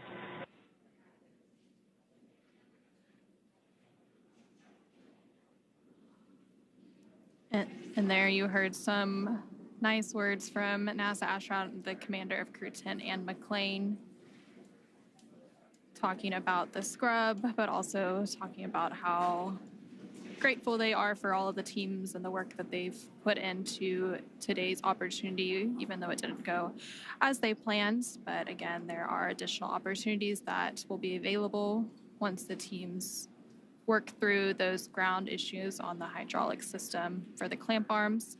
And again, we also heard and saw on our screen a moment ago that the hatch for the Dragon spacecraft Endurance has now been opened. So those closeout team members will begin removing the crew members from their seat one by one. And then from there, the crew will go down and get into their vehicles and be taken back to crew quarters.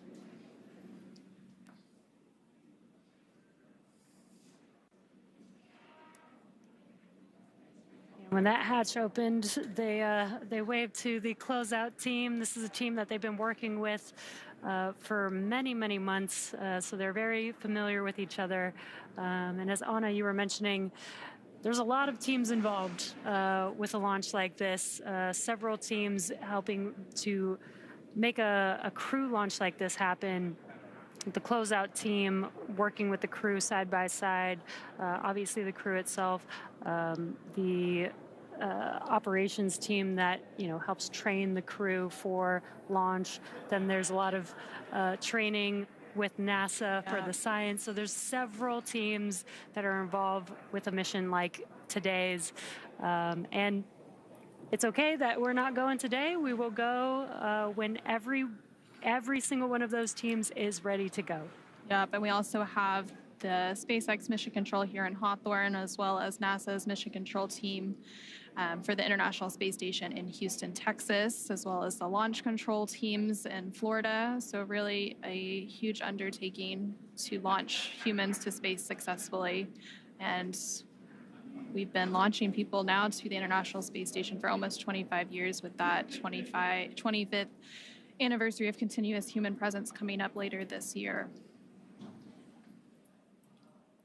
Yeah, and the NASA astronauts have been flying with SpaceX for the past 5 years, since Demo 2 in May of 2020.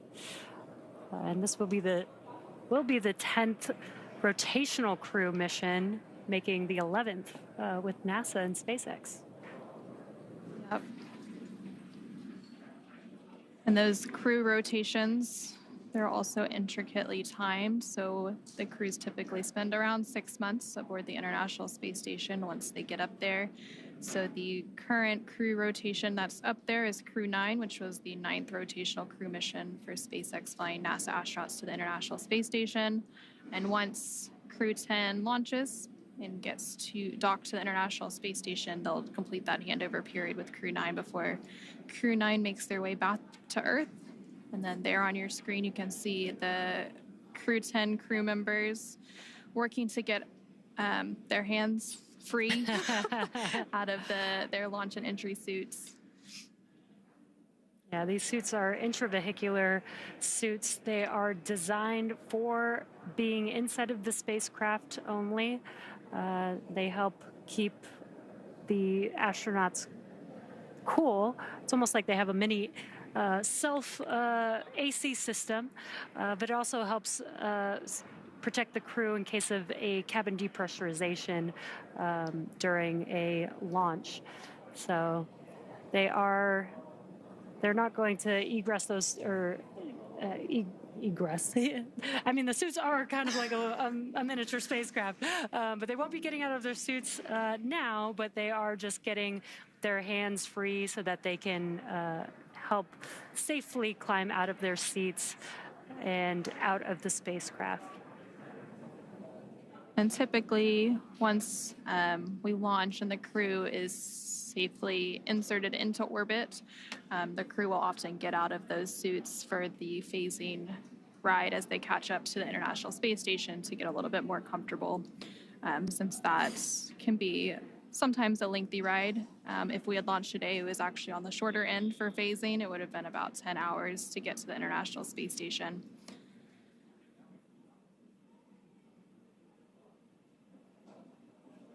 And there we see a live look of Launch Complex 39A in Florida. It looks like the sun has fully set.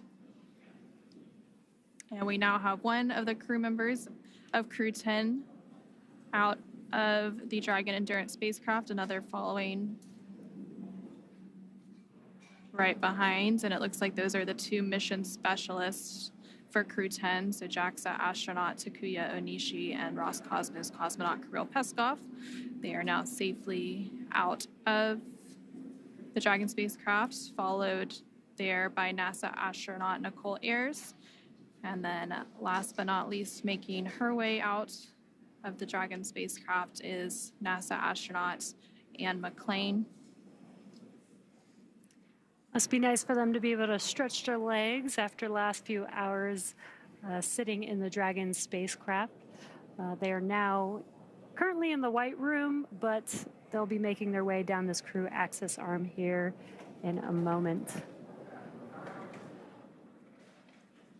And again, the closeout team is there to help assist the crew, make sure they, as they were egressing the spacecraft, that they didn't damage their suits, helmets, and making sure that the crew is safe while they're in their spacesuits. These are some pretty hefty spacesuits, so might not be as easy to walk around in like normal clothes. So that's what the crew is there to help with. They're also going to make sure that the vehicle is safe before they exit the crew arm as well. It looks like they're now making their way down the crew access arm, well away from the spacecraft that they just egressed or exited following that launch scrub. Again, the scrub was called with about 45 minutes left in the launch count when we were targeting a 7:48 p.m. Eastern liftoff.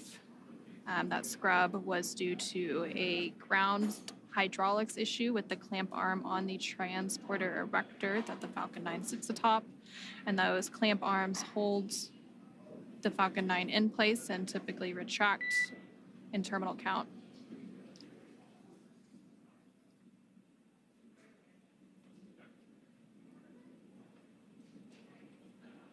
And the crew will now begin to make their way down to the base of the launch pad, where they will then get into the vehicles that brought them here several hours ago and return to crew quarters.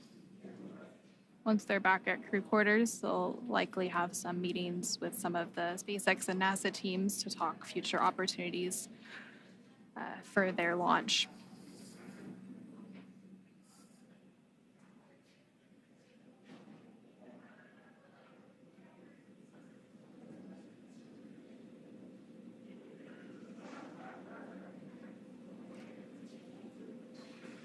Crew 10 members making their way downstairs.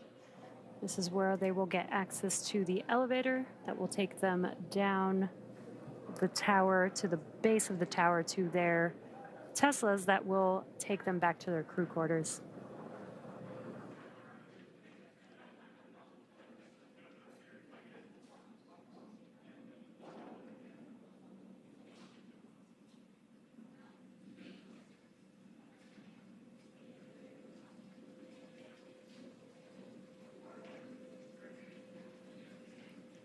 Looks like several members of the closeout team are following right behind them. They're getting into the elevator that'll take them down to their vehicles, and then they will drive off back to crew quarters at NASA's Kennedy Space Center in Florida. And there you're seeing a live look of those vehicles standing by for them. Again, they've been standing by since the closeout team arrived about 45 minutes ago. After the launch scrub was called, there were a few minutes that we had to wait for the closeout team to make their way back, since they had already left the launch pad prior to that scrub being called. Once the closeout team made their way back, they then went up to the crew access arm and began safing the hatch to then egress the crew 10 crew members comprised of NASA astronauts Ian McClain, Nicole Ayers, JAXA astronaut Takuya Onishi, and Roscosmos cosmonaut Kirill Peskov. And there you see them all on your screen as they are making their way down. They've made their way down and are going to enter into their vehicles and leave the launch pad and go back to crew quarters shortly. Yeah, they're going to get into their Teslas. These Teslas are special made for the crew, where they have the ability to attach their umbilicals to help keep cool air flowing through their suits. Once they enter those Teslas, again, they'll make their way back down to their crew quarters, where they will stay quarantined until they have their next launch opportunity. And there you can see the crew now ingressing those vehicles.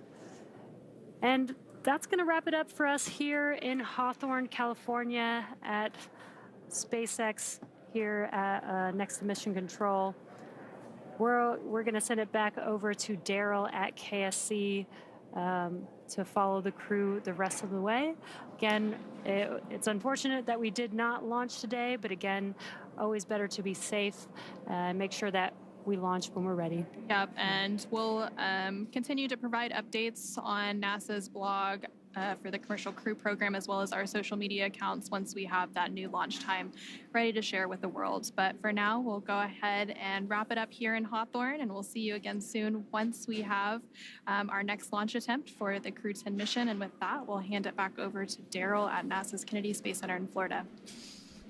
All right, thank you both, ladies, for walking us through the egress of the astronauts from their spacecraft down the launch tower and into their waiting vehicles.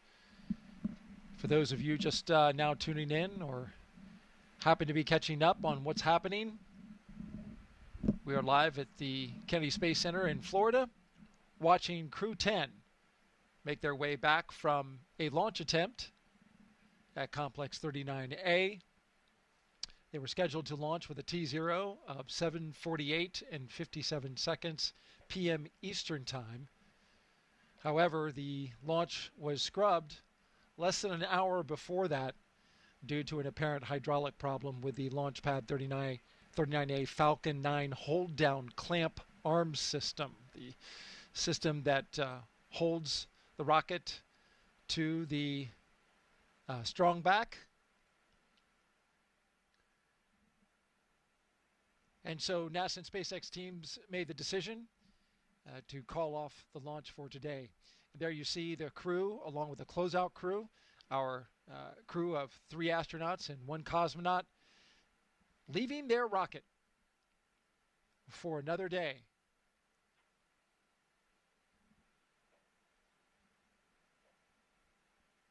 So, of course, Jessica, the understanding is, with astronauts that they're always ready, but they got to be feeling some disappointment. Yeah, certainly. I mean, it's a bit of a letdown when you think you're going to space and you don't. I didn't have that scrub experience myself, but obviously it is quite common for a lot of astronauts in the office. And I think really they're just mostly used to it from their previous careers. Like we mentioned earlier, Anne often talks about being humble and knowing that your equipment it's going to fail in the least predictable of ways, so you really just always need to be ready for anything. And that's what happened here today, despite a pretty flawless lead up. It was something that we didn't expect. But we will launch when we're ready and when we're safe, and of course that's always the most important thing when we're talking about human spaceflight. So maybe they'll have a little bit more time to relax and get ready for the next opportunity. We're going to continue tracking the astronauts' progress back to the astronaut crew quarters, and then we will close out the broadcast. But we want to make sure that you, the viewer, see the astronauts making it back from the launch complex back to their crew quarters safely before we close it off. And then it's a little bit like going home. Anne was talking earlier about appreciating the home-cooked food, and we have an incredible staff there at the quarantine facility. So, hey, another day of that, probably some other family visits, and they'll find a way to make good use of that time now that they have all the annoying taskless stuff out of the way that they thought they had to complete before yesterday.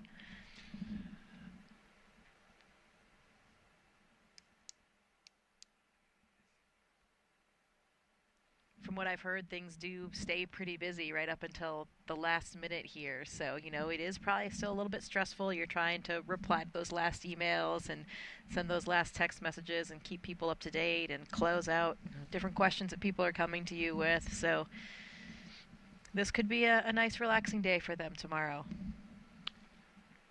Well, it's certainly beautiful outside, as you can see here, as we are in the late twilight of today, Wednesday, March 12th. It was a beautiful day all day long today. Pleasant temperatures outside. Boats were going by the launch pad. It was a quintessential Florida launch.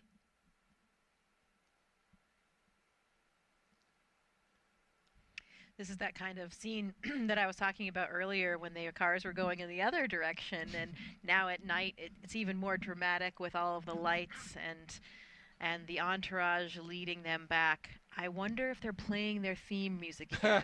Maybe not. Maybe this time they're kind of sitting in silence. And will they play the same songs on the next opportunity? That's another answer I'll have to find out. Yeah. I mean, it's an opportunity to change up your playlist if you've got the time to do so.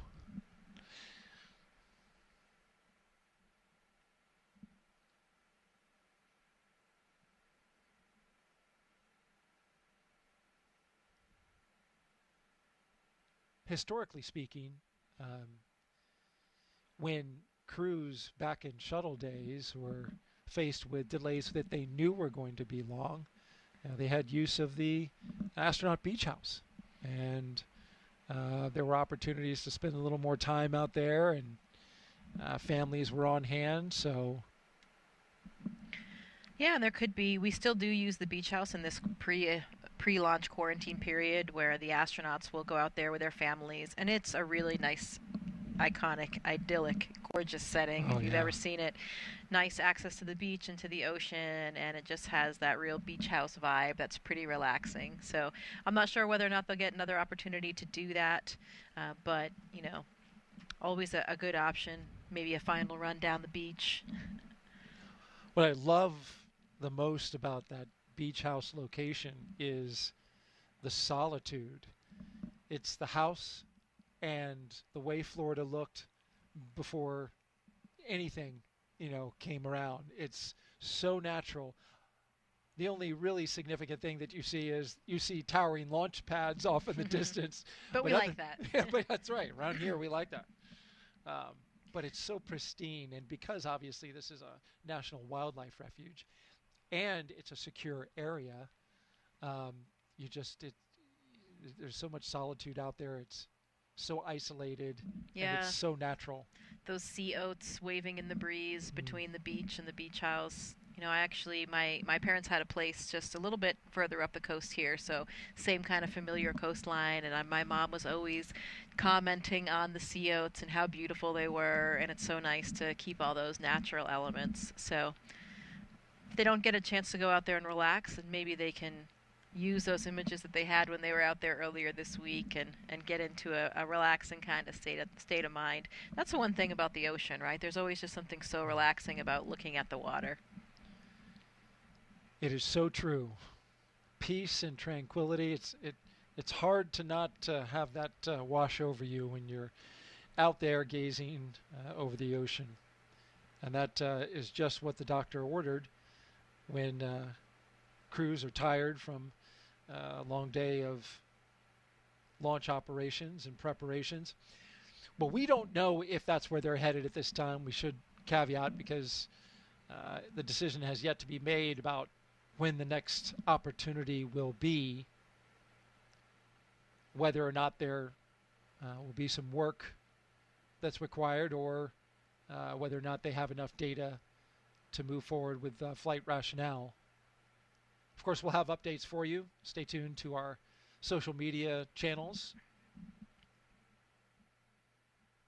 as we drive by the other direction, away from the vehicle assembly building and right by our studios here at the Launch 39 complex.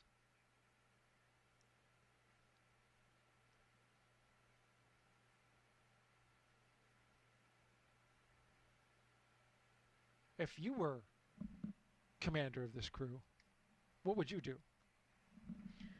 What would I do with the free time? I think I would try to do what I was saying earlier, really use it to relax, because I know myself, and as I was mentioning, I've heard a lot of reports from the crews being pretty busy up until the last moment. So I think I would sort of take advantage of the fact that all of those annoying things are done, and perhaps you choose not to look at your email again, not to get back on your phone at all, because you've already sort of disconnected from those devices. I know for me, when my happy place is in nature, going camping and hiking, and when I'm on a long trip without any technology, without my cell phone, I find it to be incredibly invigorating and can get a lot of recuperation out of and something liberating. like that. Yeah, absolutely. So I would probably not be in any rush to turn my phone back on. And that's the other thing, things are pretty planned. Like you said, we don't know for sure when the next attempt will be, but there certainly will be a plan, and they have to remain, of course, in their quarantine. So I would probably just try to relax, maybe avoid technology, and see how it all plays out. Could be some great crew bonding opportunities, I think, for them.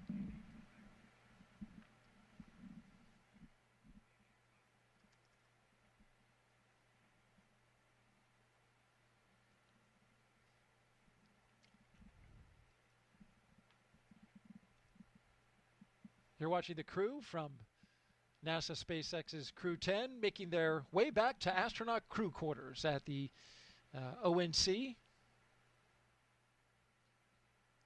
It's about a 20-minute drive from the launch pad to the crew quarters. The caravan going down NASA Causeway. They came in on 2 lanes. They're going out on 3 lanes. Those 3 lanes are to accommodate big, heavy space hardware when it travels around the Kennedy Space Center. Fun little fact.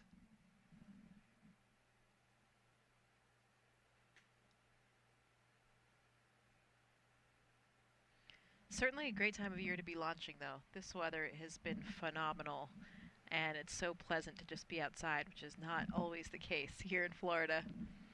Yeah, you were asking me, prior to coming out here, like, how's the weather? I'm like, oh, man. It's so good from our previous launch coverage that you and I did, Crew-7. First of all, it was overnight. Yep. Second of all, we were outside. I believe bugs were a factor. Yes. Collecting quite a few of them on the on the launch desk. But yeah, outside now, it's just, this is why people vacation this time of year. It's the high season for Florida. This is the place to be, because we have just about 6 to 7 months of summer every year. So I cherish these days in February and March. Yeah, we know how that feels in Houston, too. Oh, yes, you do. We've been pretty fortunate with the weather there lately as well.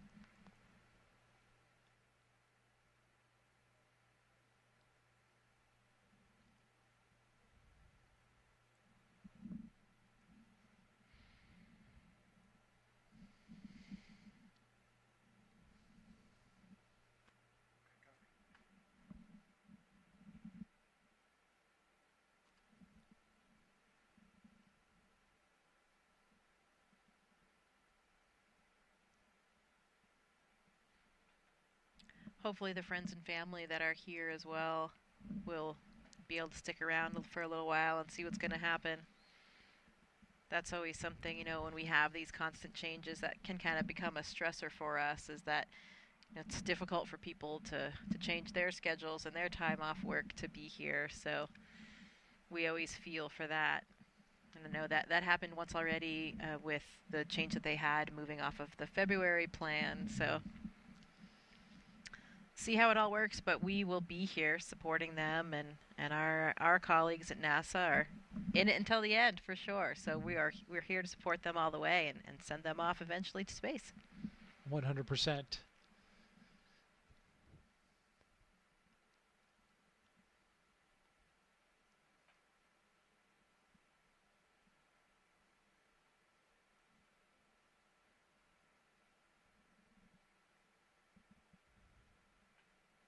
Feel like we're in the car right there with them with this view, don't we? And we are. I wonder if they're putting in their order to the fine cooks and chefs at crew quarters for dinner tonight, because it's been a while since they ate.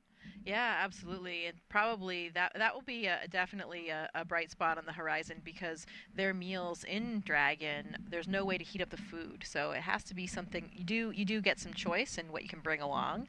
You can bring along some of the elements of our standard food menu that we have on ISS and some other kind of off-the-shelf varieties as well. But there's no way to heat it, so you have to have something that tastes good at the ambient temperature. So at least they will have a hot meal tonight, which they wouldn't have had otherwise on Dragon. Absolutely. A little bit less fun when your food's not floating, though, I have to say. There is that fun factor. Absolutely. It's room temperature, but capturing it out of midair. Yeah, it's okay to play with your food in space. Don't tell your kids. Right. That's not something that you and I, as parents of toddlers, are currently doing. Yeah, exactly. It would be a different ballgame with a toddler if all of the food was floating. Oh, imagine that. Can you imagine that? Wouldn't that be like such an impetus to get them to eat? Toddlers in space would be cute, but very messy. Oh, no doubt about that.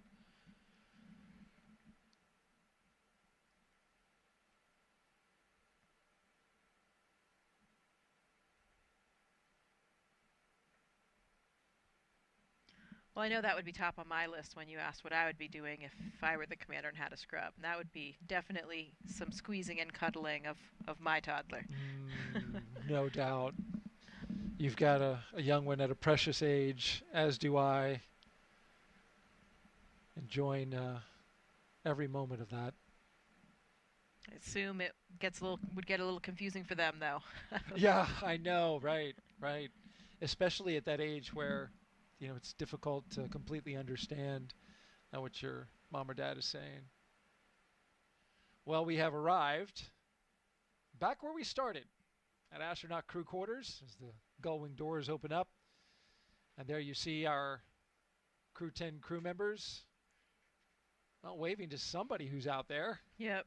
Looking slightly less enthusiastic. Slightly less. But that's okay. They will fly eventually. This we know. It's just a matter of figuring out when, as they hustle into the doors.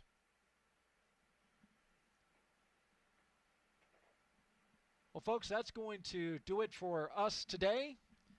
We really appreciate you joining us for this launch attempt of NASA and SpaceX's Crew-10 launch to the International Space Station. Thank you so much, Jessica, for being here with us on this first attempt. You'll be with us on the next one. We greatly appreciate that as well. Yeah, thank you. It is a pleasure, really an honor to be here supporting my colleagues on their journey to space, and this is all just part of the journey. Everyone's is different. Absolutely. Just to recap really quickly, we had an issue with some ground equipment, the hydraulic equipment that controls the clamp arms on the Falcon 9 transporter erector, holds the rocket to the pad. It releases at about 4.5 minutes. There was an issue, and they're going to look at that, look at the data, and then decide whether or not to have some work to do or maybe some further data reviews before they decide on a launch date. So make sure you stay tuned to updates that we will have for you. Just head to nasa.gov/blogs/Crew-10. You see it at the bottom of your screen there. We'll have all the information you need to know once we have that available on the next launch attempt. For everybody here at NASA and SpaceX, I'm Daryl Nail for Jessica Muir.